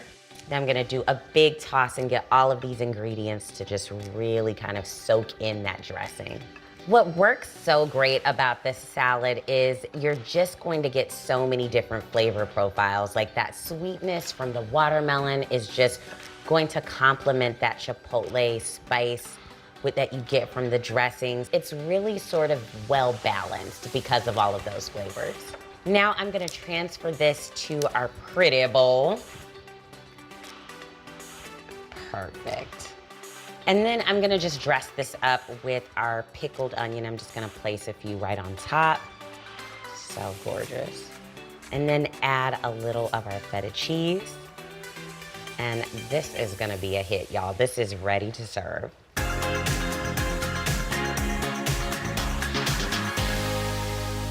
If you've ever been to basically any party or barbecue, you know you gotta have a good punch, and this one is great. So I've got some water here that's boiling, and we're gonna use this to create a simple syrup for this recipe. And simple syrups are usually just water and sugar, and then you can add in whatever you want so you can really sort of bring in some additional flavor, and that's what we're gonna do here. So I'm adding in our sugar to our water, and we're gonna get that to boiling temperature. And then I'm gonna add in some berries, some strawberries, some raspberries, and then finally, because rhubarb is in season right now, I'm going to add some rhubarb. I love to work it in drinks like this, and it sort of brings down that sweetness of those berries, and it's just so delicious. And finally, I'm gonna add in some mint. I'm just gonna stir all of this to combine, and then I'm going to let this come to boiling so I can really let that sugar and all of this sort of dissolve and thicken up. Once it starts to boil, you can see that color developing, that bright red color that is just gonna make that punch just pop, okay, on that barbecue table. It's gonna be so beautiful. This has been going for about 20 minutes and it's perfectly thickened and that syrup is like delicious. And we wanted to make sure that all that sugar dissolved. So now that it's cooled down a bit, I'm gonna go ahead and strain it. This is our berry rhubarb syrup and we're ready to assemble our punch. I'm gonna take my syrup here and add this right into my pitcher. I've also got some ginger ale and I've got a little vodka here too. Gotta have a little fun. This is mama's drink right here. All right, and then I'm gonna add in some berries as well. This is gonna be just like a nice garnish. And then do a nice little stir here to combine everything. Oh yeah, that's perfect. Pour a little into this glass. You can see that gorgeous color. Those berries fly in. Look how beautiful this is. I cannot wait to serve this to our guests. And I'm actually gonna take some of this same punch and I'm gonna turn them into popsicles. Who doesn't love a popsicle during the summer? So I know they're gonna absolutely fall in love with this whole idea. I've showed you how to make most of our menu items and I've got a few more tricks up my sleeve. I'm gonna be serving a peach salad and also a family favorite potato salad. It's almost party time, guys. Next, when we come back, we are heading out to the grill.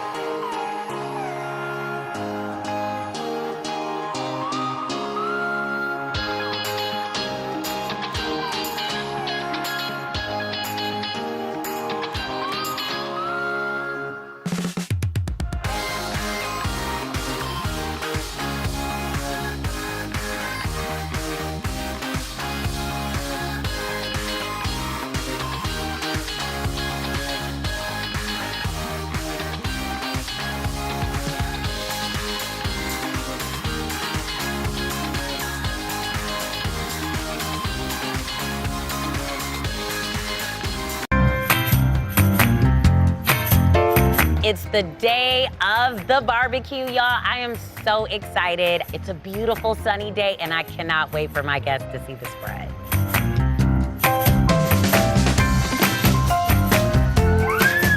My first two guests are Mercedes and Kelly. I work with both of these ladies and they are like sisters to me, so I had to invite them to my barbecue. My next two guests are Lola and Amy. Lola was my college roommate, and Amy, she's a newer friend I met through blogging. Chanel, we met each other working together ages ago, and Ariana, she's my sorority sister.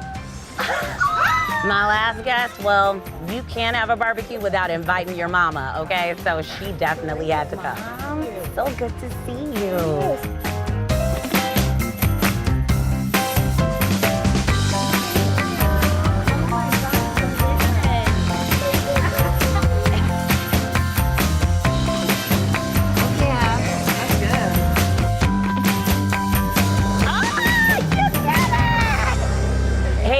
Is anyone ready to eat? Oh, yeah. Yeah, let's make our way to the table.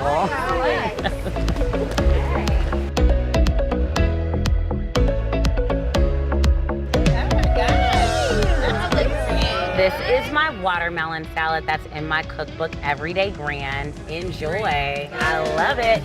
This is the main event. Wow. That's gorgeous. Yeah. Yes, my simple ribs, even though they don't take a lot of effort, they taste amazing, y'all. You will love them. All right, ladies, cheers. Cheers. Yeah. Enjoy, dig in. So what do you guys think of the potato salad? Well, this is really good. Really good. Delicious. Look, Mama approves, that's it. If I say it's good, it's good. Let me tell you how long we worked on that recipe. forever. There is a story with that, okay? We tested it over and over and over, I think maybe at least 20 times. At least. And my mom and dad, they were like, nope, needs this. Nope, needs more of this. Before it went into the book, they were still nervous about it. I was Right, like, we it's going still into were. the book. Yeah. Right. But it's been a Regardless. hit. Everyone has loved it. Great. Like, You did your thing, Josh. Yeah. okay, it's time for some games. Okay, this first one we're gonna play, it's called Celebrity in a Bag. Got all these little names in here, and these are different celebrities, and you can ask all of us yes or no questions so you can guess who the celebrity is that you ask. Oh. Is it a girl? Yes. Okay. Is it an actor? Yes. Does she have a Grammy? Yes, an EGOT, Emmy, does she Grammy, have- Oscar, Oh, that's Tony. Oh, cool. I did not know that. Is what that meant. Is it Jennifer Hudson?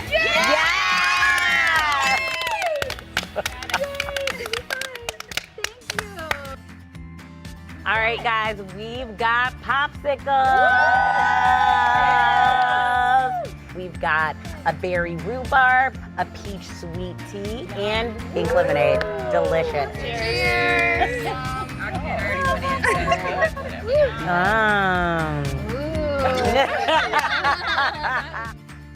I cannot thank you enough for coming and enjoying my good food and enjoying the company. It ain't over yet because we are going to get on the dance floor.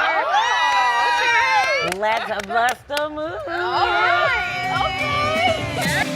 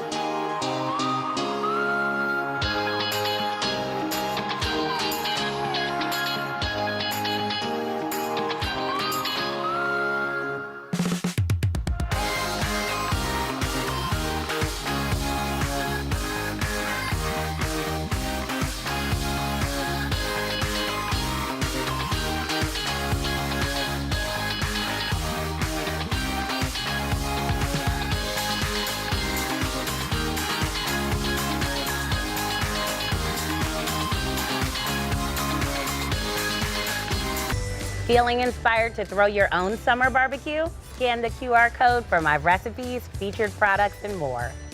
Just so you know, Today may get a commission for purchases made through the QR code or links on our website.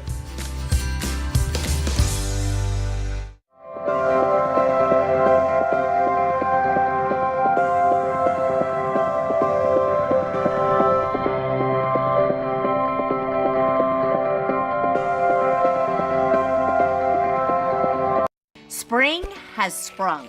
You're cordially invited to join me, Elizabeth Heiskell, for an outdoor brunch in my hometown, Oxford, Mississippi. Honey, I've catered many brunches over the years, and let me tell you, I've learned a trick or two, and I'm gonna share them with you. From creating an event that's simple yet elevated, to building a menu that's easily plated. Pouring simple sips that will leave you feeling just fine. You don't have to go overboard to have a good time. These tips will make planning oh so fast and will have you making memories that will last. So let's get to it. We've got a lot to do. Welcome to Mississippi. We're so excited to have you. I love planning parties, and the beginning is when all of your creative juices are flowing. And